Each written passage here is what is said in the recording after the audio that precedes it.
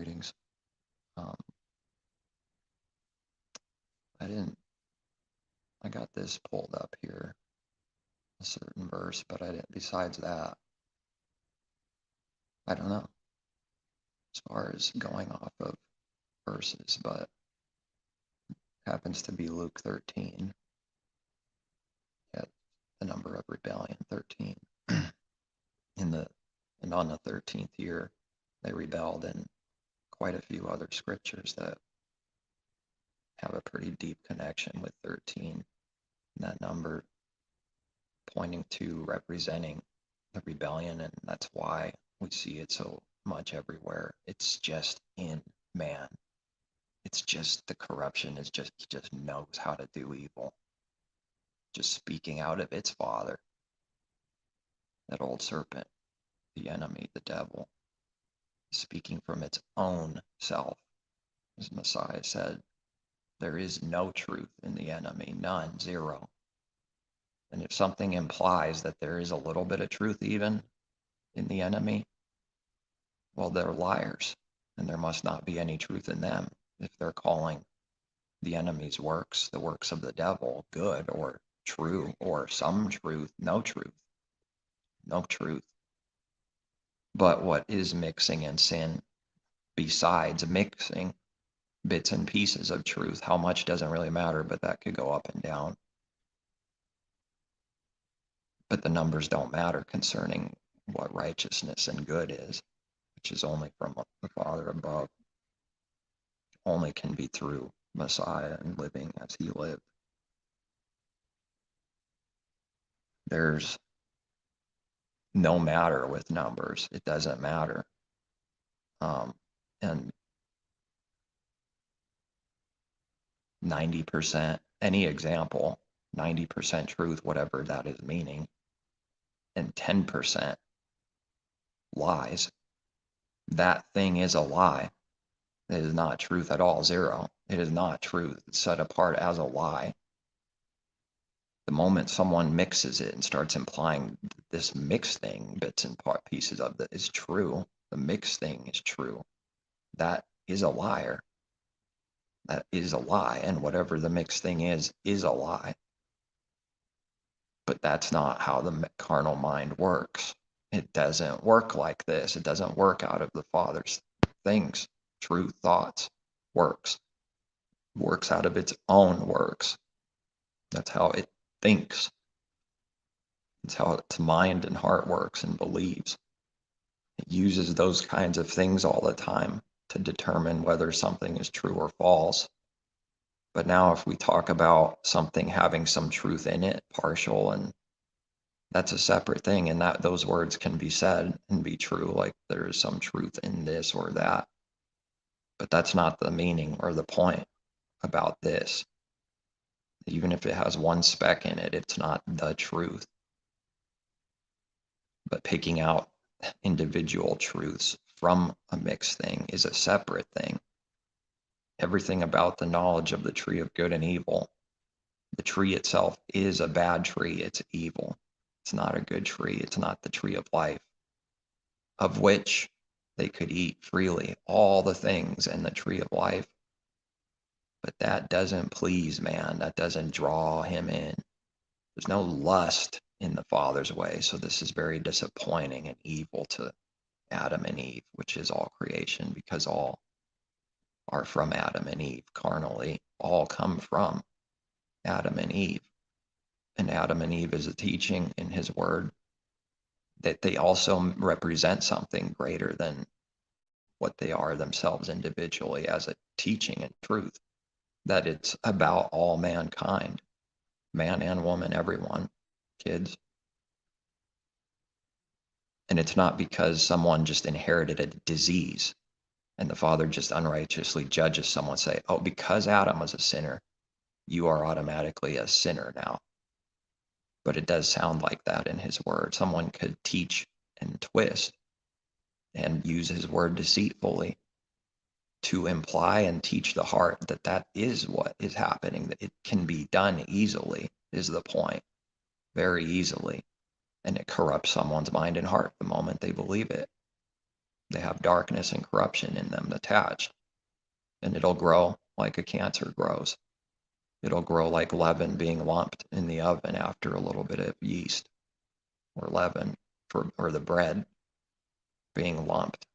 And it needs heat, testing. When man is tested, his sin grows and he does more sin. It just, not that the Father makes and forces someone to sin or is doing sin, but his punishment, righteous judgments, testings on wicked man, it just makes him sin even more. And what strong connection do we have in Revelation? Another witness and witnesses. All these plagues that come on him and her, Adam and Eve, they only make the heart blaspheme the Creator more. It makes it more wrathful, because that's what the nature of rebellion spiritually is, a wrathful, rebellious heart that cannot stand any authority or anyone telling that it's a sinner, telling them, them, however someone chooses to say it. There is an example that's come to my mind before with Messiah, and this is a separate teaching all by itself. One individual thing needing to be spoken of at a time with order, and then rightly dividing and separating something else when something else is spoken of. that has to be done in the heart. But we can put it in words and attempt to try to explain ourselves, but the words can't be heard. The spiritual Hebrew and the spiritual words, the Father's word, can't be heard by those that don't know him and aren't born. They have ears, but they can't hear, and they have eyes, but they cannot see. And this world's wisdom is empty words. It's a word game. It's an image. It's pride. It's how someone sounds and appears through their words. And that's it. It's just on the surface, shallow, prideful, violently prideful. We don't do, how is it said? Basically as the world does, speaking in words, in man's wisdom, in words, meaning it's very specific. Not everyone speaks in words, but when the apostle says this, when he's saying we don't speak in words, it's specifically speaking of that old knowledge that's sought after through lust on the tree of good and evil from man's heart, Adam and Eve. They lust for that knowledge to make its own self-wise, self-righteous, for its own wisdom, and stressing highly on the word own and self, to make one's self-wise, own self-wise. This is the sin. This is the rebellion. I think I'm losing my thought that I wanted to connect just a minute ago. Separate. Speaking in words, how someone sounds, what they look like, is man's wisdom, and that's what he's seeking and wanting out, and everybody is seeking it. That work in the heart is the same, no matter what it looks like and what they seek specifically. It doesn't matter. That seeking of knowledge for self to make oneself wise is the same work in the heart. It looks the same spiritually. It is the same work. And this is the work of Adam and Eve. There's nothing about good. You can eat all the good you want. That's a precept, a teaching, something that the apostle and others and throughout his word, everywhere, Messiah's teachings, going back to the beginning, Genesis, that you can do as much good as you want. This is the good thing. This is the truth. Do as much good as you want. You could be selfish about it. You could be prideful and boast about doing as much good as you want. You can do what looks like an addiction to doing so much good, and like you can't stop. This is all good. This is not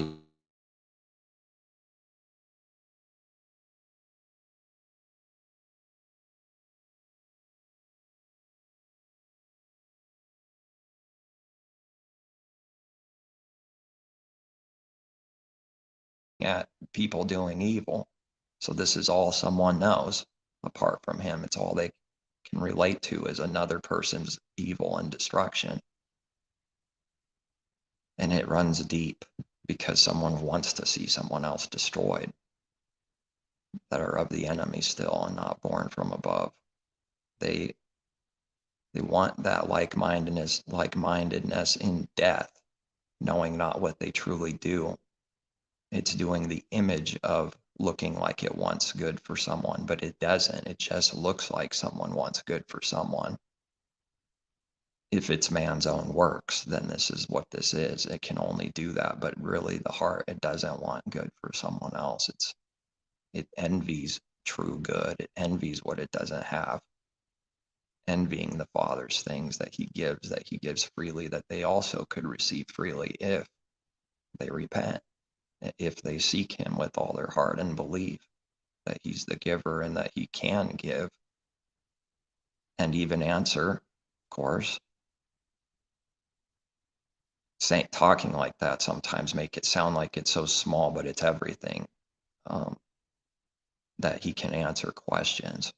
That's exactly what his will is for believers, is to give understanding and to answer important questions that we don't see or know about something. Knowledge, the true knowledge. There's nothing wrong with knowledge by itself, but when the enemy masquerades, it's all people see as evil, so they hear that word. It's going to be connected to evil in their mind. They can't fathom or imagine or comprehend the other side, which is good, which is the first heavenly thing, which is the thing that is being copied by the enemy. Because the truth, as said before, was original from the Father, and the lie is the made up thing, false in that way, made up.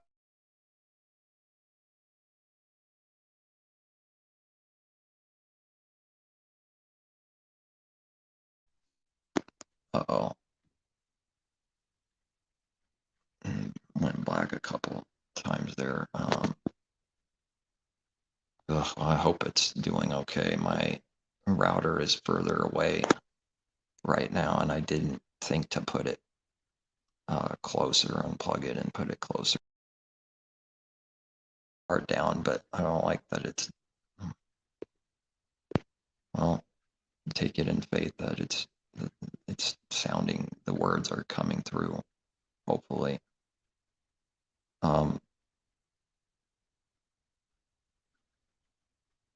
Yeah, that's not fun usually when you go blank, get sidetracked. Everything comes from the Father, and the enemy can only take what already is and pervert it. And this teaching is in Genesis also, the beginning of the new creation, and not that old first creation, the old man, because all people are creation. But now not speaking of the literal earth creation, but people creation. And to be a new man in Messiah is to be a new creation. The beginning of the new creation is through belief, when someone first believes. And always speaking of true belief, unless otherwise, saying otherwise, unless talking about fake belief specifically. Belief means real belief. It's not fake, it's real. And this is what the world would like to take away from those that do believe. They would like them to go back to that old man in Egypt, in slavery to sin. They would like doubts, fears, confusion, death, murder, robbing from people. How do you rob someone without robbing them? Very easily, too easy to do the work of stealing and robbing. One lie to someone is robbing from them. One lie to someone is deceiving them. No deceiver can love the one that they lie and deceive. And we read in Proverbs, the liar in Proverbs cannot love those that it destroys, crushes, deceives. Yes, honk to that again, and it will.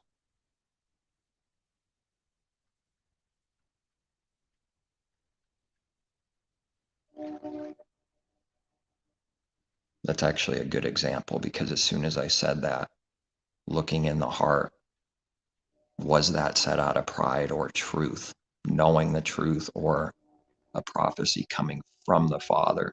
And not to take that a train horn now literally, but it's just an example. As like, I mean, all prophecy is speaking of something before it happened. I mean, that is part of the definition of prophecy, but immediately after I said that, a sinking feeling comes in, and you ask yourself, was that said out of pride? Do I actually know in this moment, or am I speaking of my own accord? And this is applied to anything and everything. It needs to be tested. Self needs to test self. Whether the heart did the work of pride right there and doesn't even actually know for sure, or speaking in truth, receiving from the Father and doing his works, and then being commended and confirmed by him that such and such works in truth is true, needing to check with him constantly and make sure that it's from him. But how easy can all of this be manipulated and teach others lies when we're not talking about physical things and physical system that you can sit down, touch, control, put a wall around, make it how you want, create it the way you want, make it work how you want. It's not any of that. So someone can just say whatever they want, but they can't in truth. But speaking out of that darkness, the evil that does this, it just says whatever it wants, because who's going to see? Where's the proof? There is no proof to the carnal man. There is nothing that can make a believer stand out as a great person that's loved by all or loved by many. As Messiah said, the hypocrites will do and be. They seek that with their heart, to be loved by their every work they do from their heart, and its intention is connected to that every single time. Every single work is for that working and receiving from man, commended by men in the flesh, pleased in the other's flesh. And of course, this is not speaking of literal flesh. Here's your literal flesh. I'm pleased that you gave me your arm. But this word is used a lot because it's truth, speaking of spiritual things and what flesh is, what flesh means. That natural man, carnal, lowly, the earth, dust, is who he is, and that's who he must acknowledge himself as, and he doesn't, and that's pride. And pride is lifting itself above what it really is in its own mind, but it's not real. Someone is still on earth, even though they think they're up in the sky, in pride, spiritual pride in the heart, a spiritual wickedness. Like we read, spiritual wickedness in high places, lofty. It's up in the heavens, like pride, rubies, walking on rubies. It needs to fall, and that's what must happen. It must fall, because it's a delusion. It's not real. The man is not actually what he thinks he is. He's not great at all. He's a fool, and he won't be able to believe he's a fool. And that the Father's word calls all fools that are doing their own works and not of him. But even believers are fools, in that they're the same Adam and Eve. And that old man that needs to be dying daily is a fool. And believers know this. Unbelievers don't know this, don't believe this, don't see it, don't believe it about themselves.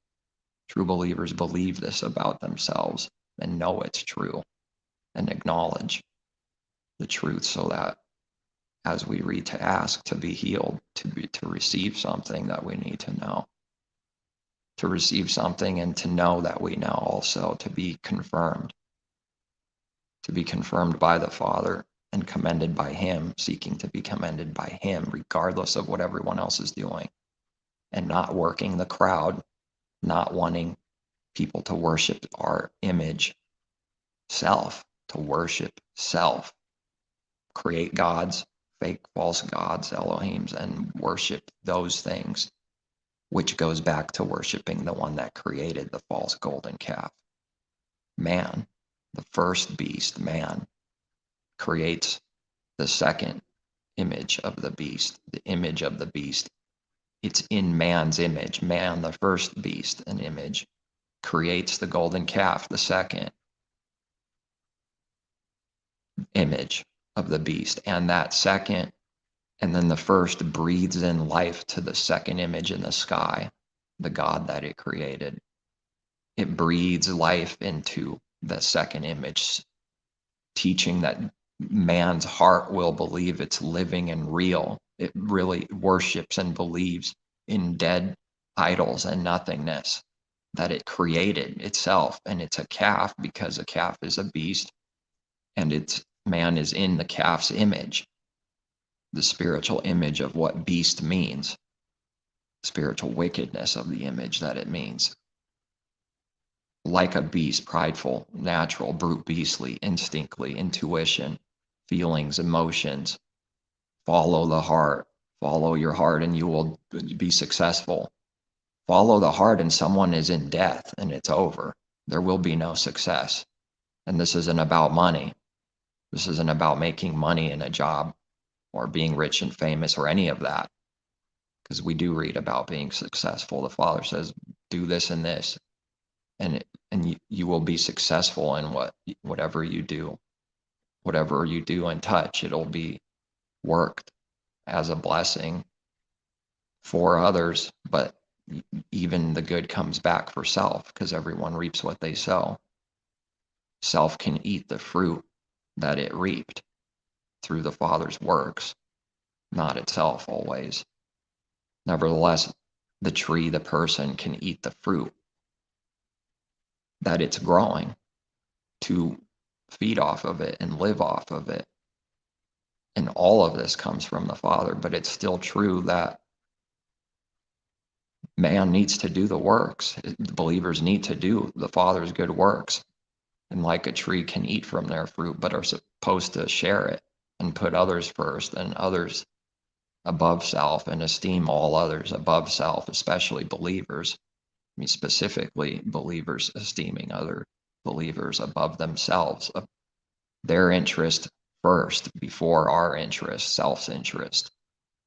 And the fruit goes out, and it's for the healing of the Gentiles, the nations, the sinners that believe and are justified, like they say out there, by faith, which actually does something and means something and does something. Justified and being justified, both things are in his word, not just justified, past tense, speaking of the plan and the purpose and what will be in the Creator's way. And that's why past tense, or sometimes just needing to talk like that, because there's no other way to say something to make sense, or limited, or something's not coming to mind the way you say something. But the continuous and the past and the future, all one, because its truth is always true. It's one. It was true, it is true, and it is to come. It's not one or out of the three or two out of the three. It was, is, and is to come. There's no point when his word wasn't true. That's the revelation that believers must see. And it's not just saying these words, it's seeing how it's true. It's knowing it's true. It's seeing how it's been true, being shown by the Father how his word always has been true, is true, and will be true to come tomorrow and the next day, and to come in the age to come and ages. But it's always true, and it's for us now.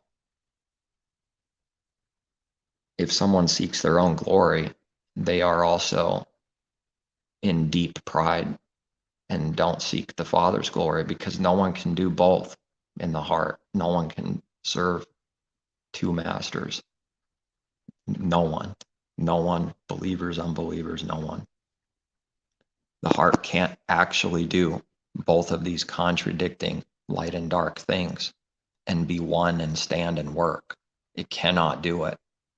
One or the other, works of light of the Father's works in him, or works of darkness of self, of the enemy. a thought came back for Messiah saying it comes from his own things. He does not speak the truth. There is no truth in him, but he's the liar and the father. What is father meaning here? What is father known as? The father's like, well, there's more than one understanding, but the way father being used here is, and it's not that it's not connected to like father and what an earthly father is, of course, what the heavenly father is, but first as in father, first as in at the head, the father of, the fathers of old, meaning the old covenant saints of old being the fathers in this way. That's a simple thing. And Messiah is saying he's the father of it, but it's connected to being a father also. But father, the original sin, the original lie, the father, the first of it. And there is no truth in him. And he speaks out of his own. I think resources in New King James is an added word that's not literally there. But the meaning is speaks out of his own things, his own resources from self. This is all sin, to speak from self. It's not prophecy. It's not speaking his truth. It's not doing his truth. It's speaking from within self, which is the works of the devil, which is to be of the devil, which is to be of the enemy, is to worship self. It's a circle of destruction. It comes from man and goes back to himself, worshiping himself in his own image. So to be of the enemy is to worship self and other gods and other idols and things, but it is all of these things in evil. The bad tree, the good tree they could eat from, and everything else, all the good, all the blessings that would come, all the good fruit, all for good. They can do as much as they want. They have everything to do as much good. This is the teaching and understanding. And they didn't do that. They lusted and were drawn to that bad tree of don't do this. It loves doing whatever the Creator's command says not to. That's why it loves doing it, because it loves rebellion in its heart. It is rebellion in its heart. It's what it is, man, Adam and Eve. It is rebellion. It is a deceitful, wicked heart, desperately wicked above all things. Everyone's heart. And Eve is drawn to it. And because it's a lie, all of it that comes from the enemy, it has to be sold. And nothing is sold from the enemy that isn't connected to some kind of deception. Small or great doesn't matter. Numbers don't matter. If the enemy's selling it, he has to sell it because it's a lie. Because no one can actually buy the Father's truth and exchange it like a harlot merchandise and sell it. Even though we do read, buy the truth from the Father, buy the truth and do not sell it. The buying in Proverbs is to get it from the Father freely. As he gives freely, freely give back. So this buying is seeking the Father with the heart and receiving freely from him, and then commanded by Messiah to freely give back what was freely given. And when we read freely concerning the Father's works, that is the definition of freely. He is doing what that means, not man's definition of free and freely. It is freely given. There's not something that has to be done first for a cost to go in crazy debt and all of this. It's freely given. Now it's hypocrisy to do anything else except freely give back. Why can't someone freely give whatever they do? Maybe because they haven't freely been given in reality. This would be a false believer and a false prophet. They must sell their product because they weren't given anything from the Father, not believing and in a strong delusion that it cannot believe it's actually in. No, it can't. No, it can't. Not believing at all the Father's truth and his power, that it's going against the Creator perfectly according to his word for all the evil that other side of the sword, to carnality and evil. That it's doing that, it's following that, it's doing the works of the enemy and cannot overcome. No one can without the Creator, without Messiah in us, without His Spirit giving light and truth and power to overcome, because it requires power to do good. It requires power to overcome sin, which is doing good, but bringing out something a little different when saying power to do good and power to overcome sin. They are one and the same, but there is something different about it, even though they're one. It brings out something a little different about that one truth. It looks a little different because it's bringing out something a little different, and yet they are one. To have power to do good is also one with overcoming sin. But saying good only brings out just to do good, and it doesn't touch on overcoming sin is the definition of good. It doesn't touch on that all by itself. Literally speaking, those words only alone don't touch on that. But overcoming sin does. And overcoming sin is one with the good, overcoming to do good. And the evil is the truth for, it's true for the evil inverted, everything backwards and upside down. Every evil is connected in evil, but this is not the true one. It's division, it's to be against, it's scattered, it's a grenade, it's in confusion. And all evil is one in that it has all of that in common. It's a bad tree and its roots are bad. And a bad tree has connections and branches, just like a good tree, but all of it's bad concerning things that are bad and evil. And the good tree, the tree of life, that is available for those that believe right now, and it will be available in the age and ages to come. Yes, it will, and that's what we read in Revelation. It will always be available. There is no end to it. There is no teaching for an end to it. In that good is destroyed, it will always be available. But not all are believing now, and that's an understatement, severely.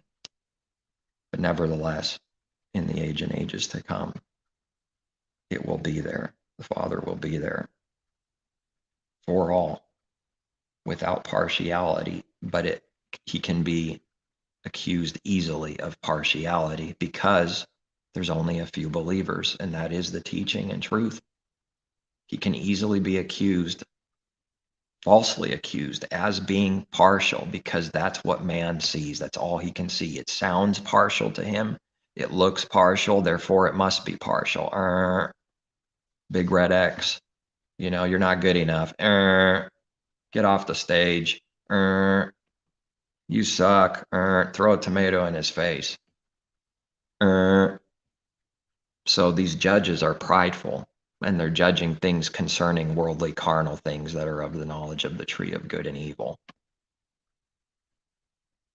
Adam and Eve, man, right now, today, his heart is drawn to evil, and the good is just not even there. It might as well be gone and disappeared. It's so bad and blind. It only sees evil and the mixed thing, which is blind, not seeing any good, not seeing any truth at all or light. It's drawn to all works and lies of the enemy, which is all mixed, twisted, and maybe some things twisted less or more in this way and less in that way, and the other is more in this way. Instead, it doesn't matter. These are all looking a little different, which has more stuff to sell. That's even more confusing and deceiving when there's all kinds of truths that can be twisted and mixed up and broken. And there is a lot of truth and a lot of commandments, each one its own thing and a little different than the other. And yet they are all one law, one creator, one lawgiver of the law. There cannot be partiality with adultery and murder or any other commandment, because the same creator that says don't murder says don't commit adultery also. And this is something man does all the time. This is what the religion does. False believers in there taught to do so, even by the false ministers. Me try sin minister is only drawn lusting. Lust is a work. It's not love at all. It has nothing to do with love, but it has an image that looks like what love looks like for an image. This is deception. This is the image of the beast in all things that always was, is, and is to come, and is going into perdition.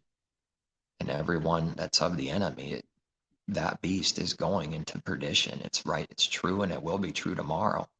It was true 200 years ago. It was true 500 years ago. And now finally at Luke 13,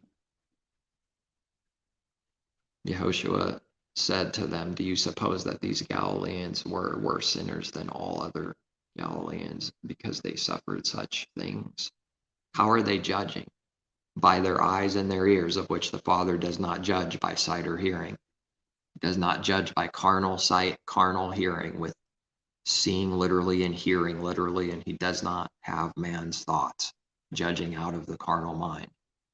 We're supposed to judge righteous judgment, which is to not judge by sight and by hearing what something sounds and looks like naturally in our own mind.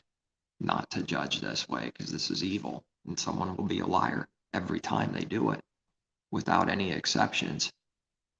Answer, I tell you no, but unless you repent, you will all likewise perish.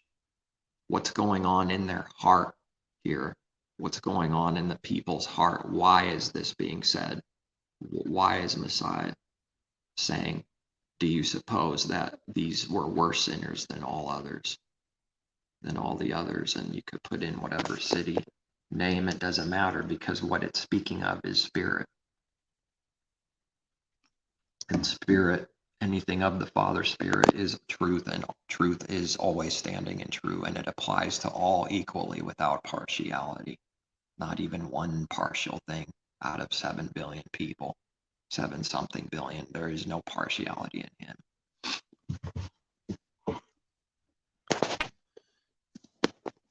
Messiah is bringing out a specific evil work in the heart.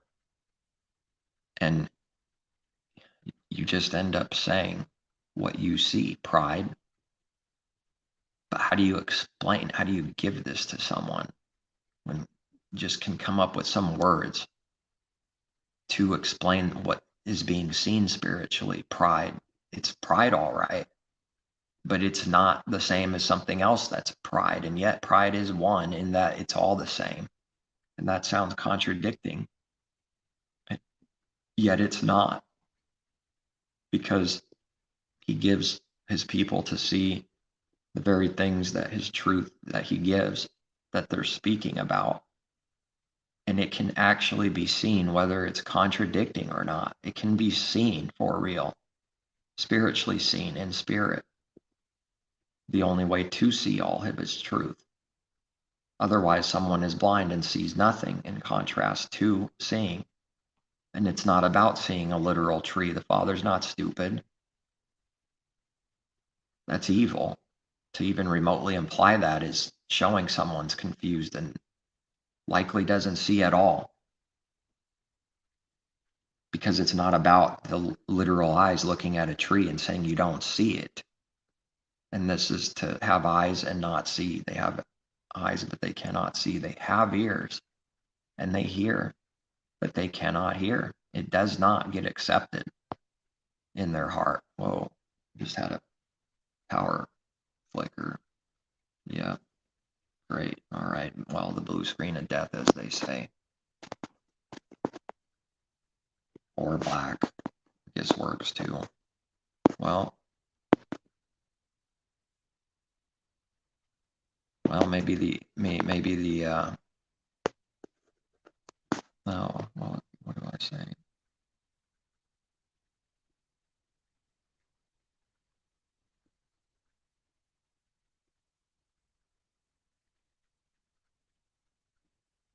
I know at all times the enemy likes desperately to shut up the truth. But those that are of the Father and believe and trust in him, he will make a way.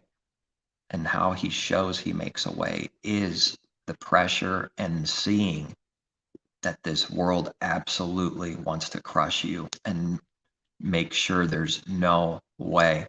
How does the Father show he gives and he has power to make a way possible by it being impossible without him?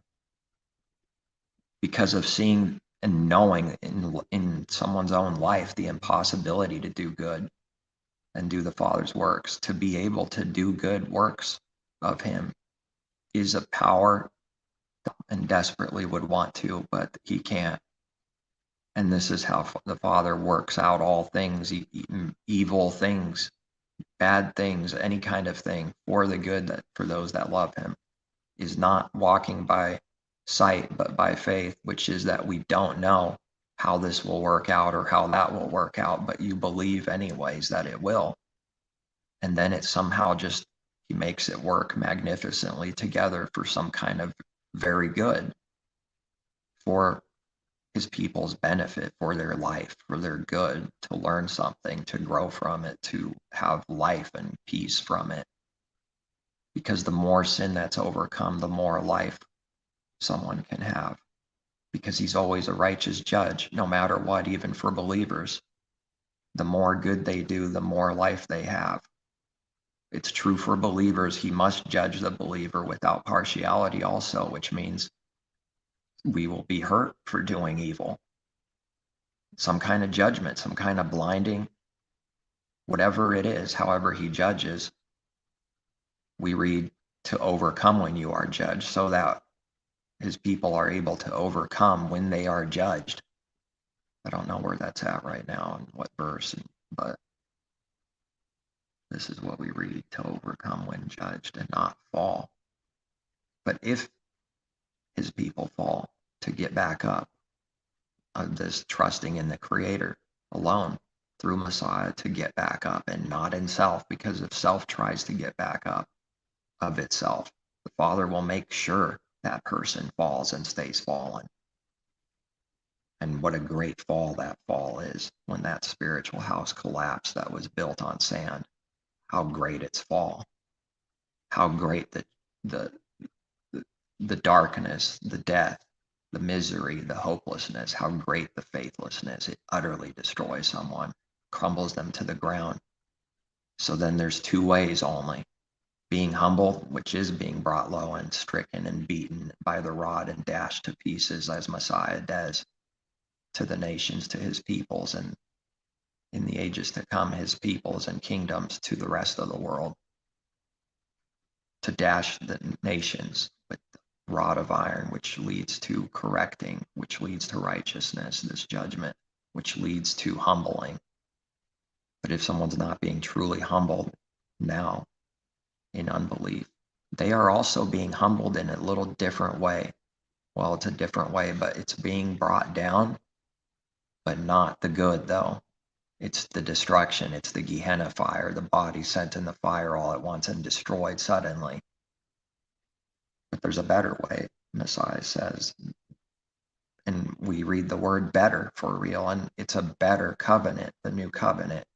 That's an understatement. And yet, there is no sin in that. To say it's an understatement is a good thing, not implying any evil, not implying that his word is a lie. It's just good that it's true, that it's an understatement.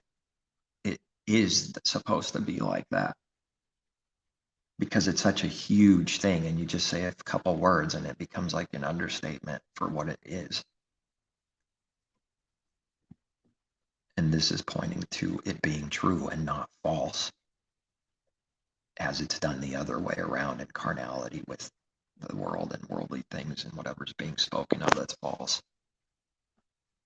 They will be brought down through a crumbling, through a death, through darkness and destruction and despair, and the death we read of for the wages of sin apart from belief, which means they don't have his righteousness for real, which means they don't have life, because no one can have life unless they're keeping his commandments.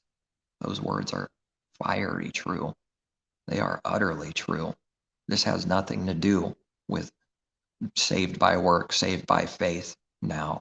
This is for believers, what they must do, what his truth is.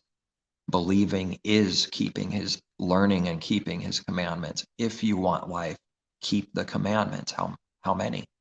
Which ones? All of them. Every word Messiah taught, every parable, every commandment we read in the Old Testament, which is his every living word. It's not old in this way.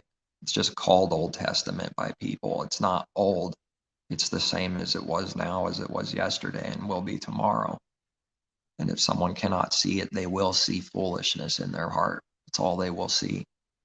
They can't acknowledge that they don't understand something. Even one thing cannot, because pride would crumble and fall and be humbled to acknowledge that it doesn't know. It cannot go there in its heart that it does not know, when that's the only truth in reality, is man does not know unless it's given, unless they seek him with their heart. It cannot be given. It will not. It cannot, because he will not give. He will not give someone that doesn't seek him and ask him. That their pride is still fully standing and alive. But even though they are alive, they're dead. And we read, let the dead bury the dead, Messiah taught. And we also read, one with that truth, as his disciples learn Messiah's truth and start living and becoming it and doing as Messiah did to others and sharing the truth freely to others as he did, just as he did. And if someone is doing actual good, where is the pride? Because there's no such thing as pride in good. If it's good, there is no pride. If there's no pride, it's a big if. If there's no pride, it's good. If there's pride, it's evil. And how can't someone love the simplicity of truth and yet needing to be given his truth and simple things? Or else we won't see and we'll have no wisdom. So even wisdom itself is sold as something that it's not, beyond being false wisdom. What people think wisdom is not that. It's not what they're thinking, and those aren't the Father's thoughts.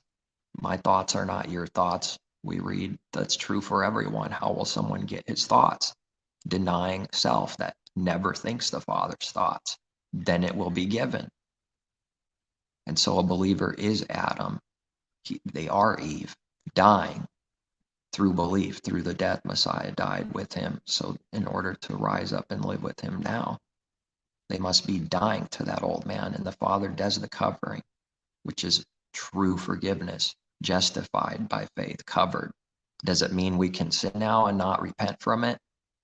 100% no. And it means the exact opposite. It means must repent, must do what's right. It means the opposite of what someone would accuse in the world at every opportunity, to accuse the Father of being evil. How much accusation does he take every day? Billions of people, and how many thoughts and wicked works from the heart are coming at him that he's evil and wicked, and putting on him false, wicked things for who he is blasphemy. It's a deep, great blasphemy. And no one can be continually blaspheming him like that and have life, because the Father doesn't blaspheme himself. That's foolishness. That's for the enemy. That's for evil to do that to itself.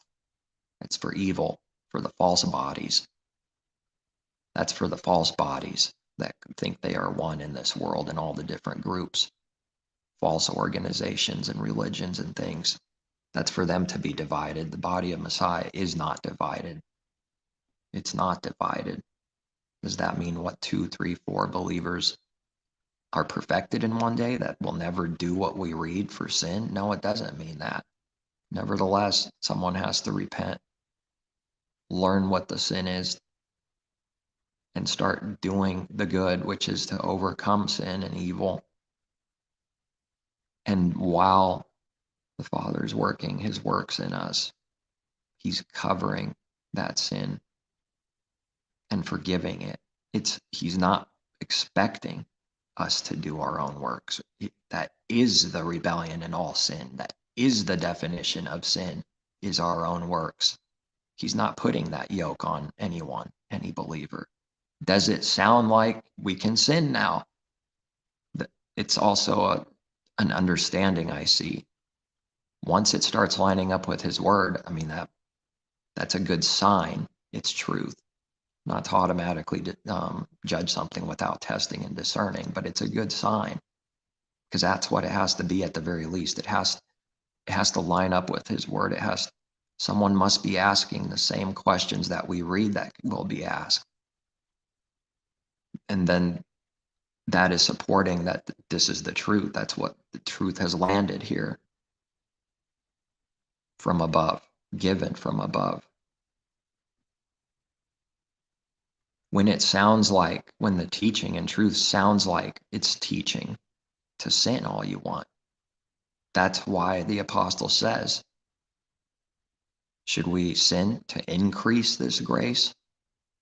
0, not 0.1, not 0.5, not 5%, not 10, no number. 0, 100%, 0. It's a pure 0. It means every little corrupt thought, every inch, every penny, every last hair, every tiny thing, every grain of sand. If it's in there, that's corrupt. That needs to go out. That needs to go out of the body, out from self, from within self, because it's corrupt. It is meaning 0 at any time, for any reason, for all time. But it sounds like it's sounding like teaching someone to sin and increase grace. It does sound like that. Well, that's a sign to me that this is the truth, because it's supposed to sound like that. So then when saying that man is covered, a believer is covered, it sounds like just sin all you want. It sounds like that, and that's shallow, that's carnal, and that's evil, and it does not mean that. It does not mean that at all. It means the opposite. It means to do good and not do that by any means. By no means, we read. By no means does it mean that.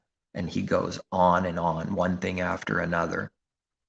The same understanding behind it all, where something sounds like something, and the next thing he speaks of and asks the question, so then does it mean this? By no means. So then does it mean this? By no means. Sounds like a fool. And if someone wants to read it all, that whole section where the apostle is saying and doing this, he's doing it back to back to back to back. He sounds like a madman if someone can see it. Sounds like an utter fool. With the Father's word and truth, he sounds like a fool, because in someone's mind and heart that doesn't believe, they only see natural carnal things at best. They only see what they think it sounds like and feels like and looks like. They don't see a way how those words can be true without contradiction, and they don't see a way how to keep them and do them. That has to be given, and man does not believe that the way itself has to be given. Faith is a gift, and when we read about the Father's gifts, it means gift, and it's the definition and standard for what gift is, and anything else is false and no gift at all. But it can look like a gift all day long and not be a gift, because of contrasting to what the heavenly thing is always a true gift. I got a little problem here. I just didn't think of it, but my bladder will explode. Well, it won't literally do that, but it feels like it. Well, it definitely doesn't sound good or look good. I'm aware of that, but I'm putting the phone down for a minute.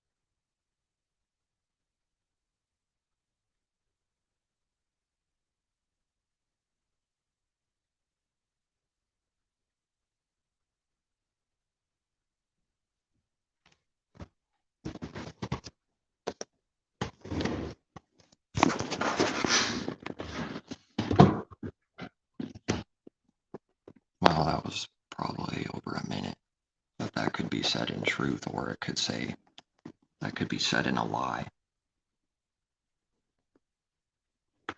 I'm not sure, but I don't think I would doubt that that was many CCs. 33 comes to mind because C is the third letter of the alphabet. Stabilize here. You see these kinds of worthless things, CC, and people give themselves fake names, stage names, and so often they have this, well, there's many different kinds of like evil, but the same thing, just different instead of RR, CC, and whatever. And R is the 18th letter of the alphabet, so RR is 1818, 1 and 8 is 9, so it's 99, the many. It's the death that man's in. It's inverted from 6-6. Man is inverted, and he needs to be put on the stake. He needs to die to that death, but that's the sacrifice. Messiah died for all man. He took 6, that man, that carnal man created on day 6 for man, which 9 is the number of death, and then 9 inverts 6, man's death, and 9 destroys that death, and then Hades, the grave, Sheol, and through the Hebrew, the equivalent in the New Testament, Hades, which sounds like, what does it sound like? And maybe that's why it is the way it is, and I'm convinced in my own mind that it is that way for that reason, that anyone that does not seek the truth will be stumbling at it, and they will believe whatever deception they heard from someone or whatever their mind comes up with and thinks it means, and it will make them offended. They'll stumble at it because they don't see how it can be true and what it is and what it means in their heart. And it does look and sound bad, like, the Greek mythology and hell, Hades, in the fire pit, consumed and burning forever and tortured forever. It doesn't sound good. But I've spoken on that specific thing, like literally his word, a little before, but on how it doesn't matter, how the translation, what language, it doesn't matter concerning this. It doesn't hold back the Father's truth, the meaning, the spiritual meaning. It doesn't destroy his truth because it's translated in period or 1 or 20 or 50,000 languages. It doesn't matter. And then to speak carnally about how it's translated, and it could be, corrupt because someone's corrupting it more or less than others, and all these things could be spoken of, but concerning real things and the truth, heavenly things, it doesn't matter. And that's what someone's supposed to seek and trust in the Father. Then they don't have to trust in man and in man's doctrines that are just a thread hanging.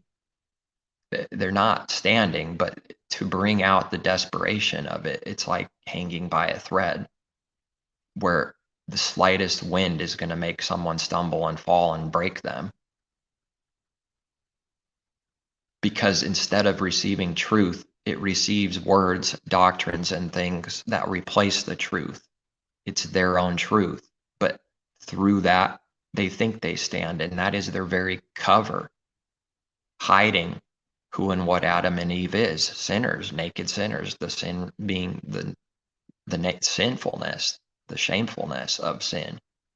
Miserable, wretched, poor, blind, naked.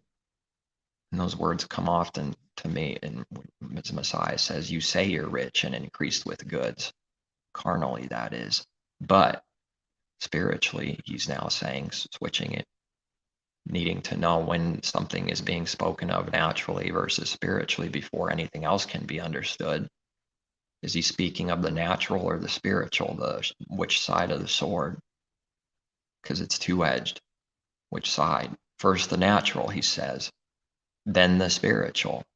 That's the order that man is in. He's a carnal beast, natural man, brute beast, going by instincts like we read in Jude. by brutally beast instincts. Speaking of things they do not know is what the brute beast does, and its pride speaks of something as if it knows when its heart doesn't even know if its own doctrine and words are true. And when I say that someone in unbelief doesn't know, false prophets, I'm speaking of what is reality in the heart. That means that in their heart, even when they think to themselves, they don't know or have any assurance that even the words they say, whether they're true, they don't have that. It's not given to those that don't believe. And they lie about this too. They make it sound wide, easy, broad is the way that leads to life. Many is the easy way that many find, and no one's being pressed in. You just pour right through. Come one, come all, come one, come all, come all, come one, everybody through the wide gate, through that path of least resistance, the easy way. But since man wants the easy way and thinks because he chooses or does or wants an easy way in rebellion, he thinks it will be that. But now speaking of it being easy, as in, how do you put it in words? Compared to the truth, always easy. But wanting the intention of the heart, wanting an easy, comfortable way. And in this way, it's called the easy way, the path of least resistance way. It's easier to flow through, much easier. How hard is it to go through the narrow way? Well, Messiah gave a parable, and that parable is literal. In that, what it means is literal. It's as bad as the parable looks like. And a parable is given.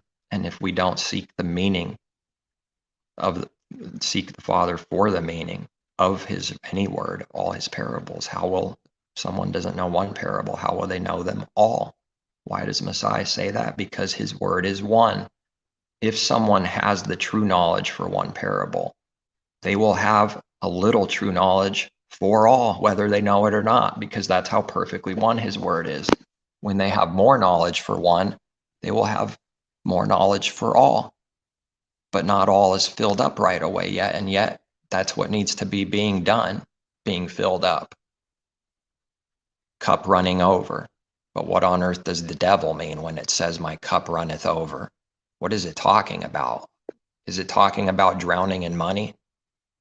Yes, it's talking about drowning in carnal, worldly, lustful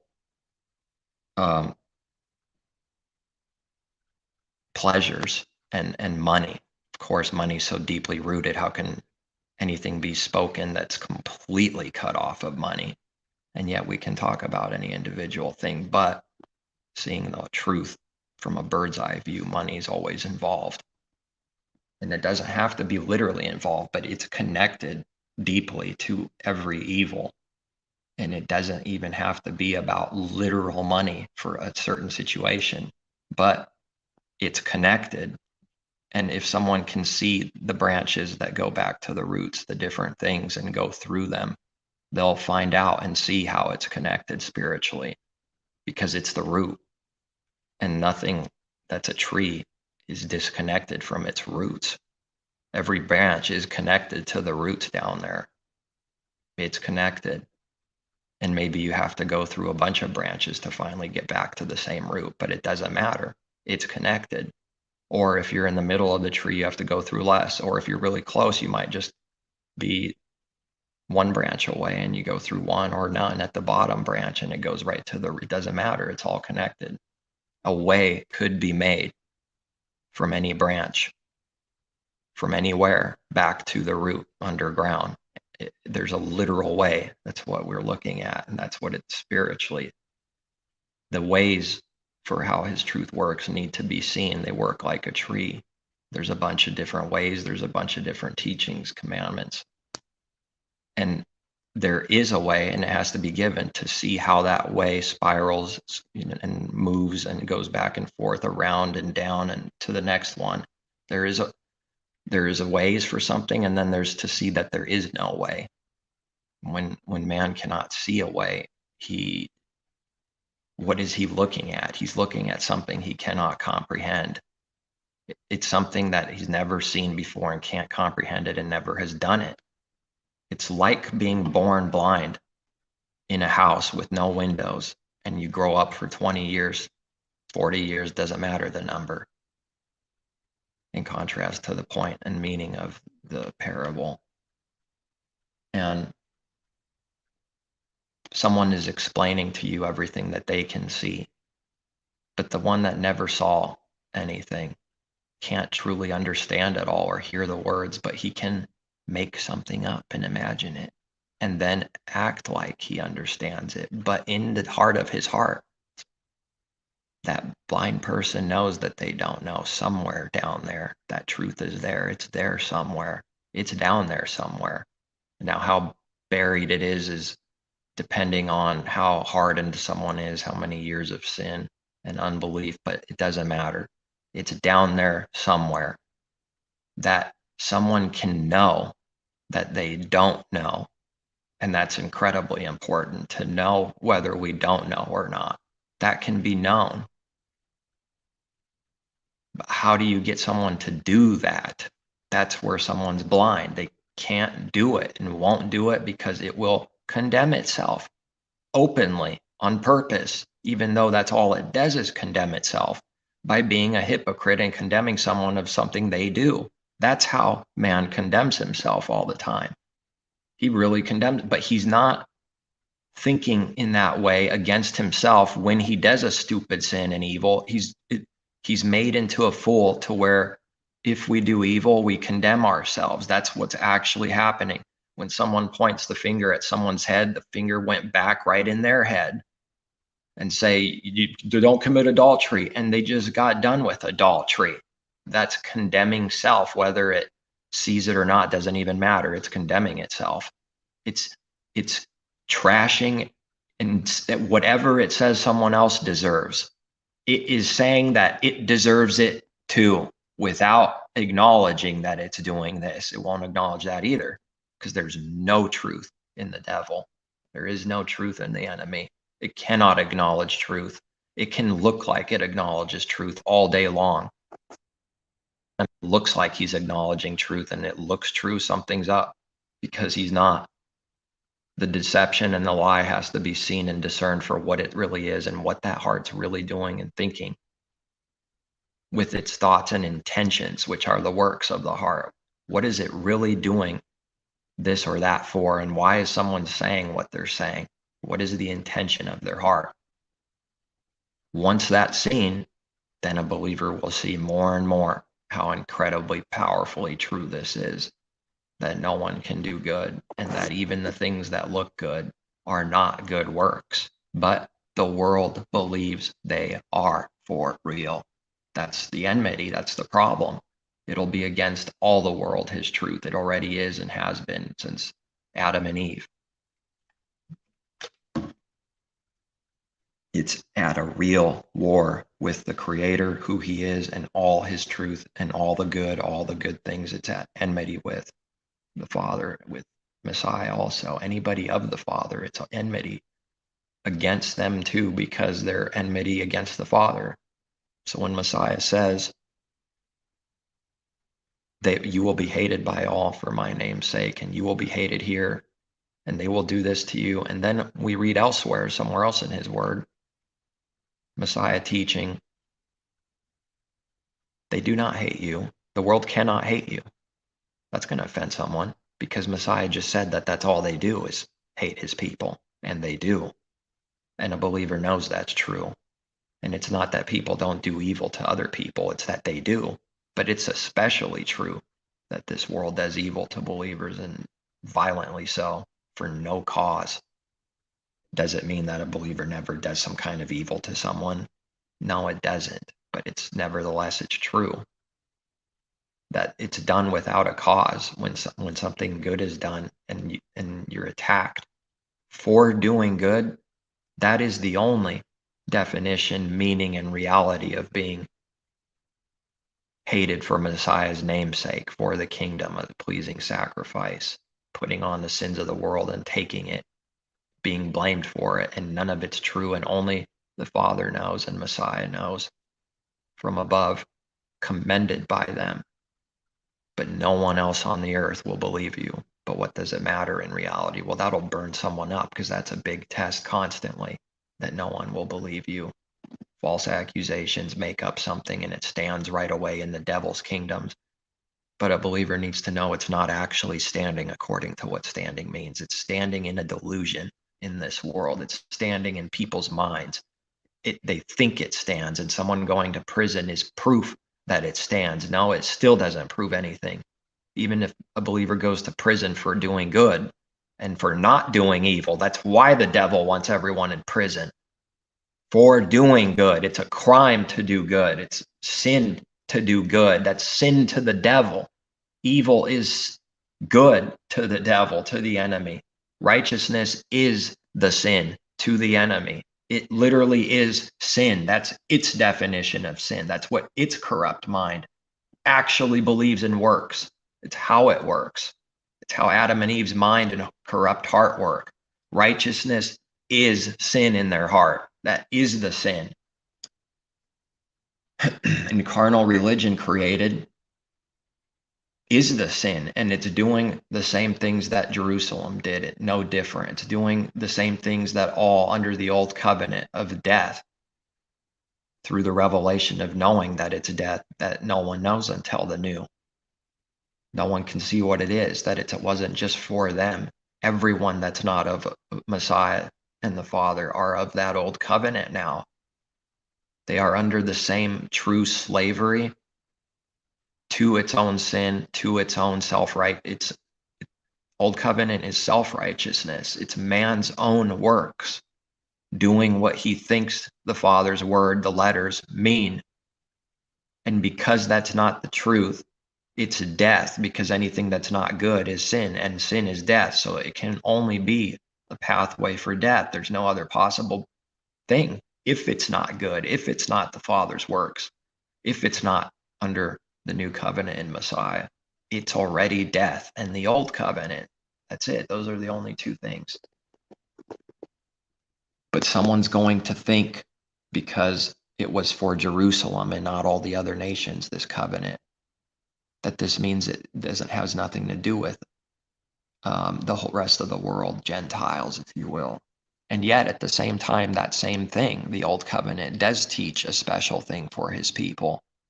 It's only going to be contradicting to the carnal mind. Every point, every truth is offensive, murderous, and evil to the carnal mind, and it doesn't make sense, and it's contradicting and foolish to its mind. Someone thinks the truth is foolish, they should be afraid. But will they be? Will someone have the proper fear for actually living what the Father says they will do, which is prophecy every day? Every day it's prophecy, prophesying of what man will do and can only do, and then he does it, is prophecy, spiritual prophecy, speaking of things that man does and will do from the heart, and he does it. He does those laws, breaks those laws. He does those evil works that prove the prophecy true. First the natural, though, first the natural prophecy and its understanding, of which has no benefit or value. Or not value, but it has no profit. Well, it doesn't have any value or profit compared to the spiritual things, the second. Because when these are contrasted, only one can be the truth, because they're against each other, literally. The natural's at war and enmity against the spiritual. Someone can murder someone all day long without murdering someone. This is enmity between the two murders. One is the natural. The other is the true, the sin from the heart. The thoughts and intentions from the heart is the heavenly thing. That is the first thing, because it's higher. It's way above the earth. It's first in order, in importance, in value, and everything.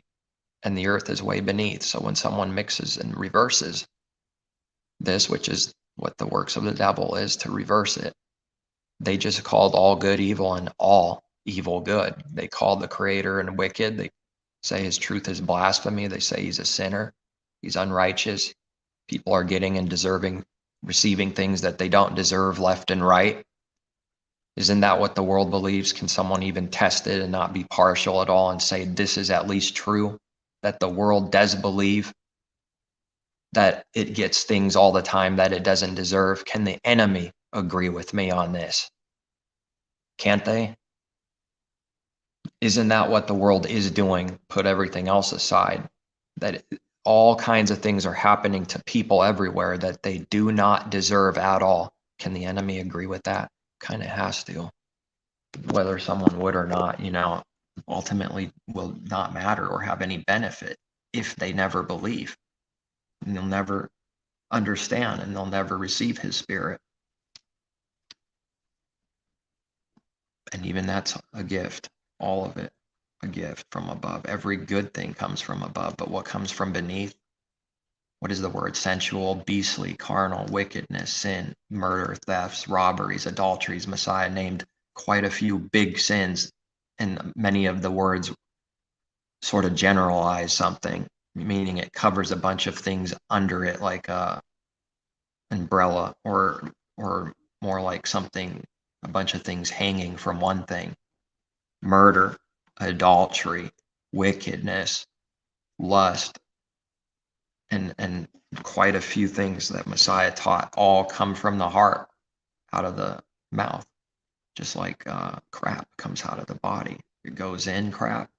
Well, eating wicked, lying doctrine and corruption, eating it, which is to believe it, take it in and it's digested, and that's all that man can do is just, his works are crap. Messiah taught it. He taught that, and that's what part of what it means is that. Part of what it means is that. What goes in the body literally and comes out as waste cannot corrupt a man, and it's not about that.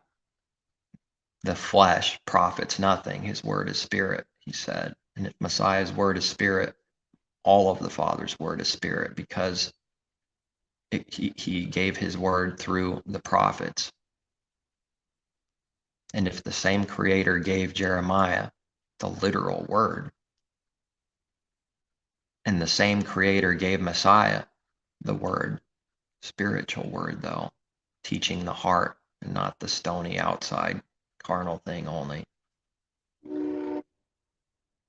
Well, I think it'll honk again. That is a safe thing to say usually. But who can discern whether any work is done with pride or no pride? Can the enemy discern that? It cannot discern it. It doesn't excuse a believer to do evil or mean we just justify something and just speak words and go on. We just said a bunch of words and came out of it and out of our own trap and just justify. That's what it does. That's why it'll accuse a believer of making things up and doing that, because we're at enmity. That's why. It's all it can do. One pointing at the other for the picture, and the other pointing at the other saying you're guilty of this and this and this, and the other saying the exact same thing. It's doing the masquerade of the true. It's a coward shaking inside, desperately trying to look strong, tough, and mighty, and desperately doing what it's doing for the intention to hide who and what it really is. It doesn't stand there in the Father's strength for the intention of loving truth and giving truth because of loving truth and knowing truth and giving it freely out of love, out of care. But standing there and speaking for those intentions, pure good, versus the enemy standing there only doing everything that he's doing to hide who and what he is. That's why he's doing what he's doing, and they can count on it. For every work under the sun, if it's evil, that's why someone's doing what they're doing and condemning and accusing someone else of something evilly and or falsely, is because they're trying to hide that that's what they are and do themselves. Messiah didn't go around pointing the finger and saying snakes and hypocrites for the evil intention of condemning them. And I am better than you, which is condemning instantly. And you are this, and you're this, you're going to hell, you're doomed, you'll be tortured by my loving Father forever. and make up all these blasphemies against the Father. That's something he never did and never will do. But he's standing there speaking the truth out of care, doing what's right regardless of the pressure of the image and what people will think of him, knowing that they will hate him, knowing it with the heart, knowing it in advance, prophecy, that he will be hated for speaking the truth. And if he turns back from the truth and lies to them to save his own soul, which is to save self's image and what people think of us and the crowd at the time, at any given thing in time, to save your image in that moment and worship self is also worshiping the man and something else also. It's both. One can't be done only. If someone truly worships themselves and their own image, they are worshiping other people's images also, because it can't be any other way. It's either both or none. And if someone is worshiping man and doing what that work is in the heart, worshiping the image of man and worshiping others, sucking up to others, as the world would like to call it, that's a code that needs to be translated when they say sucking up to the man. Worshiping the man, make a correction. Worshiping the man, doing anything to save yourself, for yourself, your benefit, working out of, like we read, to save one's soul. But whoever's saving it from being exposed as a sinner, saving it from looking bad, which could ruin its job, which could mean no profit, which could mean I don't get to even eat. It's working out of faithlessness. And Messiah did and commands us to do whatever needs to be done in any given moment, as the Father must give to speak the words and truth in any given moment, whether to do or not do, or speak or not speak. It's not us doing it ourselves, making up a system, writing it down and saying, this is what I follow. That's a guaranteed destruction.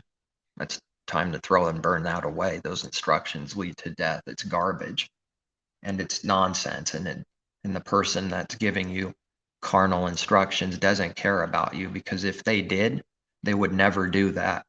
They would never write some kind of system down and say, this is what you follow always, maybe with one robotic exception every now and then, and create its own laws. It kind of looks like a robot, actually, what the devil is and what his works are.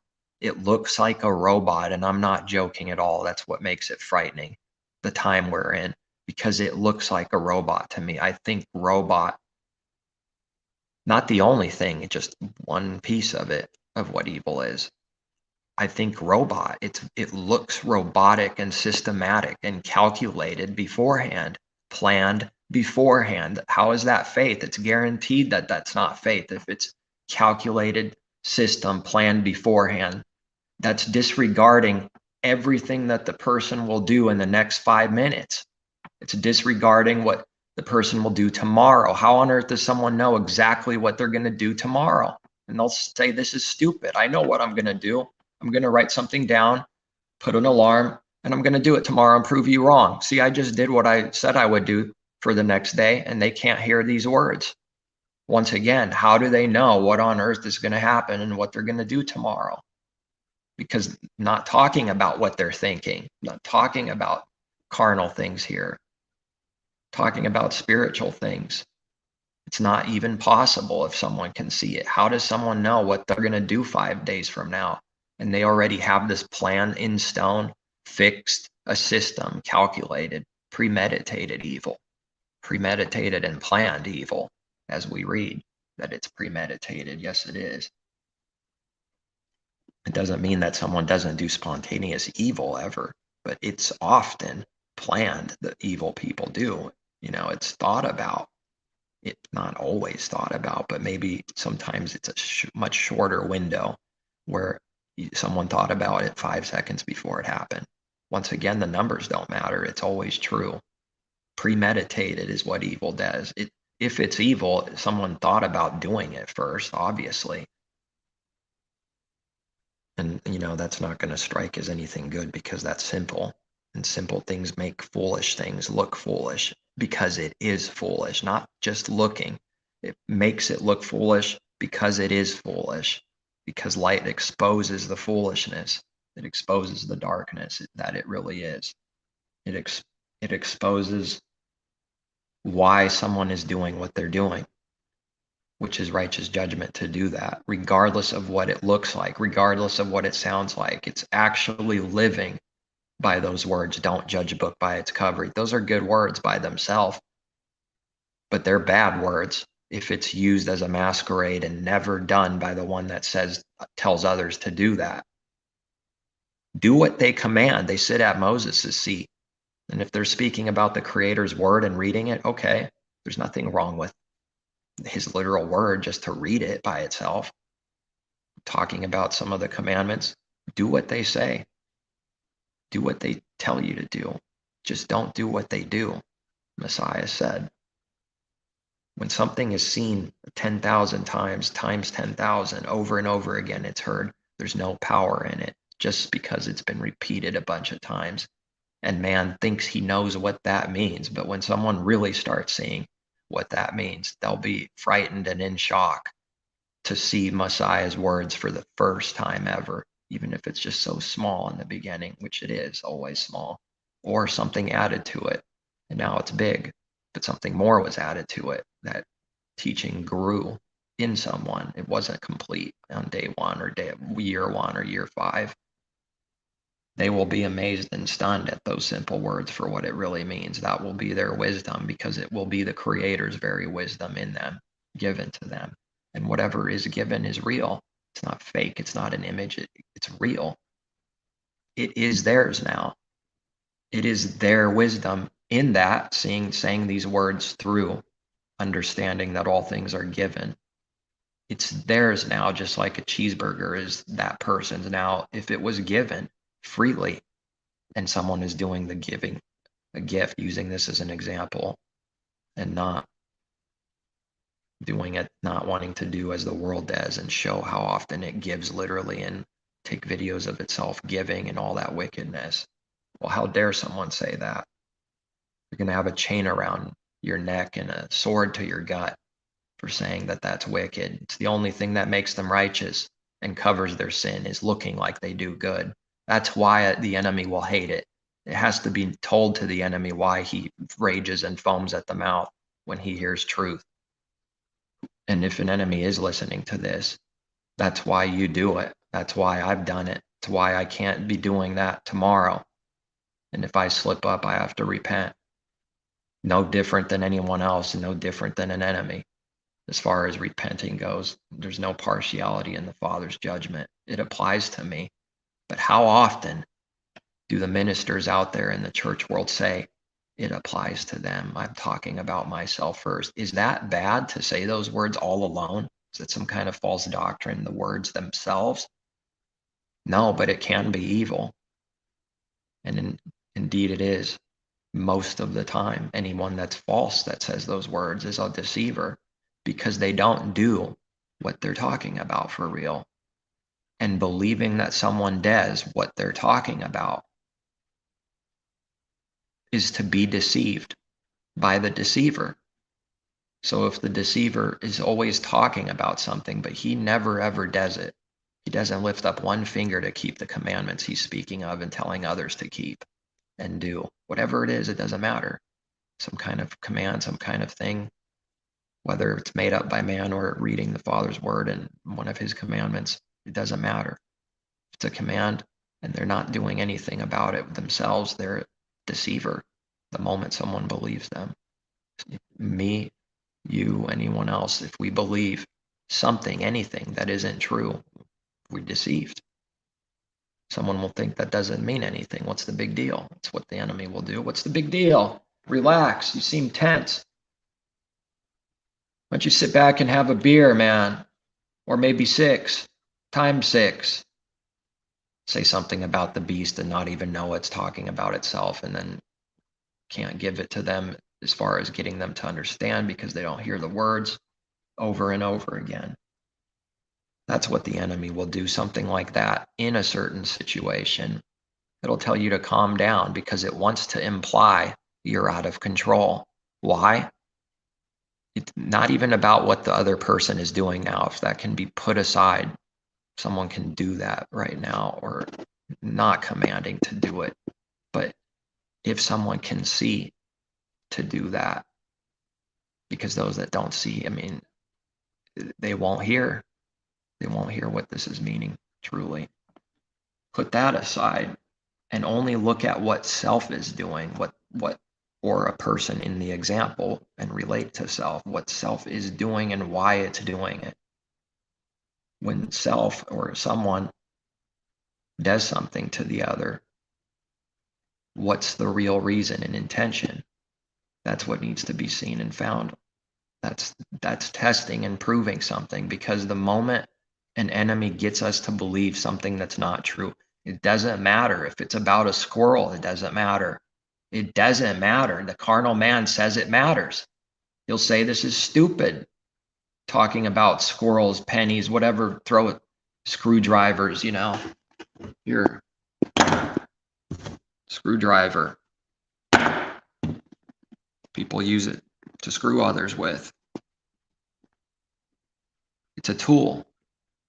To be used as a weapon, but it can be used literally, of course, and it has by people, which is, I mean, that how bad is that? How deceived is someone that stabs someone for real?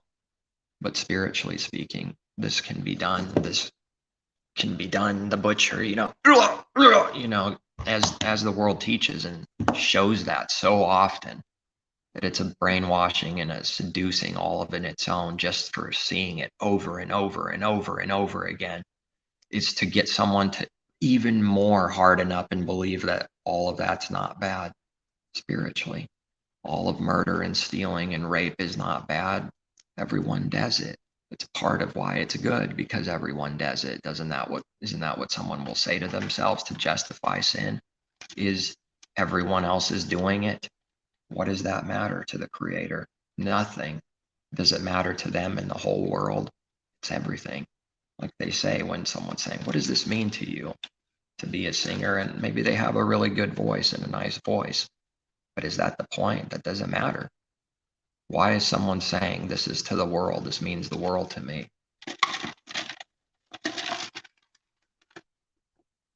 That's the important question that needs answered for everyone's heart. Why is someone doing what they're doing? Is it to deceive someone? Is that the intention? Is that the work? Once it's complete and someone does something, was the result of that a deception, meaning some kind of lie, and someone believed a lie, and believing a lie is being deceived? Is that the work that someone did? How often do people lie every day? It's not known by me for any kind of number, because it's a ton, it's a lot. Someone's better off with duct tape on their mouth and tied to a chair in their home. They won't be able to do as much evil, at least not to others directly. But is that the answer? Yeah, throw them in prison, do this, create a new government, Marxist of communism, republic, democratic, everything in between, all the different things that man has done. Won't it be utterly proven in the end, once it's shown and done what man has done, that every possible thing was given to man to try and do? Won't that be part of the truth, and is and will be? But it is now, it's working now, it's true now, and it will be true tomorrow.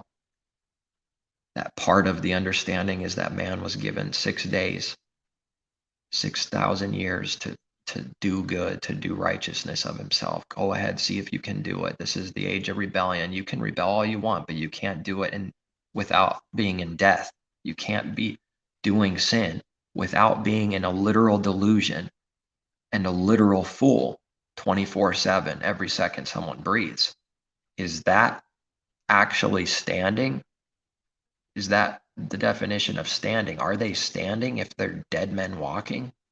No, they're smoked. And that's why we read that it burns, like twigs being thrown in and burned by men, because it sees dried up twigs, sticks, logs, wood, and it's only good for burning in his mind. Well, that when man does that natural thing, they're not taking heed to Messiah's words, that's the truth, and they're acting like they believe that by doing the image of it. But they don't know what those words mean spiritually and not living it in the heart. It just picks up the wood and says this is good for firewood, which will profit nothing concerning what it really means, heavenly things. It will be no profit.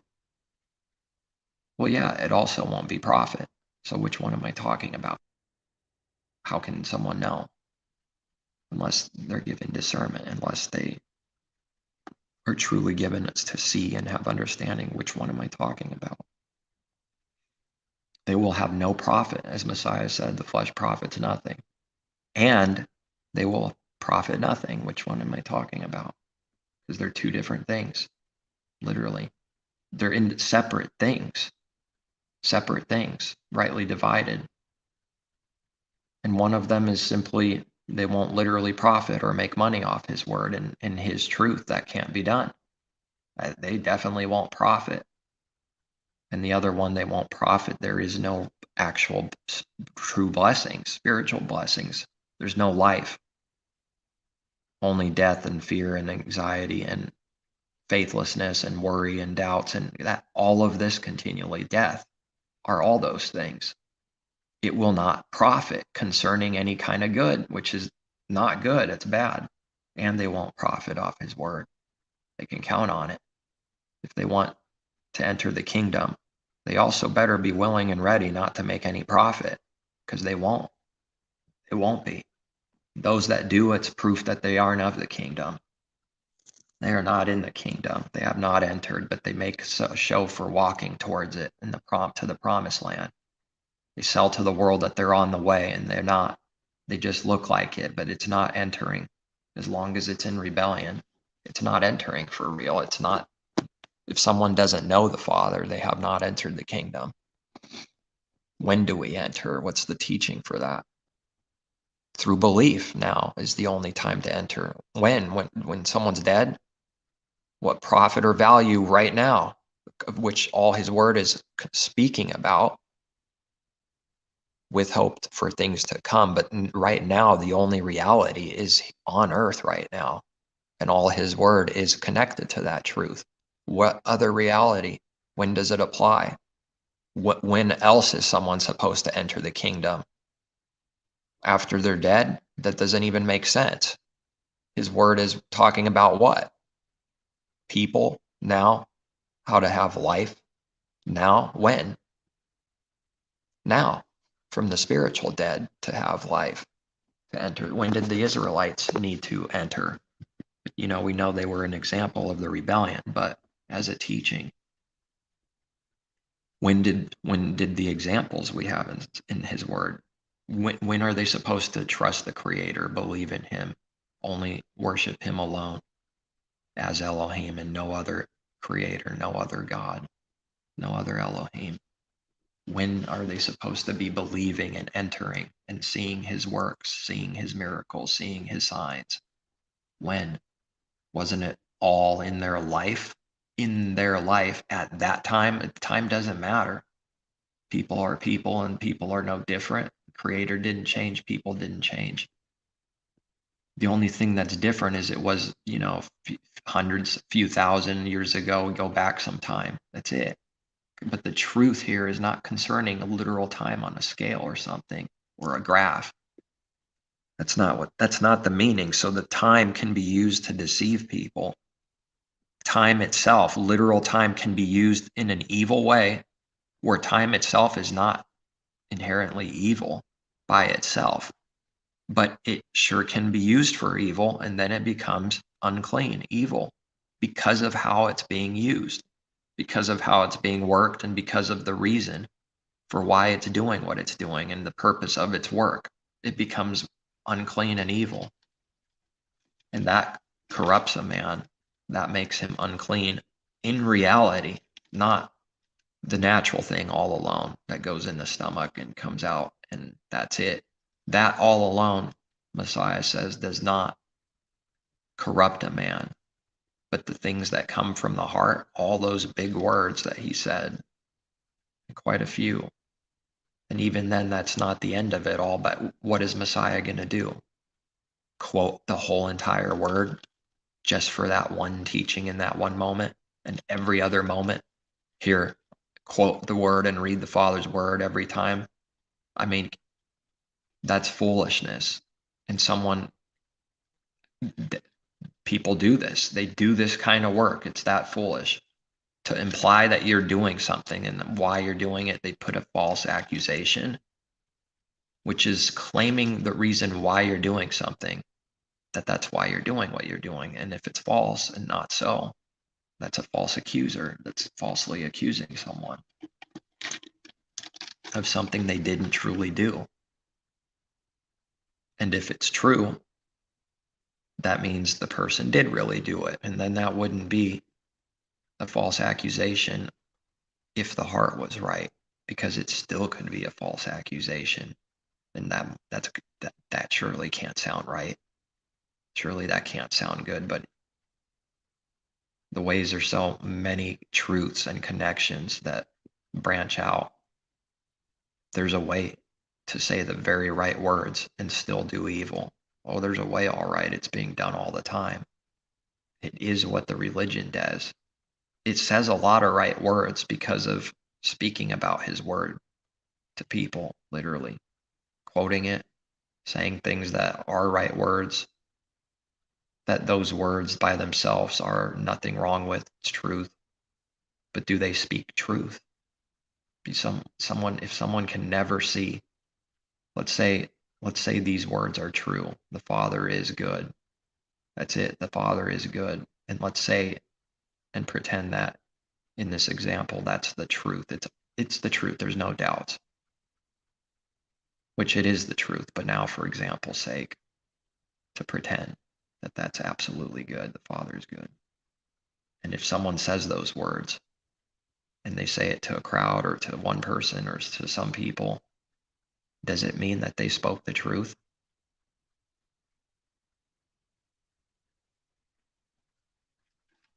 What would someone's answer be? What would it be? Let's say the crowd knows that that's the truth and it's good. And so they obviously say, yes, of course, the Father is good. He spoke truth. That's the truth. Does it mean he spoke truth or she? No, it doesn't. It doesn't mean anything because the flesh profits nothing. It needs to be seen why someone said that, because they could be easily saying something good and true in order to deceive, in order to corrupt, in order to do evil, in order to hide something of its own sin. It's under pressure and needs to hide its own sin in some way. So desperation will call for an even deeper deception. A deeper deception is when someone acknowledges some wrong they did in that moment for something they just did to hide something bigger. So that person is a double deceiver, if anything. He gets himself to believe how righteous he is because he falsely, through a trick, acknowledged something that's got some truth to it. Let's say it's something someone did and they actually said that because they're desperate and need to give a little bit of literal truth in this way, carnal truth, if you will, doing something, saying you did something, and let's say it's true, and acknowledging someone did something, maybe something evil, in order to hide the bigger thing that's there that has come up and surfaced, but needing to hide it, in order to deceive the one that it's selling the image to, so that the other person believes that they're sorry and believes it. Why would they want that to? Because once that happens, the door opens and they want to enter to take your house down and destroy you utterly. It's the only way someone can be destroyed by lies and by others is by allowing it to enter.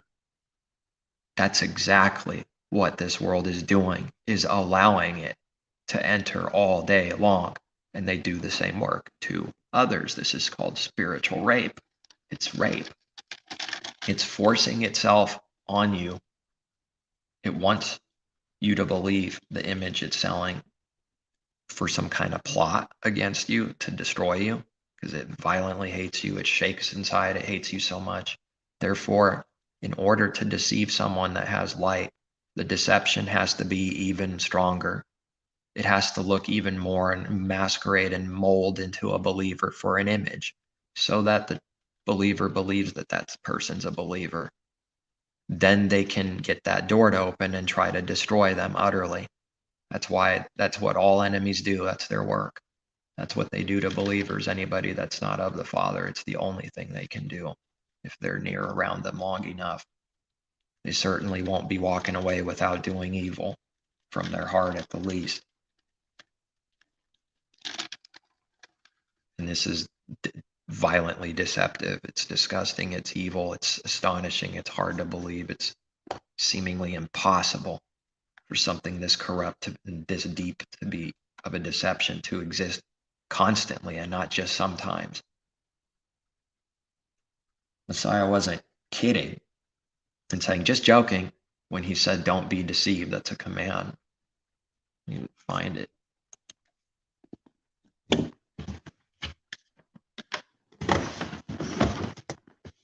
Oh, I guess I never did read a little more here. I'll put in don't, and that'll help me in case I forget right now, I guess, to check that later. But ultimately, the Father reminds us to be trusting in Him for everything, for all things, and not trusting in self.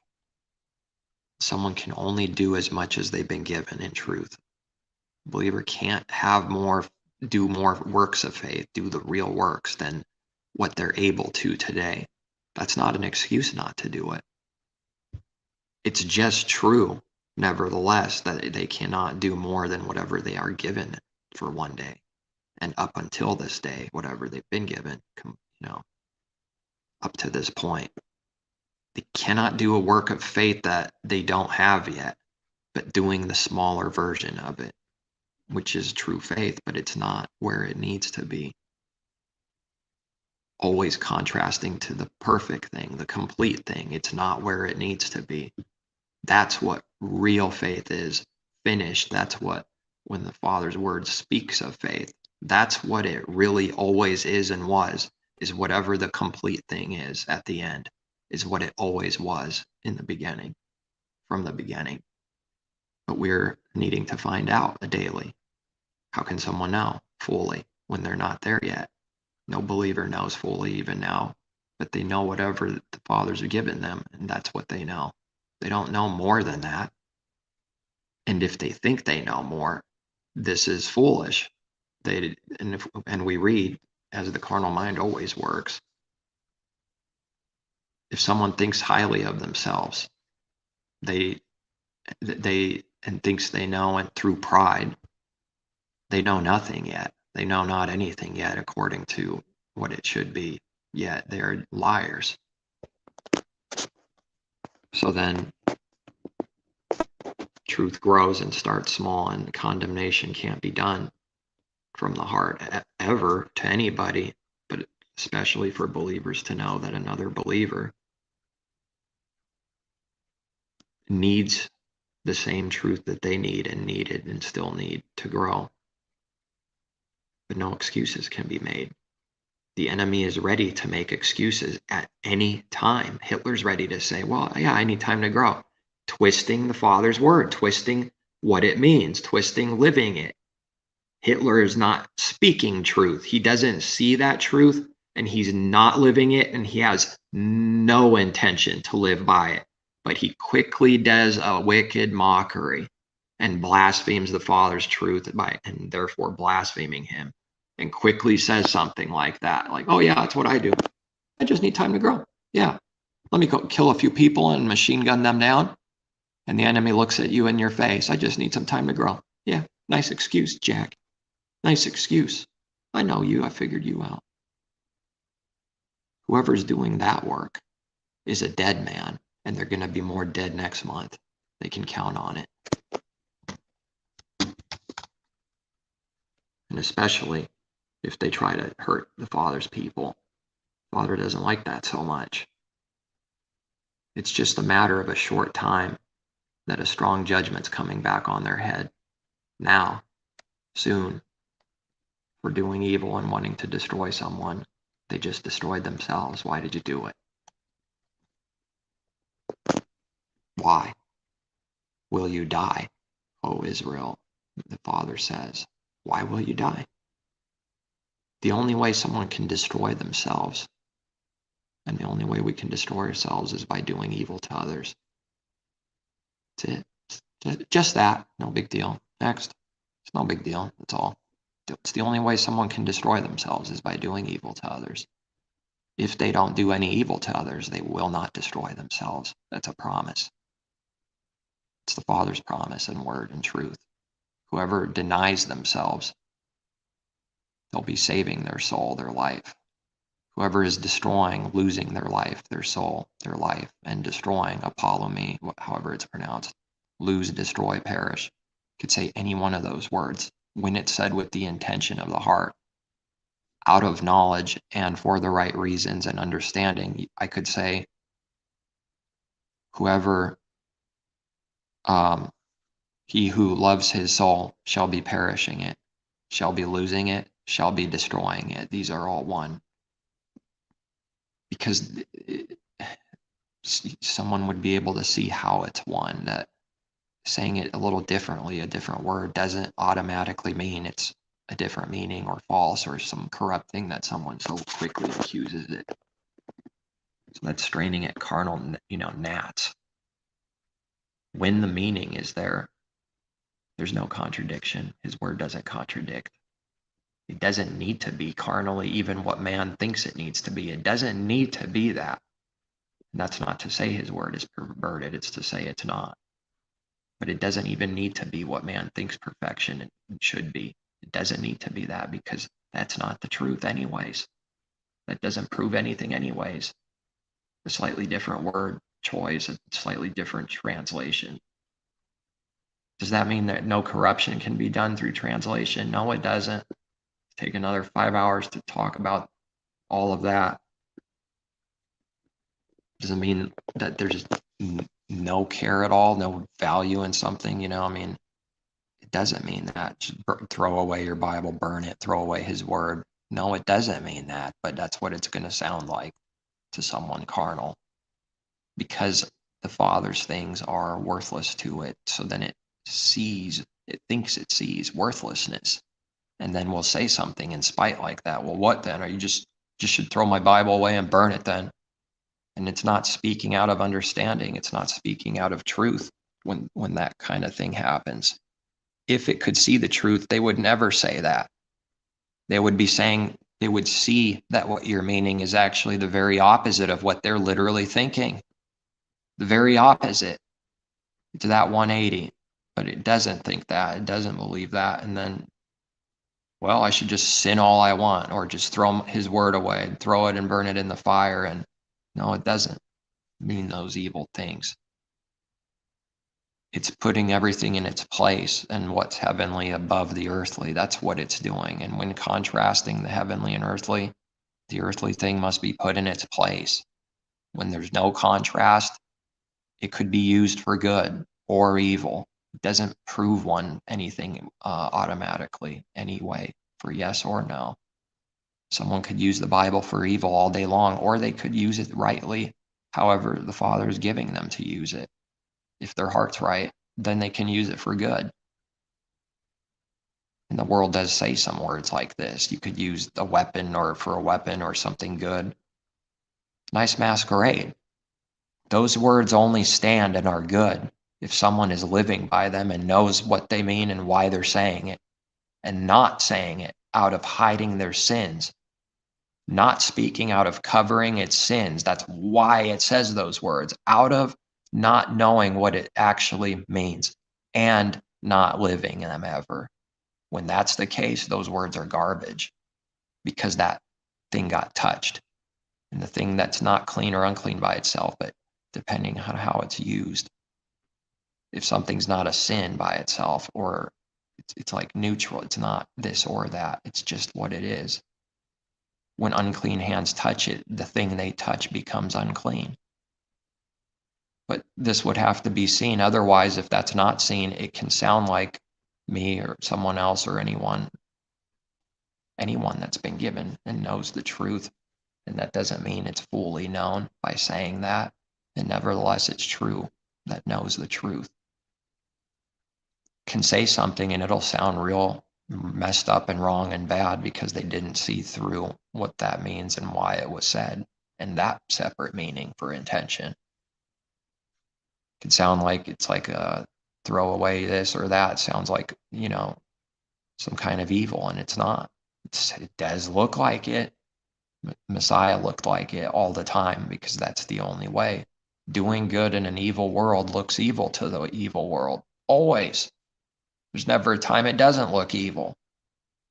But man doesn't want to hear that. He doesn't want to know that. He doesn't want that to be true, because what does it mean if it's true? It's not good. It means he needs to die. It means that this world is not what it believes it is.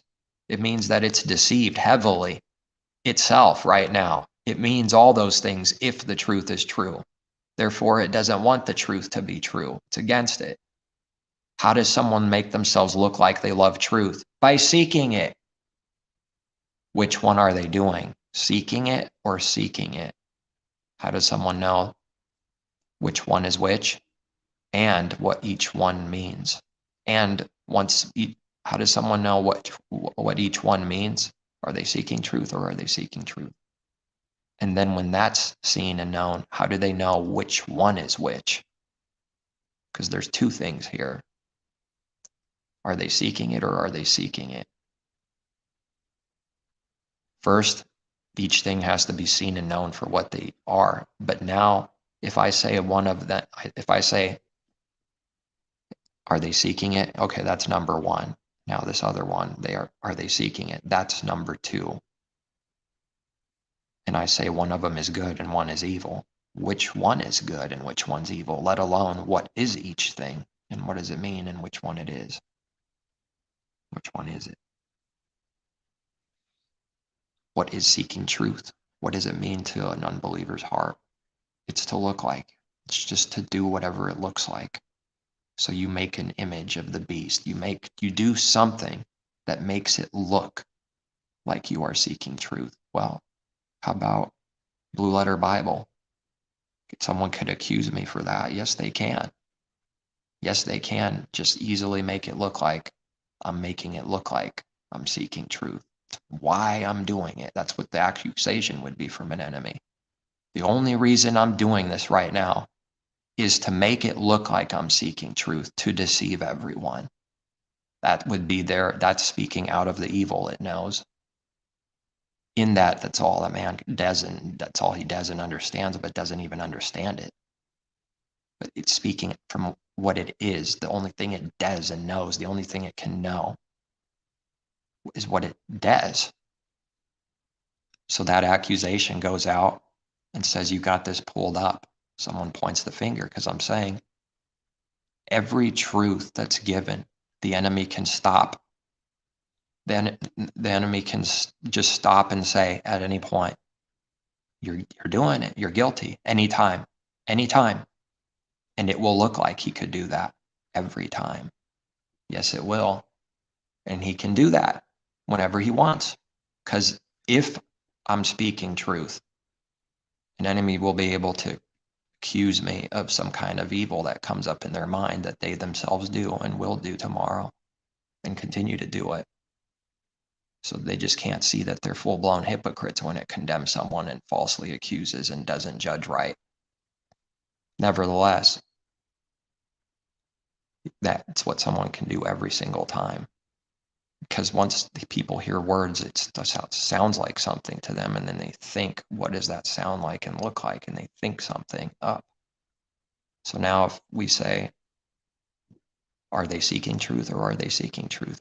And one of them is actually seeking truth from the heart. And the other one, number two in this case, is only doing that. The meaning of seeking truth is only actually looking like it. It's only creating an image. What does an image look like? Because you wouldn't say these words in the final product. It's looking like it's seeking truth. I have to say that about the image, but the image itself doesn't look like it looks like it's speaking about truth. The image actually looks just like the truth. So someone will see a work and in their mind, it looks like someone is seeking truth to them. It's not going to them. It looks like I'm seeking truth. That's what I'm doing. I'm seeking the truth because it looks like I'm seeking the truth. If someone can see that, it's a little frustrating with this. This is how it is. I feel like I could say it 1,000 times and still be like new, still be like not good enough to bring out the real sight and meaning. Maybe because it's not good enough and it's how it's supposed to be. Yes, it is. It's not good enough, but nevertheless, that doesn't mean it's evil. Well, there's another one. You just contradicted yourself. It's not good enough. It's good enough. Which one is it?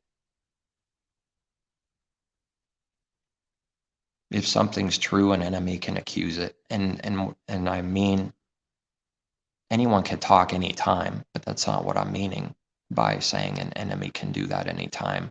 I'm saying the reason why I'm saying an enemy can do that, if it's truth spoken, to accuse the truth of being guilty of whatever it's speaking about, is because it's going to actually look like you could accuse someone, and it can easily look like someone is guilty of what they're talking about.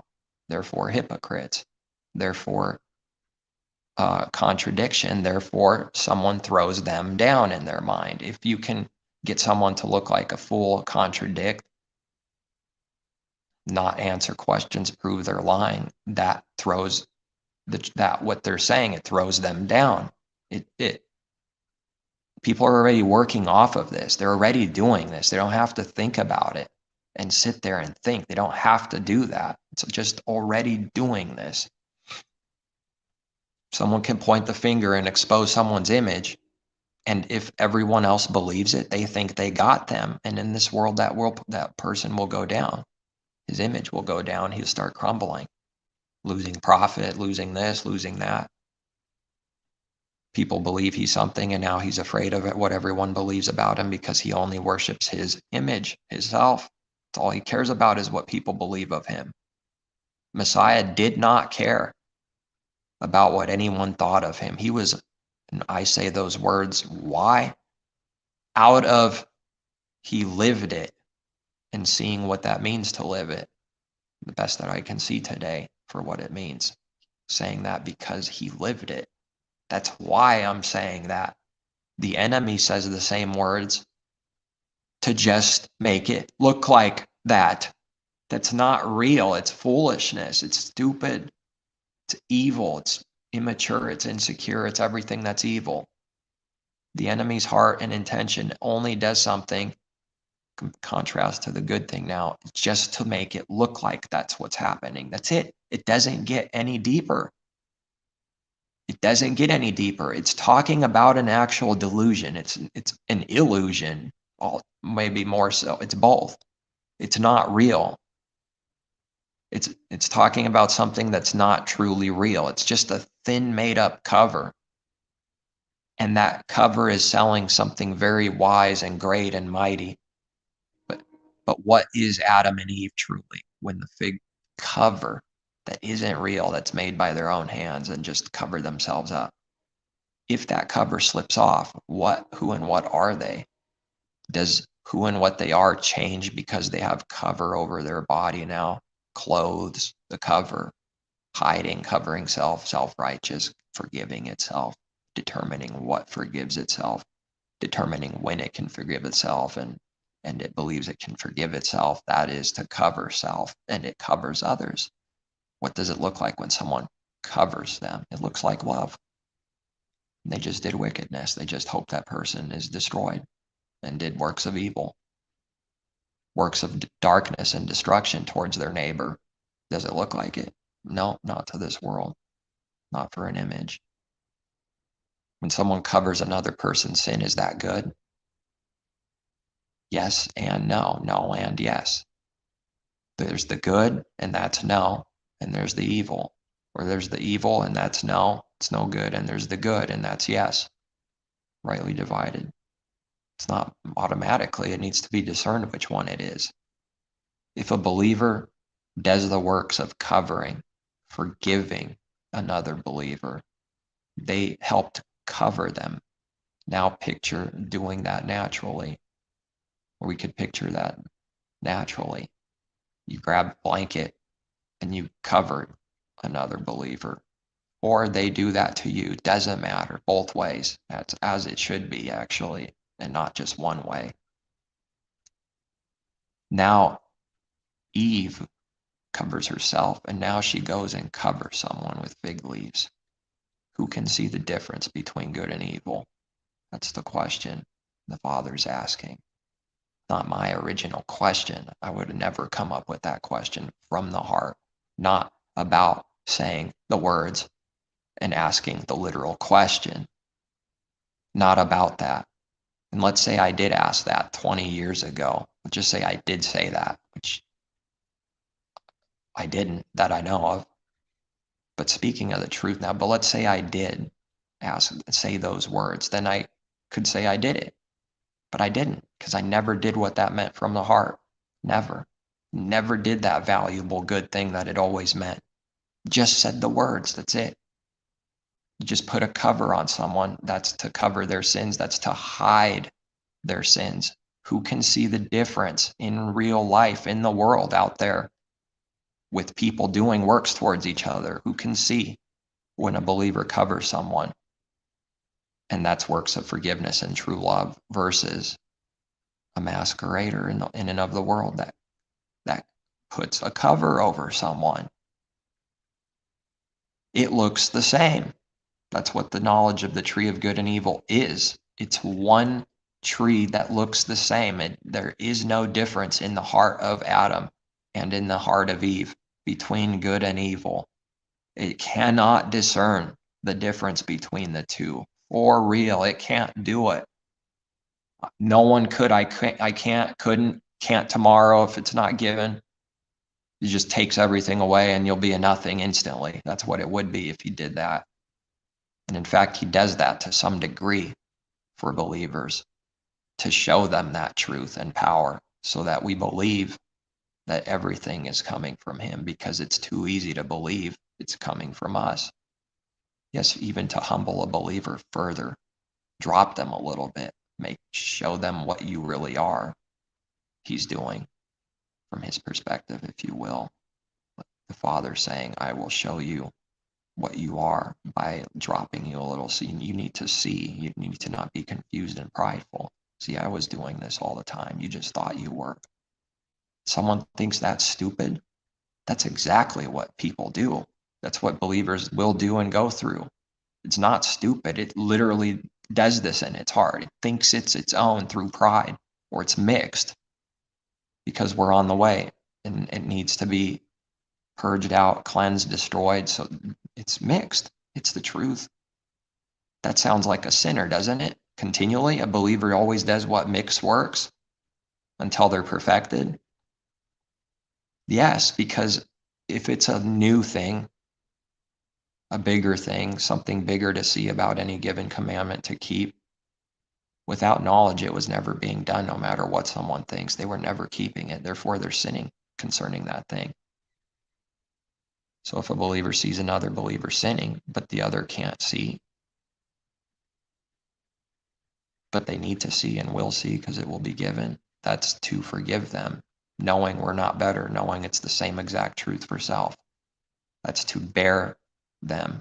It's to take on somebody's sins and bear it and deal with it without condemning, which is all that the world's doing. It means no evil is done in your heart.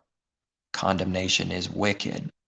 That means evil thoughts, murderous thoughts, evil things proceed from the heart about someone. To not condemn someone when they sin is to bear their sin, but also to say something about it, because that's what we're supposed to do. Acknowledge one's faults and not cover the sins as the world's covering it. But we're supposed to cover other sins, forgive. That's the true forgiving. It's happening in the heart. The other forgiving is the heart intention doesn't do any of the real works. It only does what it looks like, just the image. And the intention for doing it, if it's not doing the real works, why is it looking like it? To hide, to look like it's doing it so that it hides itself for that given sin, to make it look like it doesn't have anything to do with it. And my image is not connected to this at all, says someone in their heart, and out loud in front of a crowd, making sure everybody knows how righteous they are and what they don't do or do.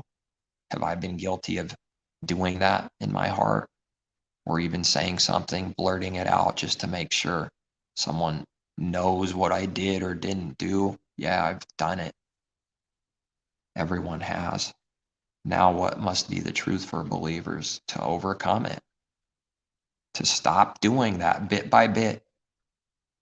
And so when more knowledge comes and he gives you more sight, he gives you more sight to see that things you did not actually see in the new way that you see now. That means there's more sin that was being done all this time that you didn't see and that I didn't see. That's his way. That's the process daily till the end. It never goes away until the end, till we're perfected, as Messiah was perfected, like we read. And he wasn't faking it, meaning he wasn't perfect in what Christianity is thinking and God in this way.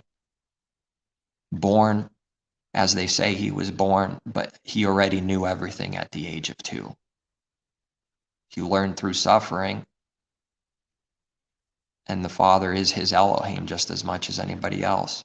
My Elohim, your Elohim, he said to the people, to us.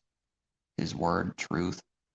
He lived his word, but he learned through suffering. He grew, and he became perfected at some point. And that's when I fully believe and convinced in my mind, that's when he began his ministry, setting out as an example of what everyone under Messiah should do. Each according to what they're given, an ability, because someone won't be able to just do what Messiah is doing while he's perfected at the beginning. No one can. No, it's like telling a baby to drive a truck and empty garbages. It's like telling a baby that was just born to go swim, have a nice day. If you can't swim, stupid, dumb thing, and the baby drowns, it condemns it. You should have swam. See, that's condemning right there. Trying to bring out what the work looks like spiritually in the heart. That's condemnation. And if someone can picture that, throwing a baby in there and say, well, you can't swim, deserve drowning, all that. To picture and see that that's connected to evil only. It's connected to an actual evil, violent heart. Yes, done that. Condemnation. Done that more times than I probably even remotely know, and hate it that that's so. But I can't prove the Father a liar. He already proved I'm a liar. He already proved that's all I ever did.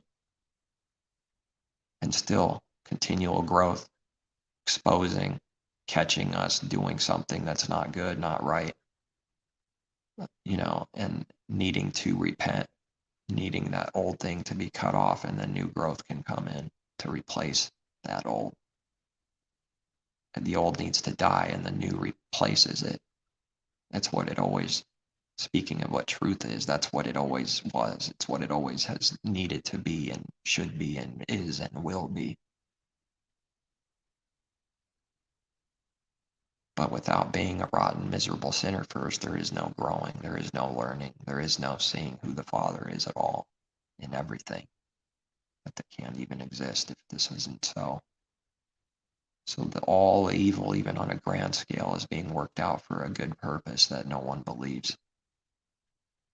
It's too good for man, who he is and what he's doing. He's too good for them. Literally, when people say that, you're too good for me, like using this in a good way that man never can comprehend of himself. Father literally is too good for everyone. And I'm not using it evilly, I'm using it good. See, the same exact words, and it has nothing in the heart to do with when someone says, oh, you're too good for someone. You're too good for us. Father is too good for everyone. But this is good. Who can see what it means in the heart? Because it's not just what it sounds like, letters. It's not a work in the heart, an image. Someone, the covering example is a strong one. It's where it begins with Adam and Eve, shortly after sin to hide and cover themselves. What does it look like when someone else covers someone with fig leaves, which is, I'm using that to represent the sin, Adam and Eve, the false covering. But it does look like they're covering someone because they're covering someone. And that image of covering someone, broken record, I guess, at this point. Well, the Father needs to fix what's broken. And we're supposed to believe he can and will and not doubt that. Is that dumb image of the beast. It's a circle. It just looks like the real thing. And the purpose of why it's doing it is just to look like it. It goes back in a circle, selfish, to its own self, and it's shallow, thin cover. Only intention is just to look like what they think that those words look like, carnally look like, to do what they think those words look like. Once I look like I do this, that means they believe they're doing that. That's deception. It's delusion. It's to be deceived, and it's in a delusion for that to be so. So we need to come out of delusion and out of deception. How does the Father show he gets you out? With power. That's required, that if without his power, he shows his people that they would never come out. And it's a real power and a struggle against evil constantly.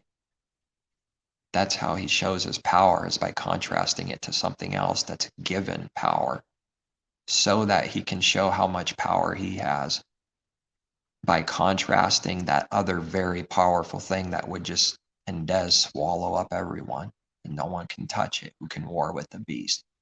Anybody not of the Father, they're going down, they're in darkness, it's overtaking them, they have no power otherwise.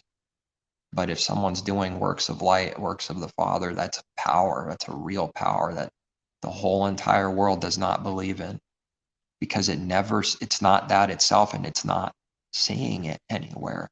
That's why it's shocked when it sees it. It never believed it at any time. That's the truth. The person's heart never believed or hoped or believed that the Creator is real, that his truth is real, that there are a people that are called his people that are doing his works. And no, it doesn't mean they aren't rotten sinners and that they're perfected and literally perfect. It does not mean that. And that's said with no excuse to sin, as it should be an upward climb. Less sin, more good. Less sin, more good. Stumble a little, less sin, more good. Fall down, get back up, less sin, more good. That's the path. So when an unbeliever condemns a believer, they're looking at that reality of correction, sin, doing good, falling down again at some point, getting back up. The righteous fall 7 times. That's a declaration of what will happen to every believer. They will fall. But is this fall the kind of fall of the wicked where it's with calamity and they never get back up? But the righteous get back up. They fall the complete 7, the complete cycle, the truth, the sum of it. 7 days. On the 7th day, creation was complete, and 7 is teaching that spiritual completeness, to be spiritual, to be one in Messiah, to be that new man, to be becoming that new man constantly. 7 times to fall is the complete life and process and everything that it means, of which still needing to learn more, to whatever it means fully. And the perfect complete thing from beginning the process to the end is why we read 7 times, and specifically because 7 is meaning that, representing that. It's not about falling literally 7 times. That's not the understanding. Whether that happens or not, whether that's true or not, doesn't matter. Could be true, could be not true, that's literally true 7 literal times. It doesn't matter. That could be whatever it wants, as long as the real thing is being done. The heart's doing what that means, to be lifted up and stand and get back up from falling. As long as that's what's happening, and not someone getting back up for getting boxed to the ground and knocked out or close to knocked out and getting back up literally. And now that's the definition and meaning of getting back up. The righteous get back up. The wicked get back up. And yet they don't. That's not what it means, is getting back up off some stupid mat, whatever, and beating the crap out of each other until they die. How many times would they kill each other if there was no crowd or ref to like try to stop it and get in between there? And maybe a little bit of fear of that, a little bit of restraint sometimes of, well, if I go that far, what will people think of me, you know? But when the blinding and delusion gets so bad, it doesn't matter if the whole entire world's watching someone. Someone wants to see what this looks like and test it. Does it mean someone will do this literal thing every single time, literally? Nope, and it doesn't prove the word's false. Nevertheless, the heart and its works can be seen and tested. It can be tested. It needs to be seen to be tested. What are we asked to test and prove, to see, to be able to see? In order to test and prove something, we need to see first. What can a blind person test? Or what can someone that is blind and they're holding something and like, let me test and prove this thing. You don't even know what it is. It's blind. Doesn't even see it. How does it test it properly? Well, that's simple enough. It can't be tested properly and truly if there's no sight at all. It's got to be some kind of sight.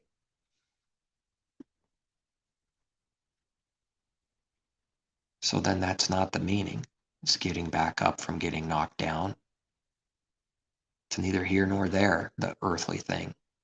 So often that's because when it's contrasted to the heavenly, it's just not, it doesn't prove anything either way.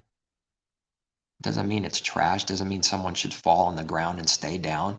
It's not it's pointless to get back up. I'm just gonna fall and stay literally on the ground and die here. There's no point to get back up. Forget this. There's just no point. This is stupid. What does it matter now? That if I get back up, what does that mean? That means if I get back up, that doesn't mean I get back up. So I might as well be dead and lay dead. And this is speaking of man's heart. Speaking of what I've done, there's nothing that I'm saying that doesn't apply to myself or anyone else. And it needs to apply today, tomorrow, tonight. Rather tonight, tomorrow, the next day, you know, it's always true. Have to be doing it for self. Have to be learning it and overcoming these very things for everyone's self also, obviously. That's to bring out the heart that's still carnal or carnal about something that they need to further see. Because it's not like they're thinking. It's not pointless or worthless. It's the exact opposite. It's just that there is no sight or such little sight if someone is a believer. That's what it'll be first. It's how it'll think and do about something first. It'll be pointless and worthless to it. Then it should rejoice that it's lining up with the Father's word and thinks it's foolish. Well, who's going to rejoice when they prove that they are on the negative side, believing that the Father's word is foolish and void and worthless? Someone should be happy. They should be filled up with some joy for not understanding and lining up with what his word says that unbelievers will do and not see. But it doesn't mean a believer won't do this. That's what we have to go through. That same thing's going to be done, but the heart's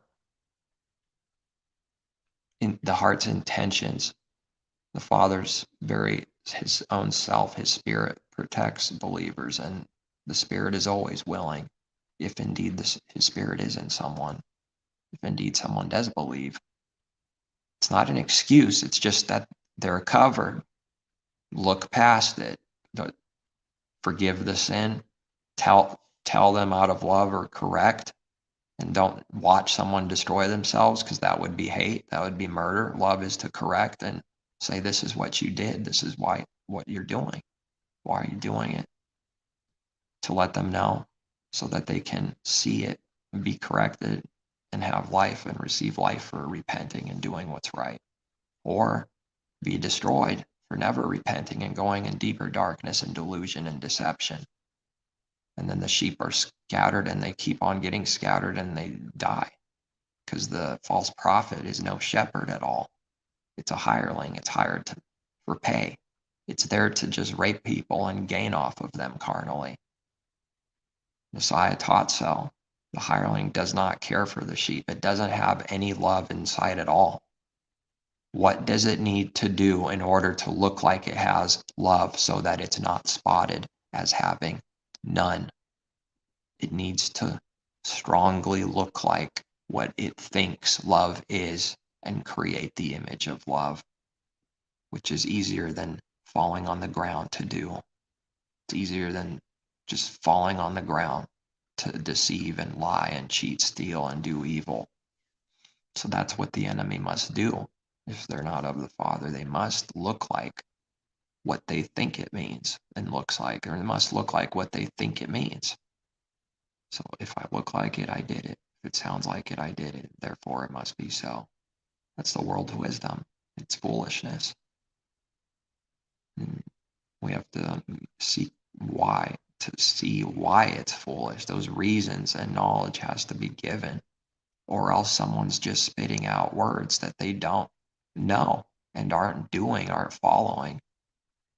Then they're lying to someone because they're selling that they understand them and they don't know it all. That's what false prophets do. They don't believe the delusion they're in. They don't believe how foolish the Father has made them for rebellion and sin, to show his power, to show he's righteous and man is wicked, to contrast who he is because of man's wickedness.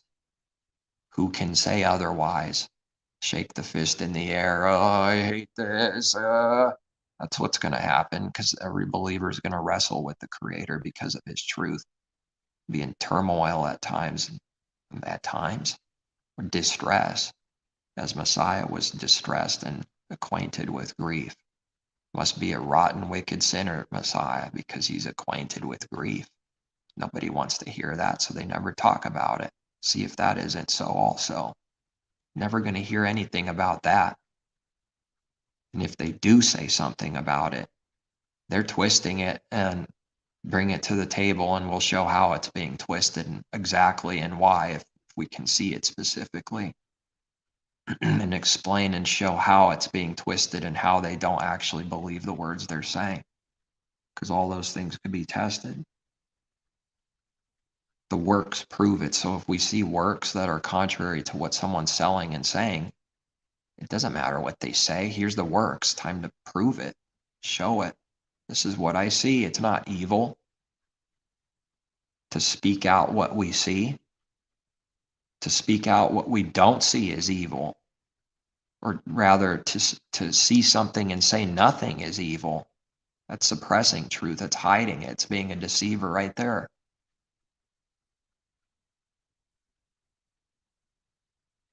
Finding $10 bills on the ground, putting 9 in the pocket, and running to somebody out there and says, I found $2 bills. And he shows one of the 9 he has, but not the other 8. And the other he gives to him. Or let's say it's something much more valuable. And I found 2. And I want to give this as a gift to you. 1 for you. I want to give you this one because I'm so good. I'm your righteous friend. I care about you. I care about you so damn much that I'm deceiving you as I make a sell, that I care about you. I'm lying right to your face while I'm selling that I don't lie. Why is someone selling that they don't lie? To hide that they're lying right in that moment in real time. That's how strong his judgment is. It never fails. They are doing exactly what they're trying to hide right as they speak. Whatever someone is hiding, and then they do something out of sin, guilt, needing to pour out their folly. They can't hold it in because of the Father's judgment. Whatever they sell and pour out, and accuse others of, that is what they're doing currently and have been doing themselves. And they're trying to hide that very thing, that it's no thief, that it's no adulterer. So what does it do to hide that it doesn't commit adultery? It goes around condemning everyone with a wicked heart for committing adultery. What does the greatest racist on earth do to hide that it's a vile racist, that it hates colored people and this people and that people in its heart with violence and rage? It creates institutions and condemns everyone else first, making a big deal about it and talking with its mouth first, and goes and says everyone is racist. Support this thing which is anti-racist. It's the racist, and no one will believe it. Not even the one that's selling the lie themselves, because they literally believe their own lie and are in a delusion and cannot see that their heart's works can be seen right in the broad daylight, just like a tree can be seen with their carnal eyes. It's just as easy to see when the Father gives it as a tree is to see for a carnal man looking at it with his carnal eyes. That's how easy it is to see. It thinks it's so invincible and prideful. None of its works can ever be seen. It'll just do it right in front of everyone and think they're invisible because they think they're invisible. They're God, they're Elohim. I'm invisible, therefore no one can see me. Why am I invisible? Because I said so, and it believes it. That's pride. That's severe pride that's being done. Those people are racist, by the way, and that's just the truth. They're severe racists. They are not anti-racist. They are teaching how to be racist. They're causing hatred and division in the heart, evil division. They're causing strife. They're making up things. They're lying. They're doing evil, which is offending people. Unbelievers it offends. It doesn't matter because it's sin, and sin doesn't bless anything. It spreads the sin, and the sin increases, and the whole city becomes corrupt. And it just keeps growing like a cancer. And if there's real bad sin on a block and it's just not cut off, it just keeps growing. Now all that block is going to be real sinful, and that whole city will start murdering each other literally if it gets bad enough. That's how sin works.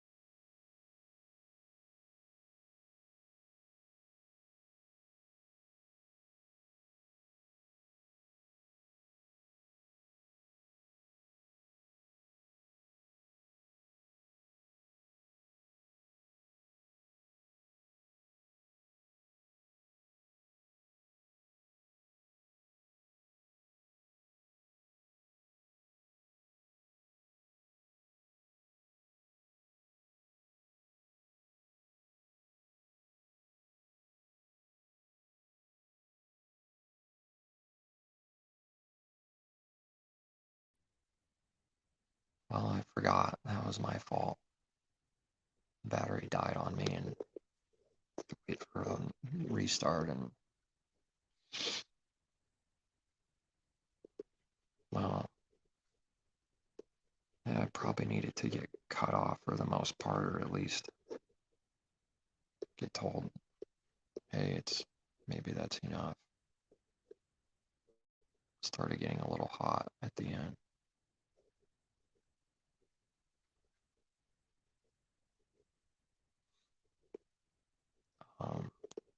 Oh, I don't think I ever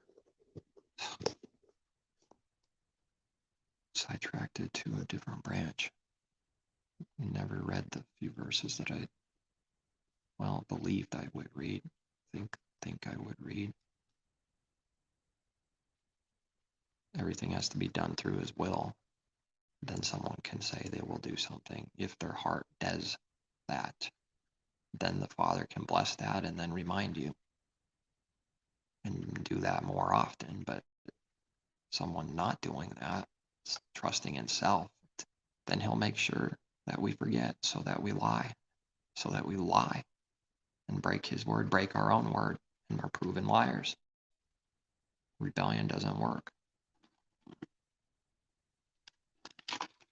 It does look like it's working. Yes, it does. And anyone that says it doesn't look like it's working is a liar. It does look like it's working to the carnal mind. It looks like that for believers until something starts getting conquered. But then something else comes up, and then it might cause doubt or worry until some more understanding is given for that thing, and then something bigger comes up, more growth, new things just coming out of what seems like nowhere, just growing like crazy out of nowhere. I don't know why things do that. They start out as literally nothing, practically so small. In contrast to what it will be, it's like nothing.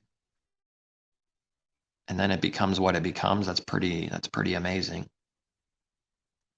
And that happens over and over with this thought about creation and everything in it. It's astonishing how blind everyone is, how blind a believer is. Further healing needs done. There's more blinding for a believer, for me, for others to be healed. It would be true that there's less to be healed if someone's been on the narrow way for like 40 years, 30 years or something, but can never let pride get in the way and determine it. And how does someone even know what they've never fully had or experienced? How do they know how much even there's more, how much more there is? How do they know? How do we know what never was done or experienced in our life? We can know these things are true without knowing literally what that end looks like. That's what faith is. We don't know. Anyone that says they know and acts like they know are liars. They do not know. And if someone's doing that big of a lie, they don't even know anything yet. They don't spiritually know something as small as a bug for how any spiritual good work and truth is working. They haven't taken the first step yet. Yet they're claiming they've done and understand all 5 billion steps as a whole, and hasn't even took one step yet. That is what the heart is doing all the time. So then we have to find a way made, ask for the way to be made, to find a way in the heart to somehow seek his truth while also not believing pridefully for self in our own heart that it figured everything out and knows what that end is, knows how filled up it looks like. That would be lying. That would be pride. That'd be deceiving self. And that sounds foolish. Why would someone ever deceive themselves? All day long is what people do, is what everyone is tempted to do. That's the thing, very things to overcome for a believer, to see it, see that pressure, see what that evil is, know it, learn it, to see what it is. And then that's going to be allowing to be one with knowing how to do the good, is understanding some of the evil too. If there's no understanding for evil for real at all, and how for how it's working, how on earth can they do the good? Even a little bit. How?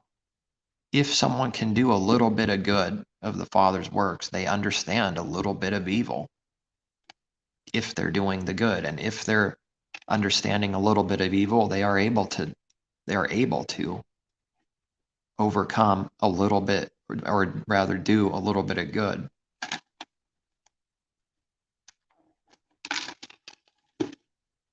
These things are connected like a tree again, or different examples of connections. The law.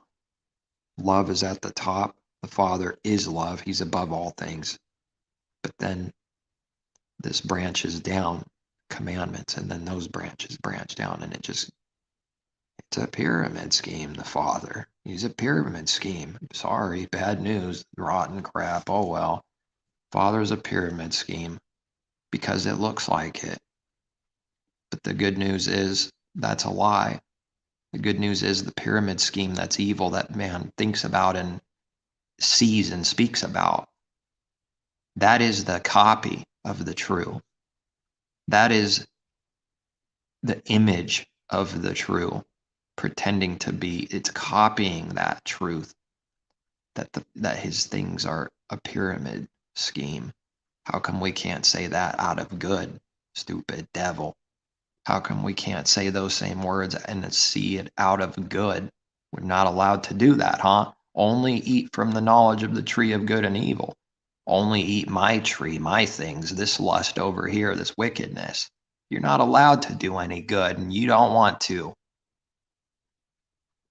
And then the enemy would be right in that people don't want to. But why did someone say that? Why?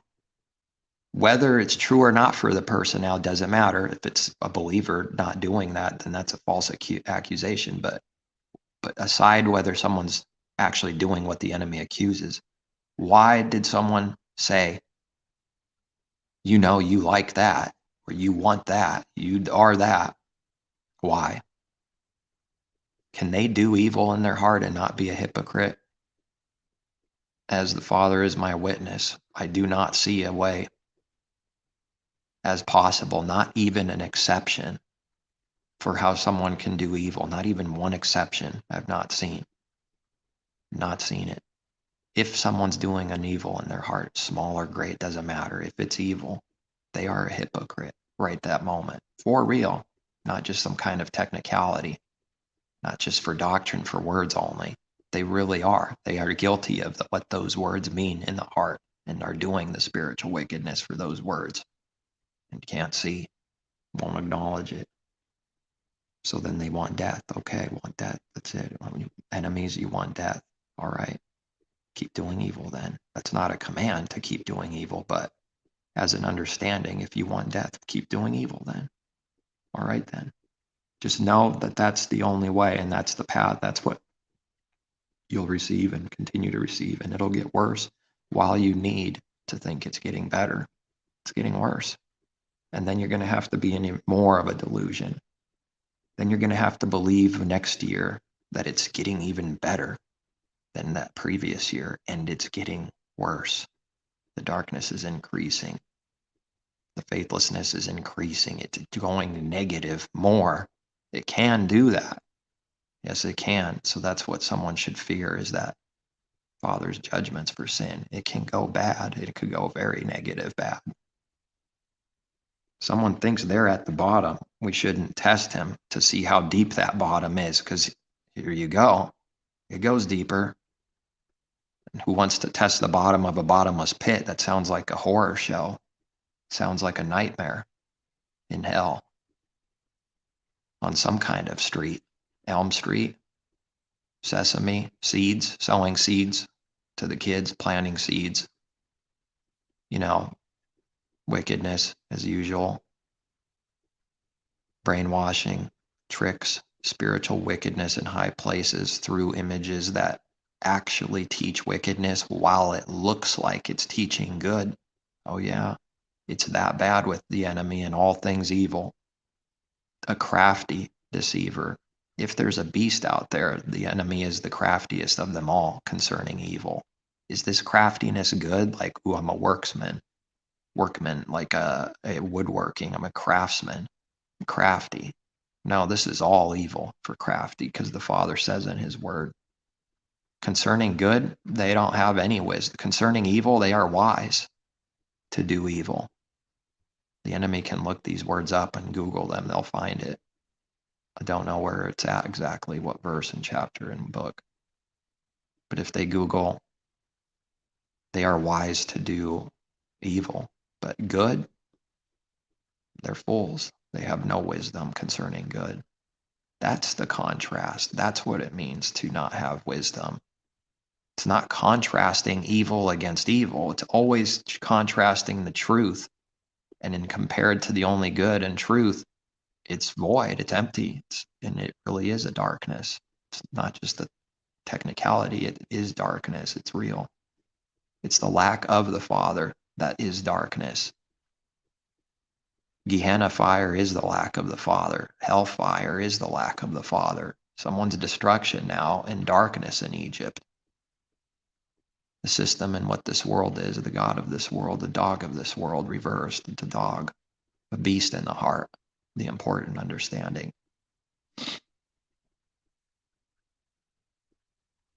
That's a real darkness.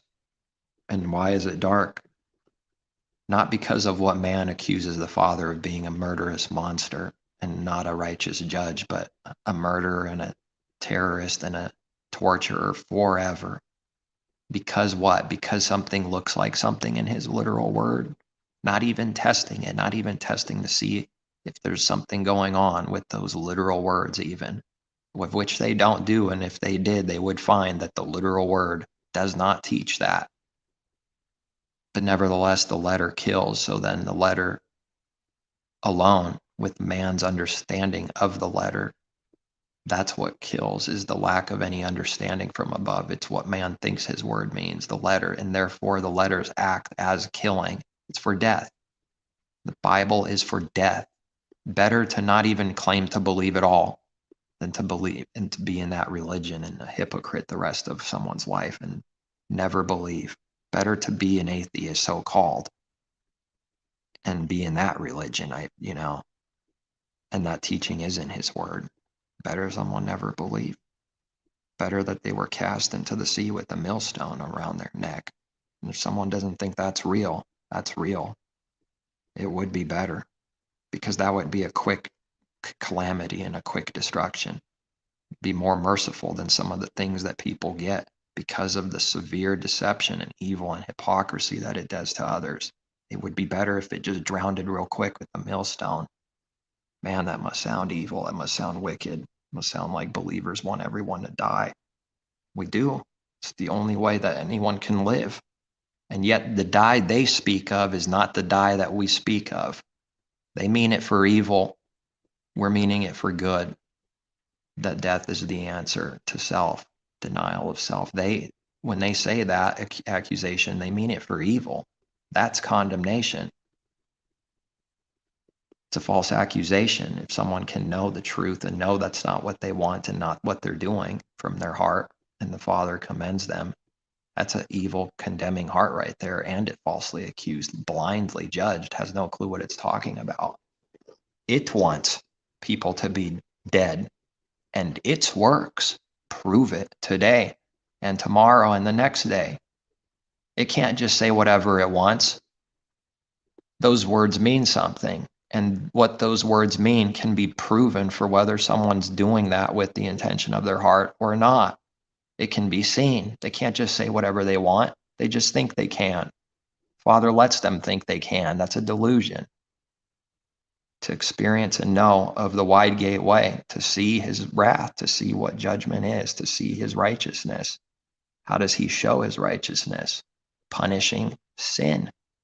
Even believers being judged for sin, chastisement for correction, but it's still judgment for the purpose of correction, to have life, good intention. The intentions are good for Job as a teaching, as the apostle taught, to wait a little longer. And that's striking pretty strong to me. Wait a little longer than what you thought. When you thought longer 5 minutes ago, no, this is a real test. Wait longer still yet. That's going to test it real good. You thought it was this long? No, it's longer. That's how it's a test, because it's not what you think. It's not what I think he's saying to me, to you. It's longer than what we thought. So then you just start giving up thinking you know. It's just neutral in the heart, not saying anything falsely, but just believing and saying, I don't know what I don't know, and believing he will do what's right and good, and he will lift up and he will turn Job around. But Job needs to be tested. He needs to go through this to bring out what? Why is Job's flesh tested? Why do believers need to go through what Job does go through? For what it means. Why? To bring out sin. To bring out sin that a believer is not seeing the way they need to, that they're still doing blindly. Yes, it is. When? All the time. Until a believer's perfected, this is happening. More or less on, any given days, weeks, months, cycles of his word and truth, seasons of good, bad, ugly, real good, real dark, or real struggle, and darkness too, because less light is darkness for a believer, but it's not the same darkness that the unbeliever is in. It's not. It's a different sorrow. It's a different darkness. It's less light, which is a way he can punish for good intention. It's a way he can judge his people without being in the same darkness of old, still having hope and light. But it gets close. It feels like it could be hopeless for a while and at times, which is a super tough judgment and struggle. I know what I'm talking about self. So then he brings out sin so that we see it, and then to be corrected and do good. And then if we wait, in due time we will reap the good we sow. Must be patient, like the farmer that waits. Like what, James? He goes and does his work, but he knows something about waiting, that when he waits, it's going to be good. It's going to produce something good. He's going to like it. He's going to profit from it. And you give that parable and speak about literal profit in a way a natural man can understand. But it's pointing to the spiritual, and we're not seeking the literal profit. That's not the point, but that's the parable. And it's something real that people do even. Life is a parable. Father made it to be so. It's full of meaning. There's nothing that has no meaning. It's just we don't know if we think it has no meaning. It's simply we don't know what it means like we should. So ask. Messiah commands and teaches them to ask, his people to ask, the crowds to ask, if they can find it in their heart anywhere to ask. Whoever has eyes to hear, see, and ears to hear, or rather whoever has eyes to hear and ears to see. Because what in Revelation makes sense carnally? John looked back and saw the trumpet or heard, and everything else we read in Revelation needs to be given, like all his word. These things are spirit. They're not what we think naturally first. It doesn't mean a believer doesn't see anything. It's still true that it's not what they think. It's never what we think of ourself. That's always true. Always will be true. It's never what we think first, what comes from our heart, our mind, That's true even after a believer receives understanding for something. It's still true. Not saying this out of who's receiving, who's not. There's no intention for that. That isn't the point.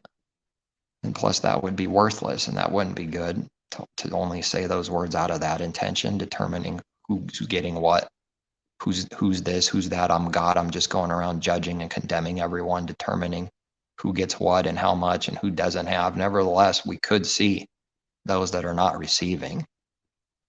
We could see those that are receiving. There's a way to see these things and not do the evil. There's a way. The Father makes a way for everything. The enemy doesn't believe it. He won't be able to believe you. Never think it will. It won't. If it's your enemy, they'll never believe you. What does that mean, to believe that a believer's God, the creator? No, they won't believe in the believer the same way they couldn't believe Messiah as a believer of the Father. That the Father's Spirit is in him and speaks out of the Father's Spirit through him, his very word in real time, in real life. That's a pretty amazing thing that the Father is doing. For a few, it's true now. For a few now. But he won't abandon his creation forever. It does look like that, but he's not doing that. He never planned to do that. It doesn't matter that it looks like that. And if he never planned to do that and will not do that, and will turn it around in the ages to come for everyone in due time, Messiah's death and resurrection, and for what it really did for all of humanity, will be shown to all, just not all at the same time. That's the truth. It's a hard truth. It's hard for those that are against the Creator. They never see it. They just hear the words from a distance in wrath and rage, envy, and it's tearing them apart. It's destroying them. Envy destroys. It's a destroyer. Anybody that even hints that you should envy them or someone else, run from them like they're a plague.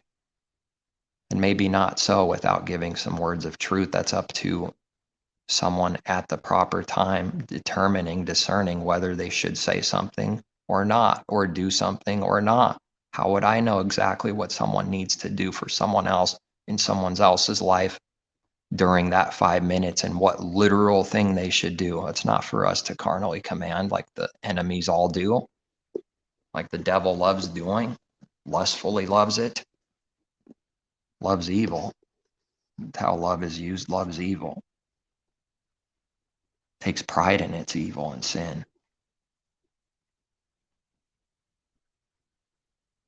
And they just don't understand. No different than a believer didn't understand, and they don't believe the testimony of his people. They don't believe that we acknowledge we're no good and sinners. They can't believe that testimony. Why? Because it's the truth that they're seeing and hearing in real time. Because they never believed someone was actually that, and only ever believed that everyone's a hypocrite and never does good works, isn't of the Father, is a liar, is a false prophet. They never believed it for real. So then the enemy can look like it believes something good when it's false. It cannot believe the real thing, the real deal, if you will, who is the Father, who is everything, all things good, who makes someone into what they need to be. And it's not our own works, lest we should boast, which is wicked, which is evil pride. There's no boasting allowed in his kingdom. There's no boasting allowed anywhere. I mean, nobody actually boasts and stands. Anyone that's boasting constantly is in severe delusion and in death, not of the Father, no matter what they think or say and scream and try to sell. If their works are constantly denying their words, that's who and what they are still, an unbeliever. That's just the truth. If that's the only truth for someone, that's what needs to be told, and not lying, saying, yes, you are this when you're not, and deceiving others constantly, which is hate, which is murder. Cannot love the one, anyone that lies to someone cannot love the one they lied to. Well, how does that work if a believer does a lie and slips up lying to someone? Isn't that a contradiction? No, it's not. Messiah says, forgive 7 times 70. Speaking to his disciples specifically, there is a difference when he's speaking only to them and all the crowd, or just the crowd, all of them at the same time, or just privately to the disciples. There's a massive difference. It's why we read it. He's speaking to believers, hypocrites. Take the log out of your eye, hypocrite. Then you can see clearly to take a splinter out of someone else's eye. That's for me. That's for someone else. That's the hypocrite. Become not a hypocrite. Unlike anyone else in the world that is always a hypocrite, never does good, is not covered by the Father's covering and forgiveness. He accepts you for being a wretched, miserable, naked sinner. They say a partial truth, which is the mixed thing, when they say he accepts you as you are.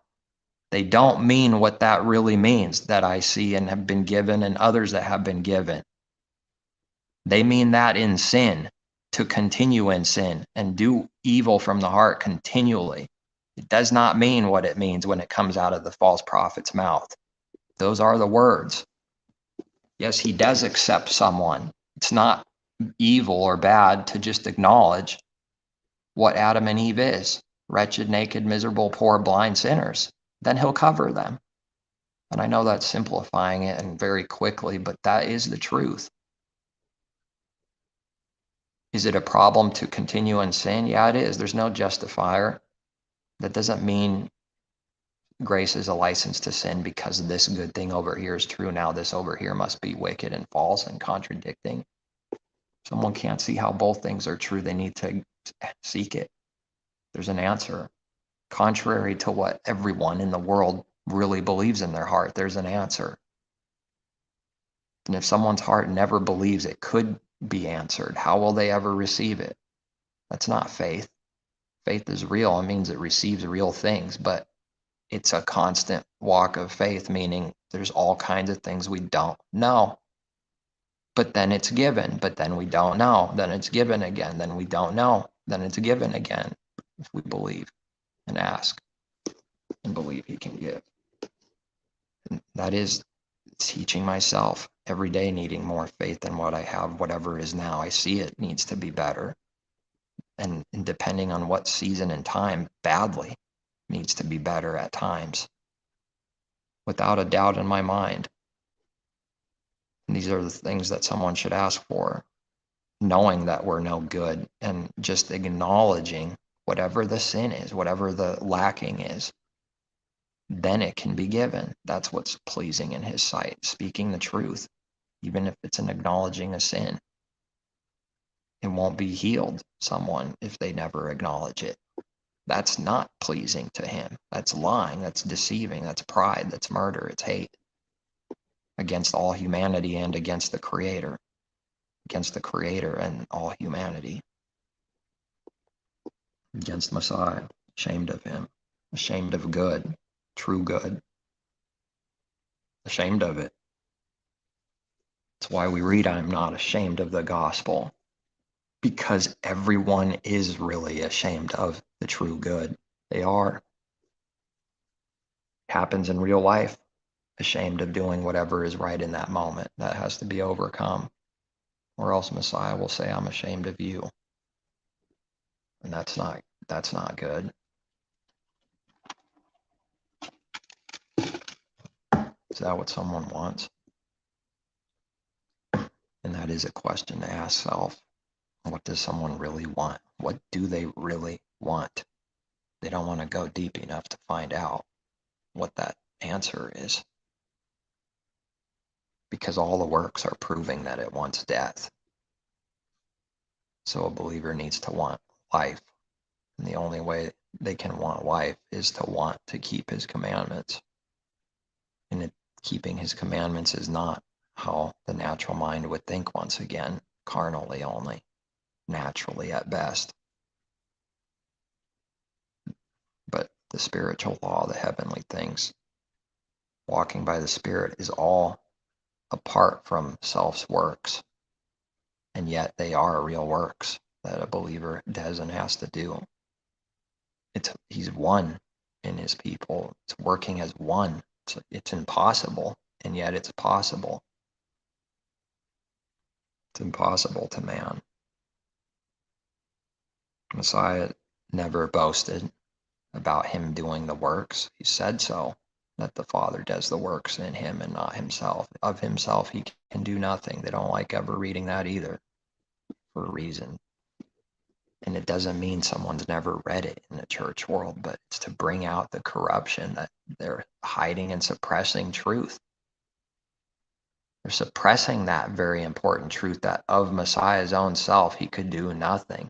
He means it. It's the truth. That is who Messiah is. That's who a believer, that's who he is. That's the Messiah, and true Messiah believers needing to know who he is. A man.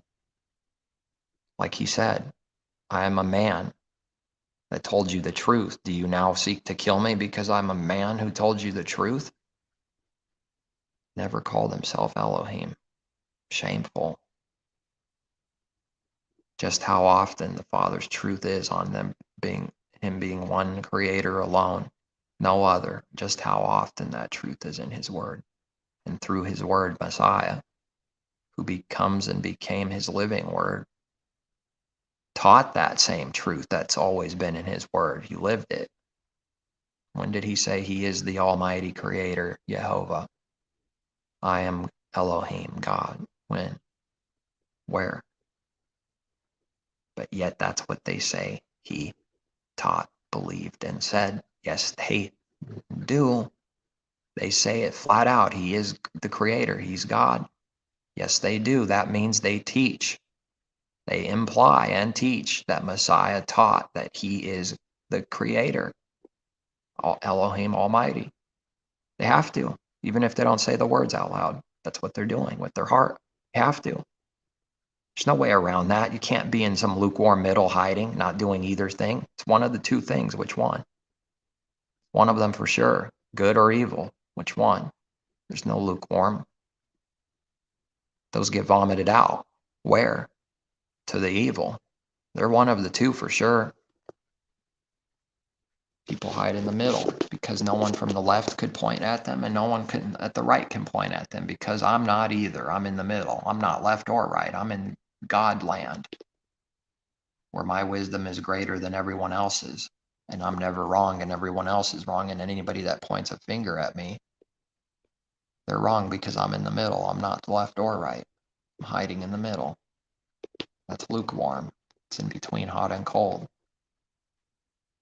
It's neither one. And yet but the intention and the work of the heart is acting as if it's both, but it's not actually both. It's not real. It's a delusion. It's lukewarm because of what the heart is doing and thinks it can do, is why it's called lukewarm, because it thinks it's hot and cold, that it could actually put a foot in either side. I'm of the Creator and I'm of the devil. I can have both masters. I can worship myself. I can worship the Creator too. No, it can't. It's doing one or the other. It's a believer or not a believer. It's a young believer or a big believer, or it's not a believer. It's a big tree, it's a small tree, it's in between, or it's a bad tree, not a good tree. It's a good fish or a bad fish. I wonder why we have all these examples. Two things. Good, evil, light, darkness, good fish, bad fish, good tree, bad tree. And each one brings out something a little different than the other, and yet they are teaching one and the same thing. But fish teach a little something different than trees. It brings something out, different details about this one truth that's one with the Father than the trees do. And the light and darkness bring out something that the fish don't bring out in the same way. Because a fish isn't just a light, is it? Just light. It's a fish. So then light brings out something about the good, and the good fish brings out something a little different about the good, and the good tree brings out different truths about the good. And then the bad side, carnal, earthy, carnal, bad tree, bad fish, evil, everything on that side, darkness. And it brings out a different thing on the other side about the darkness. That is Egypt, the darkness we can even feel. You can feel it. And this feeling is like within, it's not like I feel it physically. Not that kind of feeling. That's not the feeling that his word is speaking of when we read. The darkness, that plague, that judgment on Egypt is a darkness you can even feel. It's strong. Oh, it's strong. It pulls people in. It's in the darkness. It's like getting dragged by a strong magnet somehow, and just getting dragged in the dirt with no control. No ability to come out of it. It's just being pulled in and sucked in. That's why they like to create a black hole, because that's what they are. Its heart is a black hole. What on earth is a black hole? Big black nothingness just sucking everything in into some other darkness. When are they going to prove that and test that? Why don't they send themselves into that darkness and take a video of them disappearing? They're never going to do that, are they? Because they can't do that literal thing. And they wouldn't if they could, if that was true. If that was true, they wouldn't do it. It'd be too much of a coward. And that's not to blame someone in an evil way who wouldn't be a coward. Well, I'm going to go in a black hole, but it's to bring out the evil heart, the evil intentions. I guess I could have had it flipped over. Well, maybe now I'll get to reading this.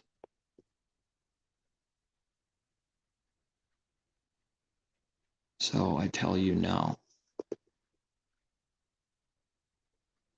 Unless you repent, you will all likewise perish. Let's see if it's that word, Greek word.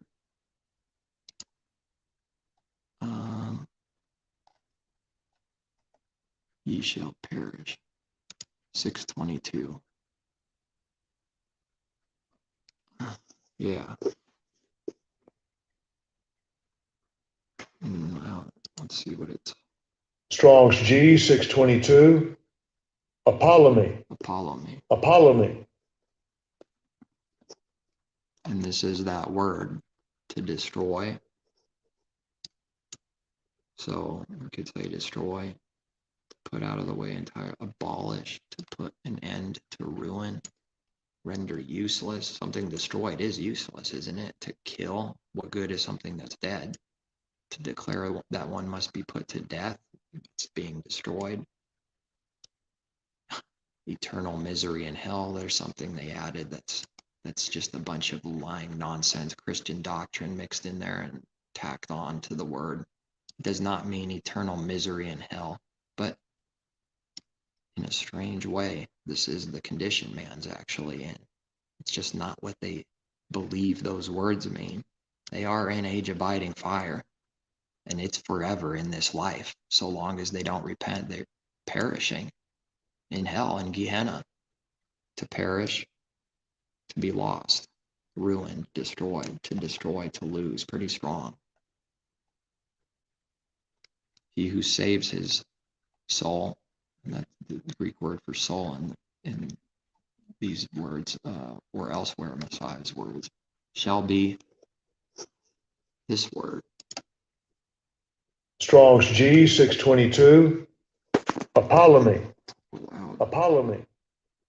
They shall be Apollomy themselves. Destroy, cut off, death, put to ruin.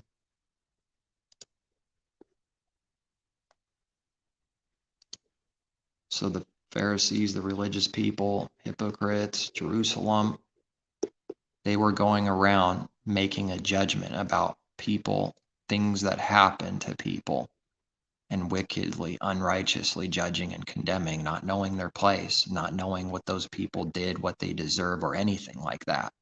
They are taking place of the Creator, which is pride. And Messiah is telling them, no, it's not what you think. It's not what you're saying wickedly, that these are worse sinners than all other Galileans because they suffered such things, judgments. What will they do to a believer? Won't they do this? If they think they see something, I tell you, no, but unless you repent, you will all likewise perish. And so we leave the Father's judgment to someone for him because he knows perfectly and we don't. Or those 18, he's quoting scripture or speaking out of scripture because the true Messiah is living the Father's word and is not against it. those 18 on whom the tower in Siloam fell and killed them, do you think that they were worse sinners than all other men who dwelt in Jerusalem? See the contrast. Because of what happened to them, does that mean they were worse sinners in the Father's sight than everyone else? What's the reverse of this, which can be done? Which is to bring the other side, but lead to the same understanding and conclusion. If someone doesn't receive whatever these judgments are on people, does that mean they're not sinners? I tell you no, but unless you repent, you will all likewise perish. The parable of the barren fig tree. He also spoke this parable. How about we look up the word parable real quick?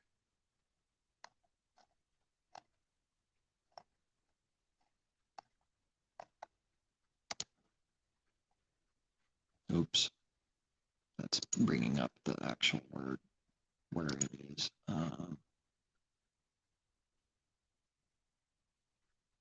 Where is it? Oh, 13:6. Oh, I didn't click the number. All right, where is the word? G3850. Greek. Strong's G 3850. Parabole. Parabole. Parabole. Parabole. Feminine noun. Placing of one thing by the side of another. Juxtaposition as of ships in battle. Probably didn't pronounce that word right. A comparison of one thing with another. The contrast, likeness, similitude. An example by which doctrine or precept is illustrated. A narrative, fictionist, strange, but agreeable to the laws and usages of human life, by which either the duties of men or the things of Elohim, particularly the nature and history of Elohim's kingdom, are figuratively portrayed. A parable, an earthly story with heavenly meaning. Wow, there it is. These are good words. They say the words. An earthly story with a heavenly meaning. They don't follow their own words. Surprise. Who created this, Strong's, or who put this? Was it not people of Christianity? Not like atheists, so-called. They don't follow their own words and definitions and their own word, Father's word, do they? What do they say about the parable? About hell, Gehenna fire. What do they say about that parable? Rich man and Abraham. What do they say it means? Do they say it's an earthly story with heavenly or spiritual meaning? Do they say a narrative, fictitious, but agreeable to the laws and usages and what we read here? Kingdom figuratively portrayed. A comparison with another, likeness, similitude, aphorism, a maxim, a proverb, an act by which one exposes himself or his possessions to danger, adventure, or risk.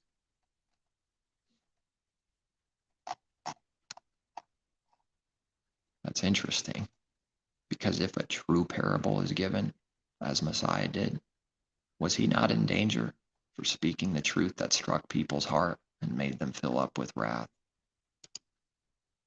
Was he not in danger every day? Did they not want to kill him right away, and the Father didn't allow it until the proper time because he protected him? And they could do nothing before the time, like we read. They couldn't catch him because it was before his time. Isn't that utter belief in the Father's sovereignty, his promises, his plan, that his will be done no matter what man thinks? They couldn't do anything before the time. They couldn't. They didn't. No one can go back and say, what if? That's what happened. And it's happening over and over again, his truth being proven to those who can see. And that's a good thing. But they're hard things to see. His proof is hard. It comes with difficulty to see the proof of himself and his power and his truth, not easiness. Someone wants to know the Father and see proof. in their life. They're going to have to see difficulty. Yes, sir. Yes, ma'am. Yes, whatever, you know. That just creates an image. Something is only good if that image is actually done because the heart actually did the works, and that's why it looks like what it looks like. It's the only possible way that the thing could be good then is when the two become one. The earthly and the heavenly become one. On earth, parable, an earthly story of heavenly meaning. On earth, Messiah prayed as it is in heaven, to the two becoming one, becoming spiritual, heaven on earth as it is in heaven. What do? They reverse it. As above, so below.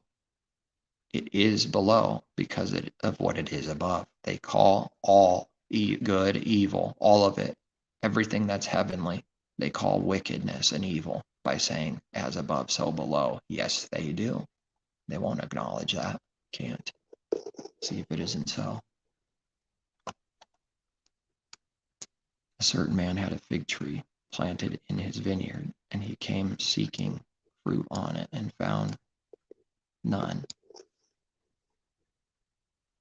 Then he said to the keeper of his vineyard, look, for 3 years I have come seeking fruit on this fig tree and find none. Cut it down. Why does it use up the ground? But he answered and said to him, sir, let it alone this year also until I dig around it and fertilize it. And if it bears fruit, well then good. Well, but if not, after that you can cut it down. Testing it, giving it a time, chance, giving it everything that someone claims they never get. Now he was teaching in one of the synagogues on the Sabbath. Well, that was the parable right there. If it bears fruit, good. Well, but if not, then cut it down. What did John the Baptist say?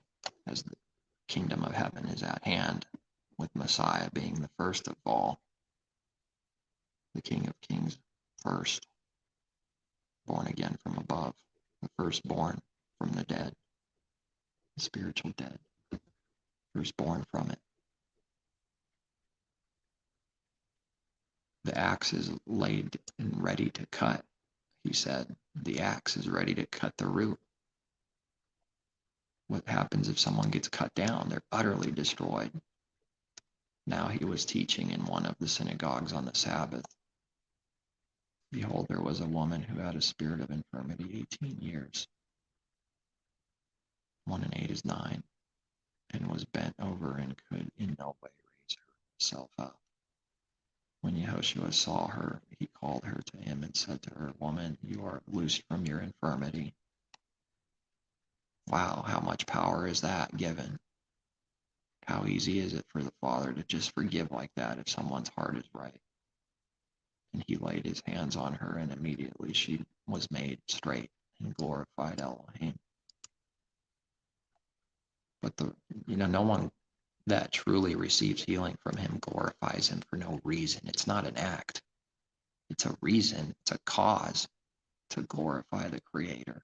It's not an act for a true believer. There's a reason. It's real. But the ruler of the synagogue answered with indignation because Yehoshua had healed on the Sabbath. And he said to the crowd, there are 6 days on which men ought to work. Therefore come and be healed on them and not on the Sabbath. That's a massive contradiction. The letter kills. They never knew what it meant. That's the truth that someone just doesn't get to. It doesn't want to deny, doesn't want to accept and acknowledge it. Sabbath is for doing the Father's works, resting from our works, being healed, walking. The only way to do his works is if someone is being healed. There is no other way to do his works. And what the Sabbath rest is, the Messiah is the Sabbath rest. The master of Sabbath, like he said, he is the rest that the Father gives for believers. Resting from our works, and this is also a rest for our soul. for our life. This rest is a work, a power. It's a real rest. It's peace. But it also does good works. Resting from our works means doing the Father's works, because resting from our works, now the only thing left is the Father's works. If someone never rests from their works, they are doing their own works and not the Father's works. And they say, heal on any day except the Sabbath. They don't know. They don't know what they say.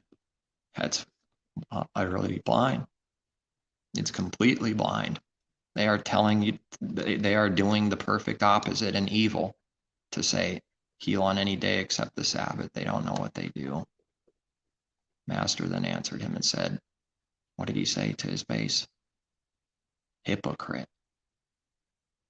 Does not each one of you on the Sabbath? Now he's giving them a natural example back, as the natural man can only see at best, to expose their hypocrisy.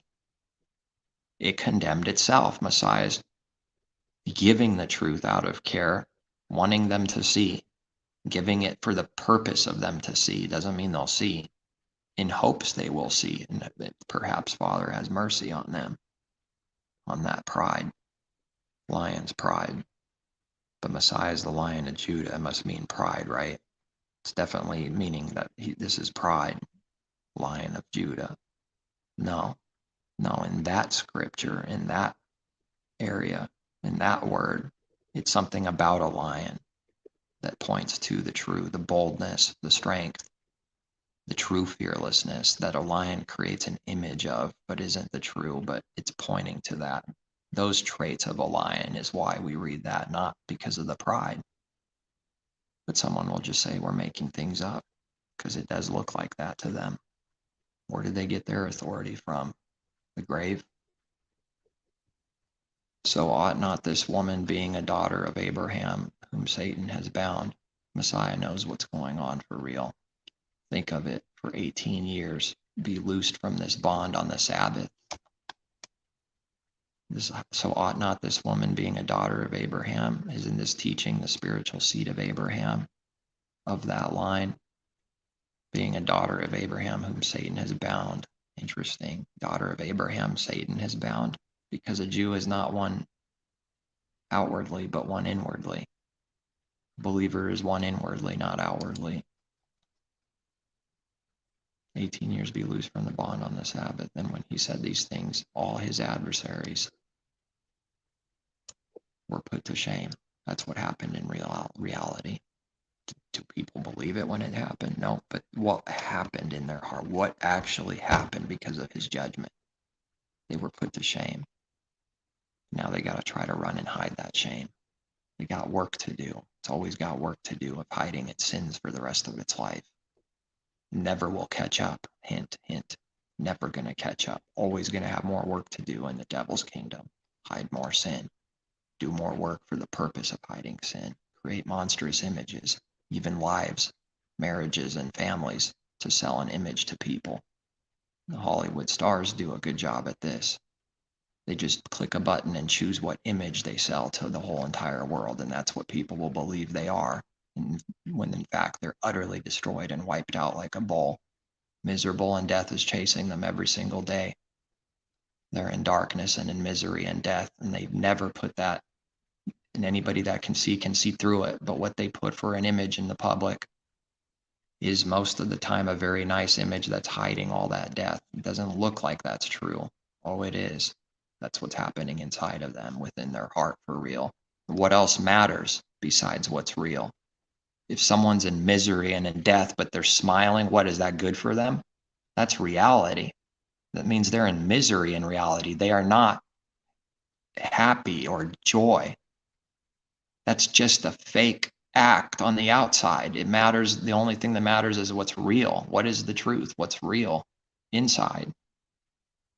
That's all that matters. In contrast to that, the outside is nothing.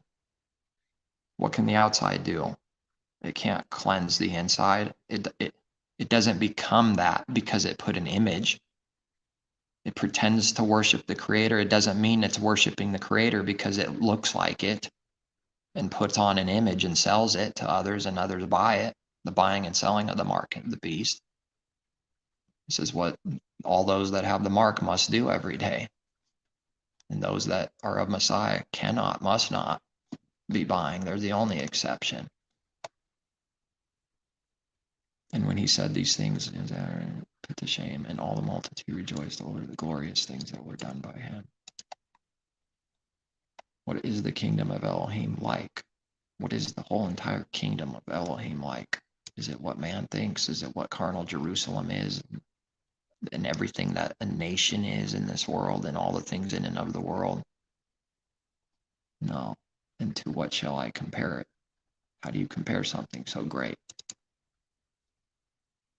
He's getting truth. What should I do, Father? What should I give here? What can I compare it to? It's like a mustard seed which a man took. So what's true about that is it's very, very small. It appears to be nothing. That's what it looks like to people, to believers even at first.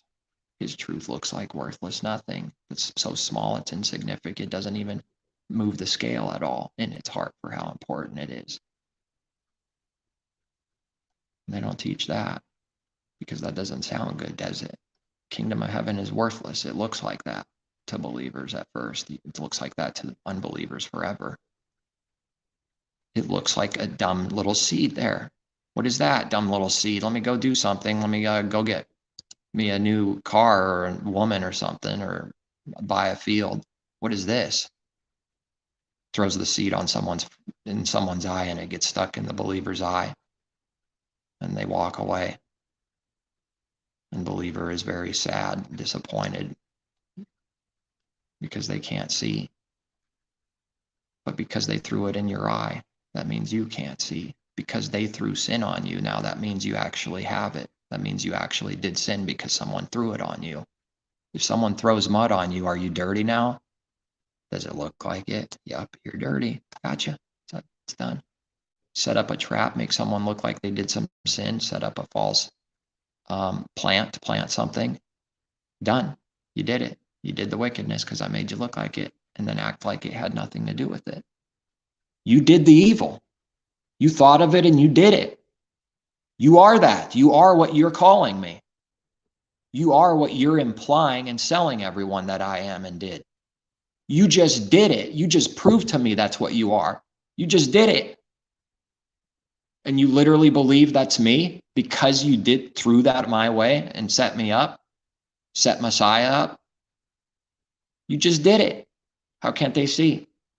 How big is that log again in the parable? How hardcore is the blinding? Is that why? That's why the log is so big, isn't it? Because you have to be real blind to do that. That's just the truth. Definitely no sight. That would be to lie and murder my enemies. Tell them that that's sight. It's stupid. It's wicked to say that that's sight. They think it works. That's what's blind about it. That hasn't been done to me. It's not being done to believers. Yeah, right. Oh, it's being done. That also starts out small and starts increasing. Nobody wants to hear that. That also starts real small and starts increasing.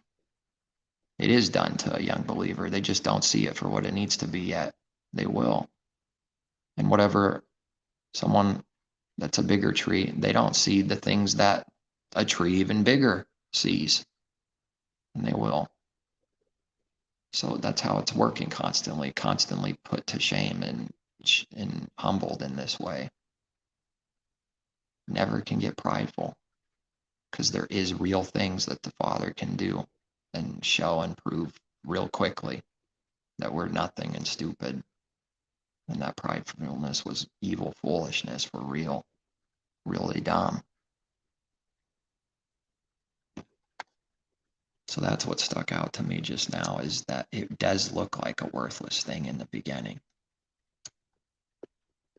But how amazing is it to see that seed actually become something? That's pretty amazing. And what does it look like when it's a full-size tree? And it came from that, which a man took to put in his garden, and it grew. What is the kingdom of heaven like? What shall I compare it to? This is what the whole entire kingdom is. Something about the kingdom is always this parable. What is the kingdom? It's like a mustard seed, which a man put in his garden, and it grew and became a large tree, and the birds of the air nested in its branches. So they find some kind of rest on that tree to use it for their weariness, right? That's why Messiah says that you will be spitefully used like he was by foul spirits, by birds. The birds that we read in Revelation that are foul spirits and unclean birds. Every hated bird or hated, however we read it about that. And again, he said, to what shall I liken the kingdom of Elohim? It is like leaven. What? It's like a bunch of yeast. How worthless must that be? Which a woman took and hid in 3 measures of meal till it was all leavened. Oh, great. I guess I'll go buy bread at the corner market, and that's the kingdom. I'll just do that real quick and mock it. Foolishness, right? What will the wicked do? Just mock it, because it's foolishness to them, isn't it? Like we read it will be, it has to be. Anyone that teaches otherwise is a liar. It is foolishness to the carnal mind. The whole entire kingdom of heaven, everything in it, the whole kingdom, everything in it, everything about the kingdom, it's like leaven, yeast, and bread, which a woman took and hid in 3 measures till it was leavened. And this is what the Father showed me about this amazing 2 parables. The first one is something about the kingdom that's good for those that are the good fish, the good tree that produce fruit. It becomes a large tree, finds rest, it's alive, it's a real tree, it's life. And it's always growing, learning, growing. Now the second parable, what shall I liken? This is the other side, the evil that's around the kingdom, but it's about the kingdom because it's not that the evil is one with the kingdom, it's that it's right next to it always. There is no good without evil. There's no understanding of good without evil, rather. For man to understand, it needs to be seen what evil is also to truly appreciate and understand for real what good is. Now, this is something not good that's connected to the kingdom. It is like leaven, growth again, but this is not good because he says, beware of the leaven of the Pharisees. Beware of their doctrine that grows like a cancer inside someone's soul, within them, corrupts them utterly and takes them out. It will grow also for the wickedness instead of good. It's doing one of these 2 things, growing for life or growing death. The first one is good, and the second one is evil, which a woman, a harlot, representing a harlot, a woman, like in Revelation. But there is a good, as Eve is seen also as the spiritual Israel, the woman that's of Messiah, that's of the Father. But then there's the evil. Have to discern which one it is first and then go from there. And this is about something not good. It's like yeast leaven, which a woman, a harlot, took and hid. Is hiding ever good in truth? That's another hint.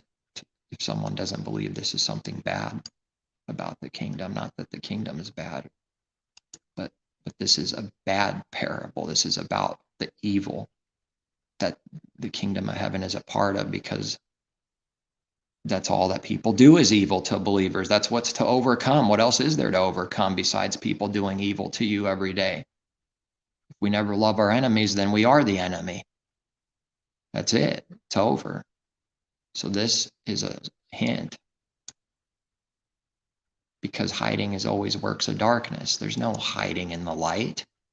How do you even do that? Hiding is a sign of sin, that someone's guilty and now they need to hide it because of the judgment. A woman, a harlot, hid. Her intentions are wicked if she's hiding in 3 measures of meal till it was all leavened. bad. It grew the corruption, as this is now representing. That bread is representing sin growing. But bread itself could be bread from heaven. Which one is it? Well, it has to be discerned what every verse and every word is. And only the Father can give that. Through Messiah, all things. It's both, but it's not literally both. It's both in that it needs to be rightly divided which one it is, good or evil. So this, beware of the leaven of the Pharisees. Beware of the leaven, the doctrine. They thought he was talking about literal bread. He repeated himself, and sometimes that gets the point across by just saying it again. What don't you understand? I said, beware of the leaven of the Pharisees.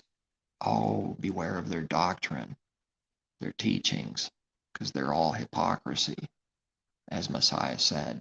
Their doctrine, their leaven is hypocrisy. It's what it is. It is hypocrisy. It means that they do everything that they accuse and all the evil that they do. Their doctrine teaches hypocrisy, how to be it, how to do it. It's only that. That's all it is. That's heavy to hear. That's heavy.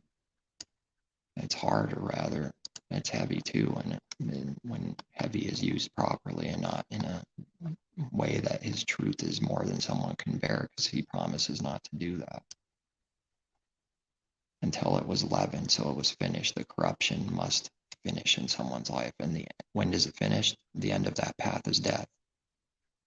That's when it's finished. The end of that way is death. Utterly hopeless and destroyed in darkness. Who wants that? So hiding, leaven, woman. This is good first and then the evil here. Now these two parables is everything. That's all of his word right there. This includes everything. Everything about the kingdom good, everything about the kingdom evil that people will do to the kingdom. What do they do with the kingdom? Well, they try to take it with violence, rape them, control it. People do that. What do they think Messiah is talking about? They rape the kingdom. It's their intention. They rape.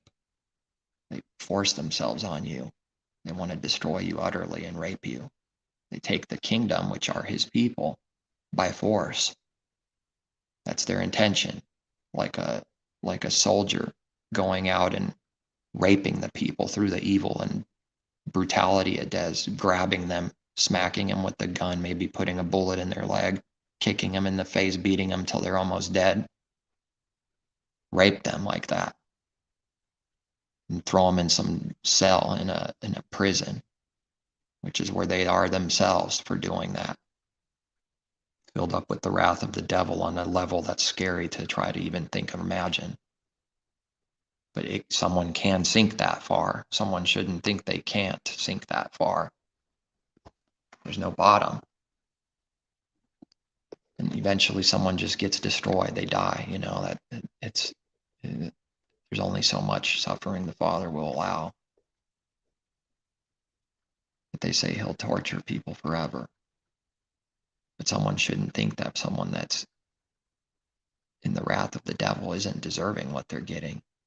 They shouldn't think that that person hasn't done severe evil to people, things they don't even know about themselves. They shouldn't assume that. And he went through the cities and villages teaching and journeying toward Jerusalem. One said to him, Master, are there few who are saved? Why was this asked? Because he's getting a sense, even if it's not understood, just hearing the words of Messiah, he's getting a sense that's very grave, worrisome, troublesome, distressed. Are there few who are saved? Is there just few? And he said to them, does Messiah not answer people's questions? He answers them as directly as you can, spiritually, but it won't look like that very often. Carnally, it looks like he never answers them directly. Well, not never, but more or less, it depends what it looks like. But he does answer. He answers in truth. He answers people's questions, whether they understand or not. He does that anyways, because that's what love is. Strive to enter through the narrow gate. Isn't that an answer already? Narrow. For many, I say to you, will seek to enter and will not be able. Isn't that an answer? Many and not be able. When once the master of the house has risen up and shut the door, and you begin to stand outside and knock at the door, saying, Master, Master, open for us. And he will answer and say to you, I do not know where you are from. Then you will begin to say, we ate and drank in your presence, and you taught in our streets. Scary. But he will say, I tell you, I do not know you, where you are from. Depart from me, you workers of iniquity. There will be weeping and gnashing of teeth when you see Abraham and Isaac and Jacob and all the prophets in the kingdom of Elohim, yourself thrust out. It will come from the east and the west, from the north and the south, and sit down in the kingdom of Elohim. And indeed there are last who will be first, and there are first who will be last. Who enters the kingdom? The last. Who's last? The first. Because this world's reversed. And then more meaning into this. The first is pride. It thinks it's entered and saved. It believes it's saved and righteous and good and saved and done up already. And very prideful heart. Those will be last. Interesting, we don't read never. And indeed there are last who will be first. They appear to be last in this world, the dung of the world, the garbage nobodies, not making a bunch of money, selling his word, not famous, not loved at all by anyone. Not this world and of the world. Everyone will believe his people are last, good for nothing, worthless nobodies, bums, foul, disgusting, gross, aliens. Those will be first. And elsewhere we read Messiah saying, if you want to be the greatest, you must be the least. What do people think that means in this world, to be the least right now and live those words? Yeah, you must serve others and you must be stepped on just like I was. Nobody will think highly of you. If you want to be first, you must be last, and the last first. You might have said that the other way. If you want to be first, you have to be last, and the first will be last, and the last the first. On that day, the very day, Pharisees came saying to him, get out and depart from here, for Herod wants to kill you. Are they trying to make it sound like they care about him? Are they really worried about someone going out and killing Messiah? Are you kidding me? There's not a shred of care for that to be so. In fact, they're hoping that's so. They're the ones that want to kill him. And he said to them, go tell that fox, go tell that 666, behold, I cast out demons and perform cures today and tomorrow, and the third day I shall be perfected. Well, that's the perfected of perfected, isn't it? The very perfection isn't until the very end, the resurrection, until after a believer's even life. To be perfected at the end, but then to really be perfected, changed, completely made new, isn't until death. Just as the pattern of Messiah. Nevertheless, I must journey today, tomorrow, and the day following, for it cannot be that a prophet should perish outside of Jerusalem.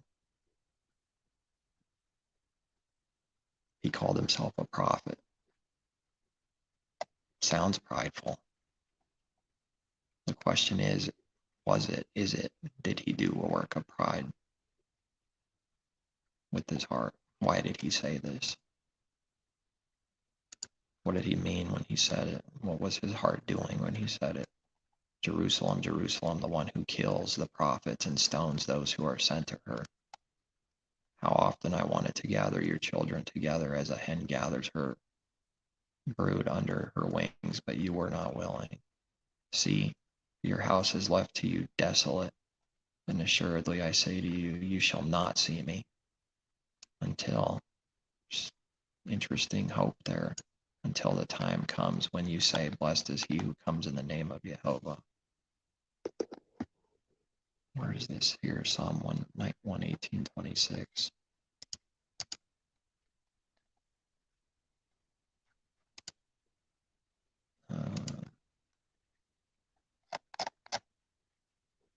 Blessed is he who comes in the name of Jehovah. We have blessed you from the house of Jehovah.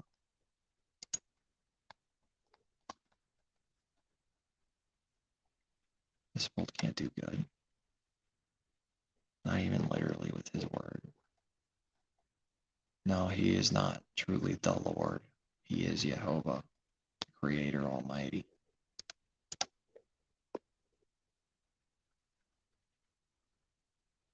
And the name in the Hebrew that very few believe.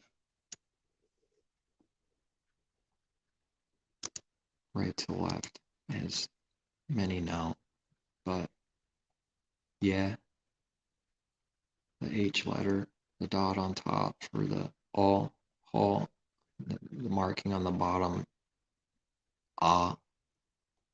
just like when people say shalom, the Hebrew word shalom, this vowel point, that specific one, the same one in the Father's name here, is in shalom. That's why it's shalom. But then they'll say a different word, a name that has the same marking where they say shalom, and they say it's something different. It's all over the place. It doesn't follow its own things. That's a sign of deception, delusion. That's a sign of sin going on. That's a sign of confusion and the lack of truth. That is a real work and sign when someone's doing something like that. It's a sign that whatever they're saying and teaching, and in this case, just for his name, isn't true, because there's no confusion and contradiction in his truth. Does it sound like it? Yeah, it sounds like it to those who don't see, but there's not actually. And they're actually contradicting and all over the place. There's no consistency. I see that work in just this alone. It can be tested. It's all over the place and mixed up. That's not good. That's not a sign of good going on there and truth. Do they not want to ask the Creator himself, what is so? Could it be that it's so simple that it's actually what we read here in his word in the Hebrew? Pronounce the letter, the vowel points, and that's how you say his name. It can't be that simple, says someone to self. Says who? Because the truth is simple, and they're reminded not to forget the simplicity that's in Messiah. Don't forget, because if it's complicated stuff, that's not a good sign that it's truth. Complicated and confusing, that's not who the Father is. He's simple and wise. And simple doesn't mean lack of wisdom. It's because everything that man thinks that wisdom is it's corrupt and messed up. It's not some kind of complex image. That's not what wisdom is. Light is wisdom, and wisdom is light, and the Father is light. The Father is love. This is simple truth. This is something in his word. This is something that can be pointed to in his word and say, this is where I see it. This is what I believe. This is where we get it from. This is what I've been shown and led to believe and see. And they can't do the same thing. To point to some other thing out there, some dictionary, a few different ones, find some scraps in some other country and put together some scrolls that are a few hundred. What are they doing? How come they do not point to his word at the very least? And this is not something, I'm not saying this for the intention of this is what they need to do. It's a question asking what's going on. Why don't they do that? Shouldn't that be the truth? Don't they say they believe in his word? And they don't believe what's in it. They believe it's corrupt. How many witnesses too? How many times is the Father's name used? They say all those witnesses are corrupt. It's thousands. But so be it. Let it be done then. And they tell you, the devil will tell you and give you hints, not because it's doing good. It's just that evil can't actually hide from the light. Therefore, someone will see through if the Father gives them to see. That even in every translation that puts their preface or preface, whatever, however it's pronounced, preface, I think, for why they put Lord in there, they'll tell you that they replaced it. They'll tell you it's a tradition, right to your face. They replaced his name with Lord, and then they're justifying that and saying that's how it should be. They teach so-called believer to doubt his word right from the beginning, literally in their translation, in their book. They teach you to doubt that what's in there is false itself, literally false. His very own name and the power of his name. And I'm not talking about letters only, but so much more. But still, this can't be thrown in the garbage. It's connected to his name. How can it not be? He speaks of his name constantly. My name, he says. They don't want to hear it. They cherry pick those verses, never show them, delete them from their mind and from others. Only pick the ones that constructs their doctrine, which is deceitfully handling the word and removing other things and not bringing them up, because it will go against their own word that they claim to believe in, will go against their own doctrine that they claim to get from his word. That's utter contradiction. Contradiction is not truth. It's not possible. There's no such thing as the sun is hot and cold at the same time. Which one? At least say it's cold and be a fool for that instead of saying it's both. That's even worse. That's even dumber. It's even more impossible.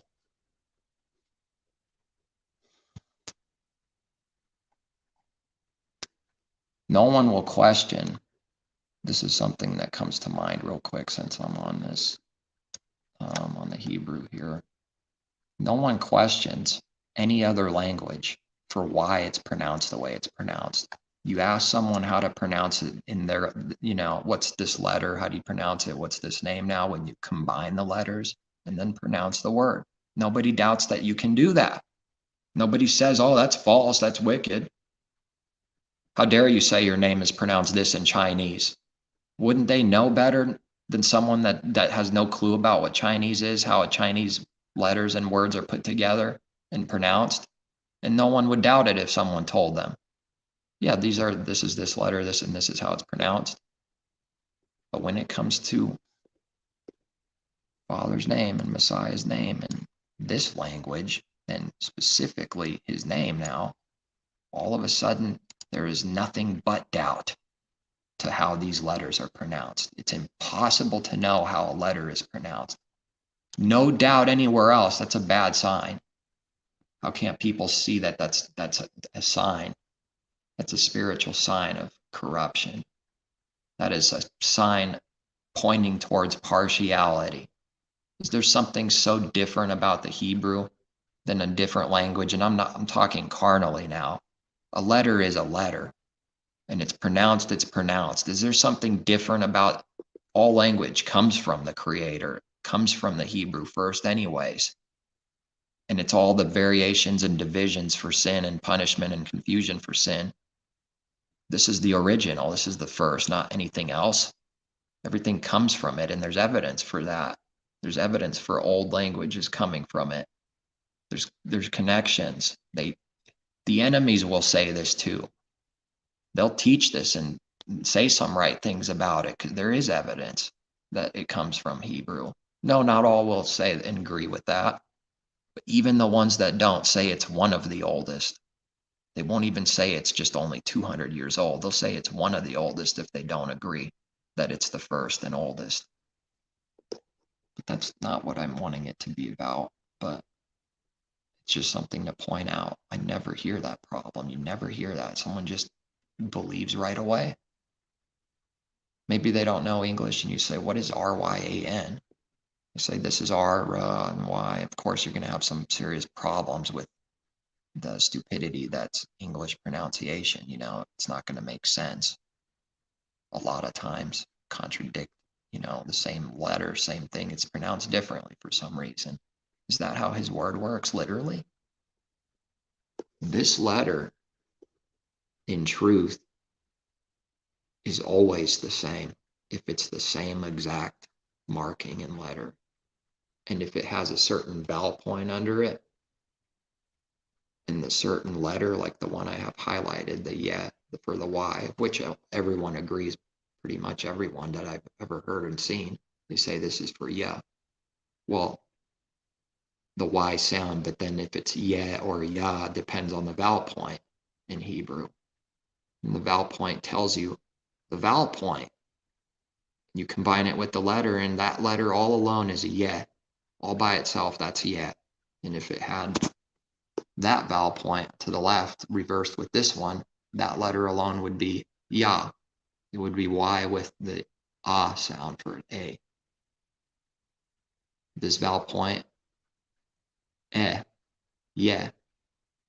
And they'll say even the vowel point is that S sound. And that's mixed up, but they'll say it. Somehow it's not true for the Creator's name. It's true everywhere else for every other Hebrew word, but not his name, not Messiah's name. Why? Do they hate him that much? They never sought the truth. They say it's true for every other Hebrew word within his word, but not the Father's name. Why? Isn't that some severe partiality? Do they have a reason why that's legitimate in heaven? That actually explains why? Then are they planting? Are they planting evidence falsely on his name and saying that something happened that never happened? Twisting things, throwing a little bit of truth sprinkled with, so that the overall thing is creating a lie that's not the truth. They'll say that hey is the H sound. So we have yeah, but then we don't know what it's, the next letter determines how that H is pronounced, you know, whether it's ha, he, ho. So then the dot on top is always o with the vav. If it's in the middle of the vav, u, it's on top, just like in Messiah's Hebrew name, the Hebrew letters, it has the same three letters, the same first two vowel points, yeah, ho. Yud, he, vav with the dot on top of the vav in Messiah's name, and the same two dots under the yeah, under the yud. So yeah, ho. And then if there's a marking under the vav, that's telling to pronounce, it's not just the vowel sound, but to pronounce the V. And that's the ah marking. So you got Yehovah, and then an H at the end, it's silent, unless there's a dot in it, like in Yah, in the short name of the Father's name.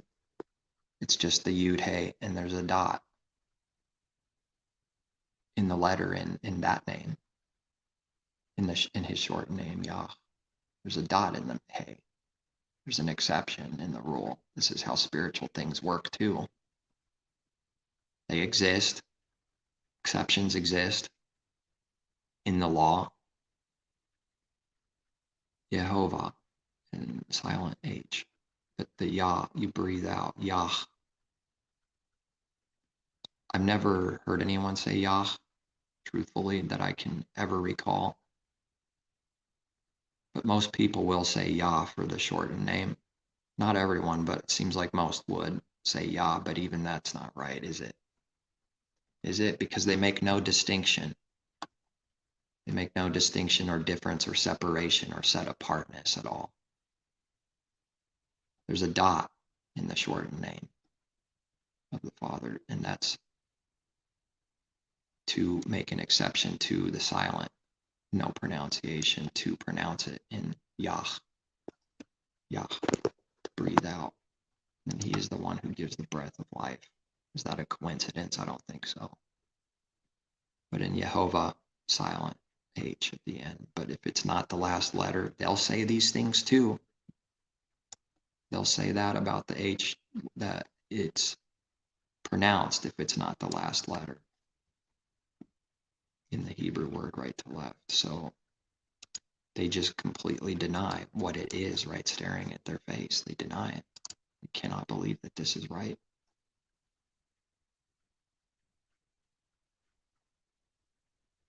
And I mentioned the serious problem that is a work in the heart. That's really the big thing, and not just the literal name. It's that there's partiality, mixing, and confusion in all of this, because they will pronounce certain Hebrew words completely different, and they have the exact same letter and the same vowel point, and they'll pronounce it but with a different Hebrew word, they'll pronounce it They'll pronounce it o with one, and then another Hebrew word that has the same letter and setup, they'll pronounce it u, all over the place. Like, what's the one example? I think Moses.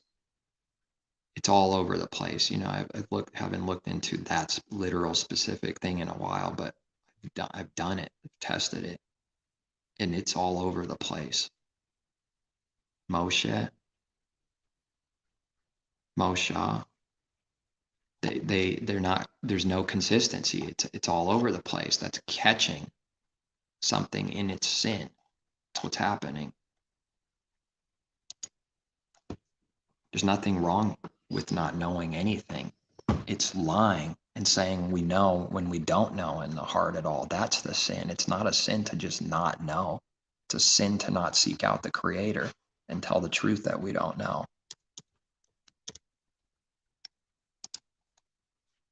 And everything I just said about it is so simple.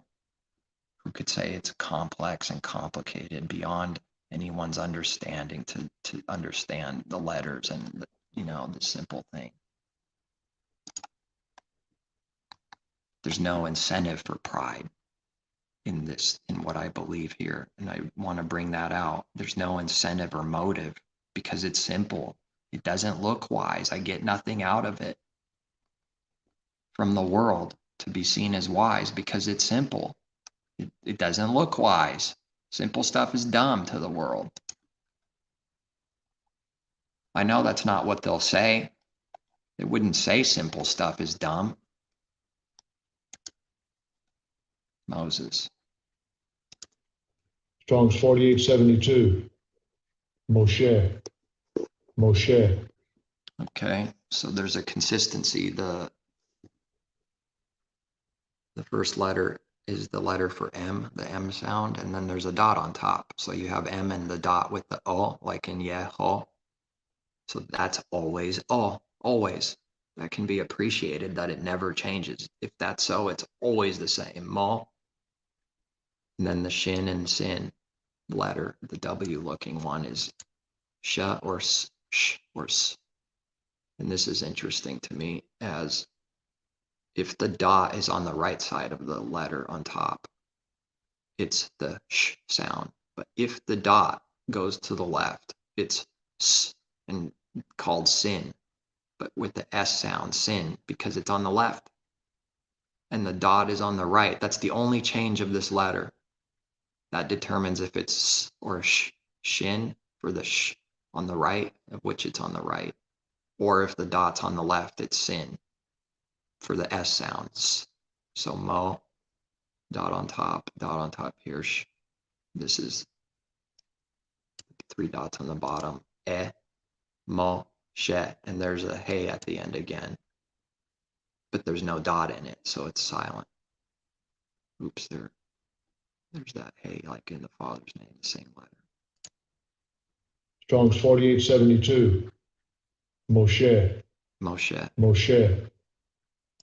This is actually what I'm in agreement with. But just because it's blue letter, it means it's automatically wrong. That's not discerning and testing something, something is not automatically a lie because it's some whatever. It doesn't mean that every single thing that someone literally puts out, like they say a lawnmower cuts your grass, and it's true. When we're talking about carnal things like this, not everything is, this is not speaking of spiritual things now, but carnal things. It does cut grass. That's true. If I said it didn't, that would be a foolish lie. I have to agree with my enemy because they're right. It does cut grass. So it's no different with the blue letter here. I happen to be in belief, and this is what I've been led to. I'm in agreement with how it's pronouncing it.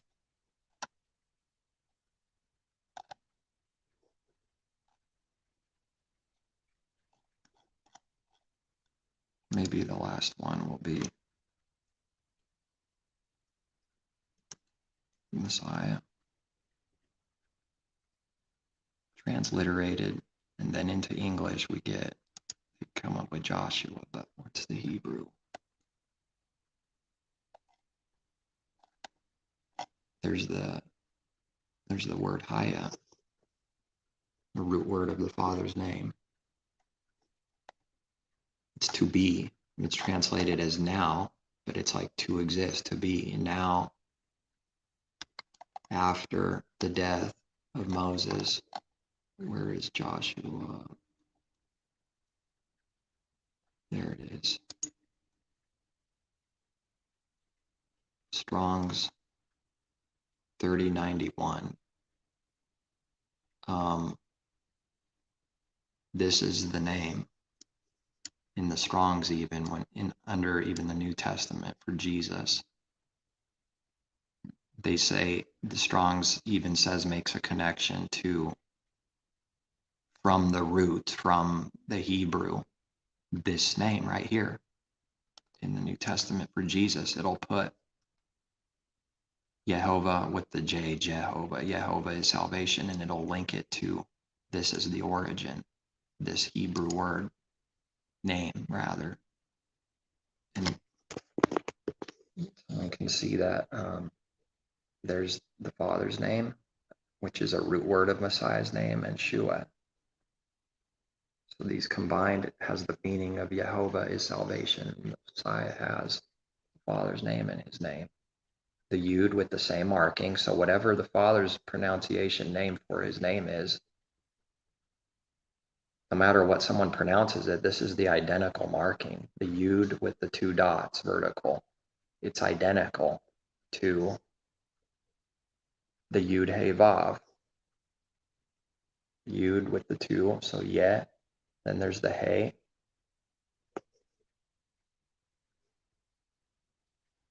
And then there's the He with the dot on top of the Vav, Yeh, Ho. Camera. Yeh, Ho. First three letters same, first two vowel points same. In Messiah's name, he has the Father's name. He comes in the Father's name spiritually from the heart, born from above, of his spirit. Yeh, Ho. And then the Shin again, Sh, because it's on the right, the dot. And then the dot in that Vav, a different vowel sound, oo instead of oh. Why would it be different? It's exactly the same as the letter with the dot on top? It's different. The dot's in the middle. Something different. Doesn't matter how small. The numbers don't matter. Percentages don't matter. It's different. And this is so simple and pure to me.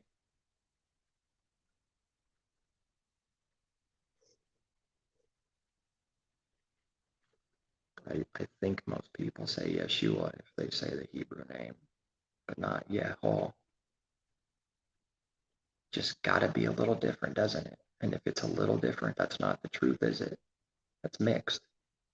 To say Yeshua then and say that is it, and this is what this is not. Yehol. Why is this not his name? This is what's in their word that they can look in. What that letter isn't pronounced, it's the H and the Vav with the dot on top is just skip, pretend it doesn't exist, but it exists in every other Hebrew word that has those same letters and vowel points, just not in Messiah's name. It's something the Father showed me. along with quite a bit more confirmations to my heart on his name being this, is that I think I have to look up this Strong's. I don't know how easy it is to do on Blue Letter. We look at the name or the Strong's number. That's going to be Joshua, in English, and Jehovah is salvation.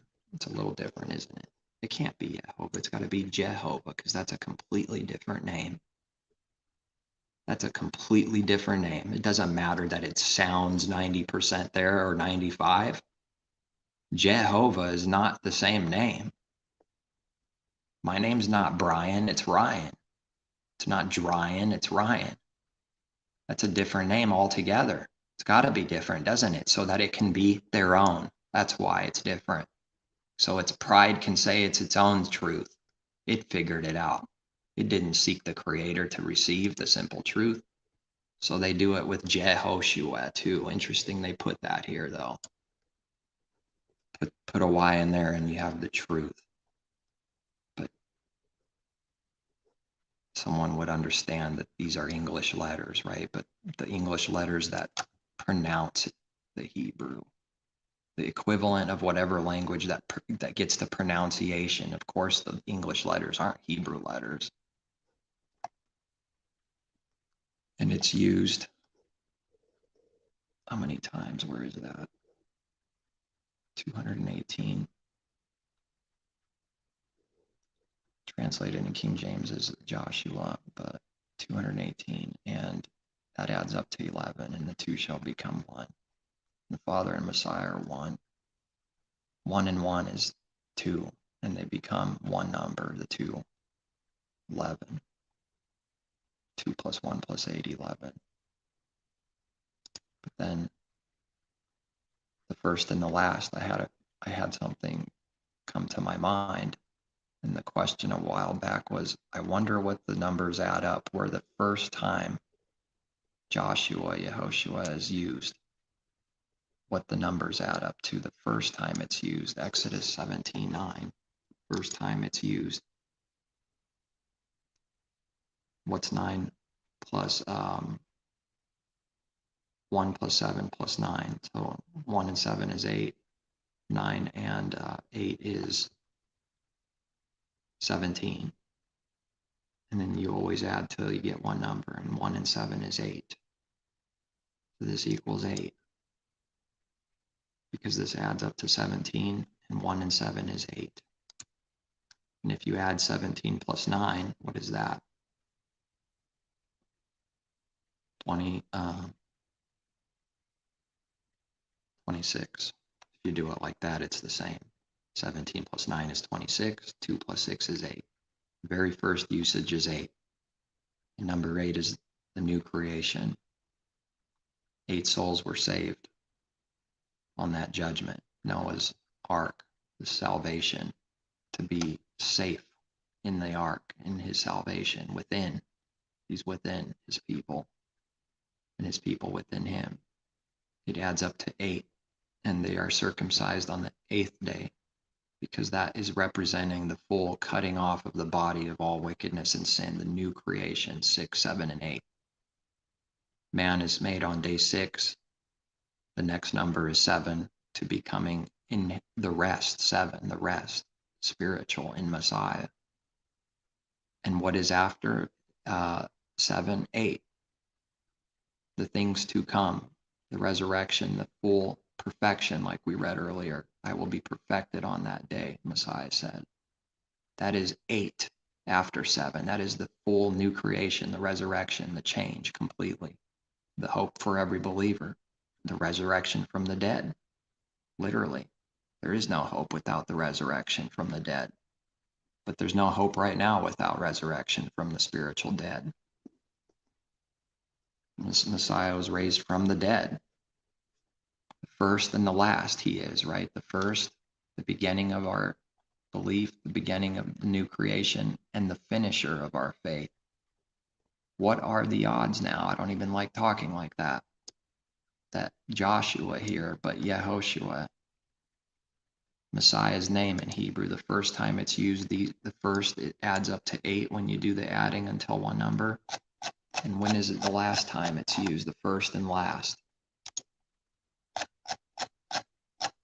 Last time, Joshua here, see? Zechariah 6:11. 6 plus 11.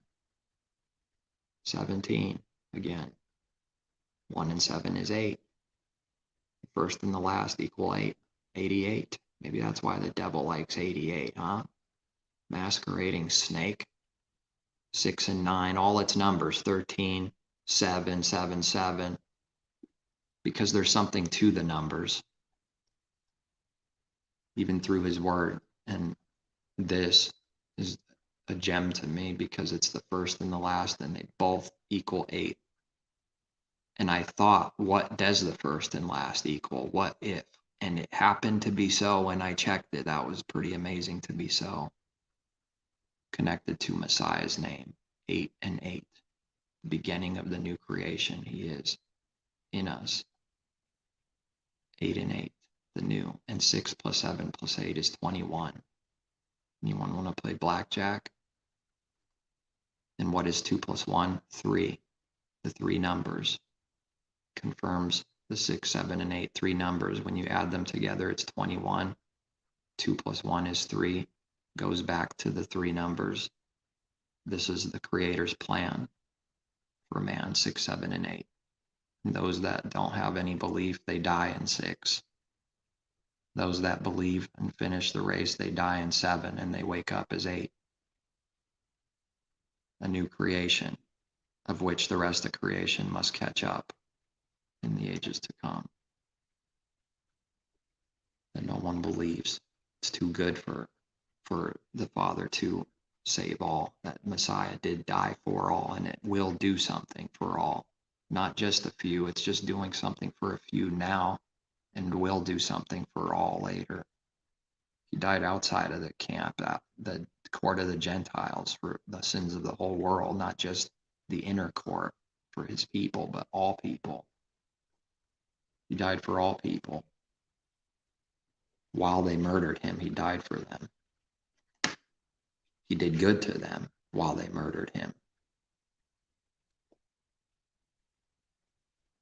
He didn't talk back. He didn't do evil back. He didn't kill back with his heart, let alone kill someone, literally, which is murder in the heart, obviously, because it can't be done. There's no way. If you kill someone on purpose, there's no way to do that without murder in the heart first. No way. Someone try and find a way. They can't. There's no way. You have to murder someone in the heart first if you kill someone. That was murder first. If that murder never existed, they absolutely would not kill someone if there was no murder in the heart. That's the heavenly thing. They murdered him before they murdered him. When there's a wicked hate for someone, that's murder to the Father. That is the true murder. He sees it as murder, as bloodshed. That is the bloodshed of Cain killing Abel. The enmity, the darkness, because the Father needs to show that he can do an amazing, powerful work through it and work all of this impossible evil into good. He needs to show that to everyone. Without everyone being sinners and in death, he would never be able to save them all and show everyone who he is and what he's doing and what his intention is for all. So they're not thinking right when they say he's evil. He's a coward hiding. They're talking about themselves. They're evil. They're a coward that's hiding from him. He doesn't have evil intentions on anybody. No one. And he is able to righteously judge someone, which hurts him deeper than any enemy could ever comprehend, because it's the right thing to do, and he needs to show that he hates sin and that he's a perfect righteous judge and will not allow sin to stand. It hurts him that the wicked die, even from his judgment for sin, but that is the lesson. Sin is death. Rebellion is death. That's not some easy work that he's doing every day. judging the wicked, judging the believers. That's not some easy work. It's smoke from all the work and seeing all the death as if it doesn't affect him at all. Who do they think he is? A stone? A piece of wood? They must not know him yet.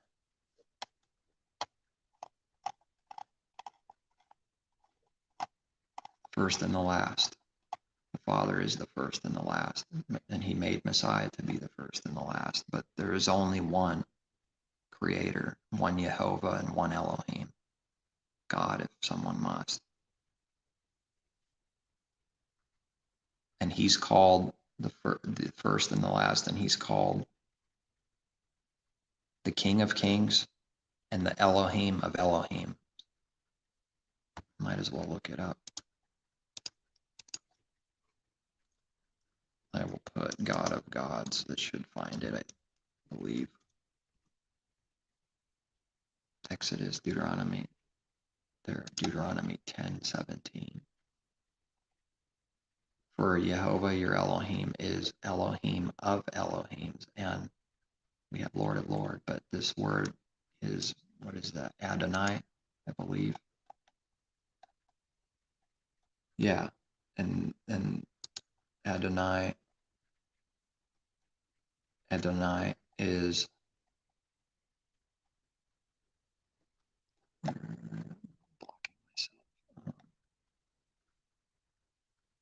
It's used quite a few times. Where is the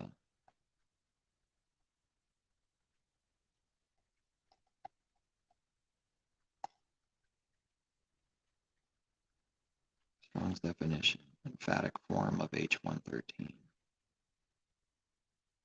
My Lord, Lord of man of God, Lord, the title is spoken in place of Yahweh.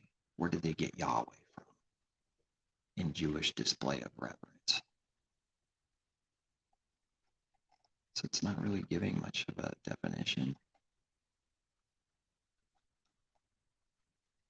The emphatic form of H113. What is H113? Adon, which is master. Master. And, Lord is that word that's used, but it's meaning master when someone says Lord. It's the word for master, Adonai.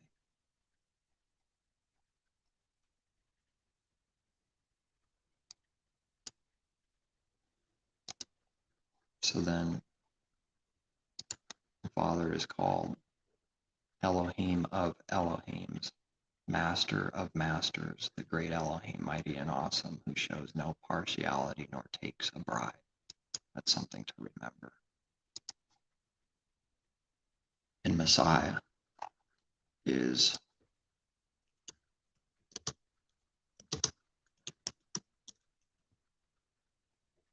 called in Revelation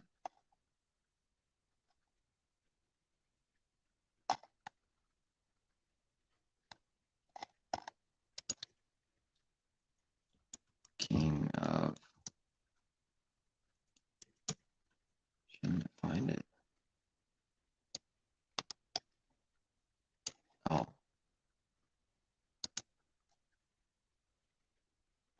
Where are you?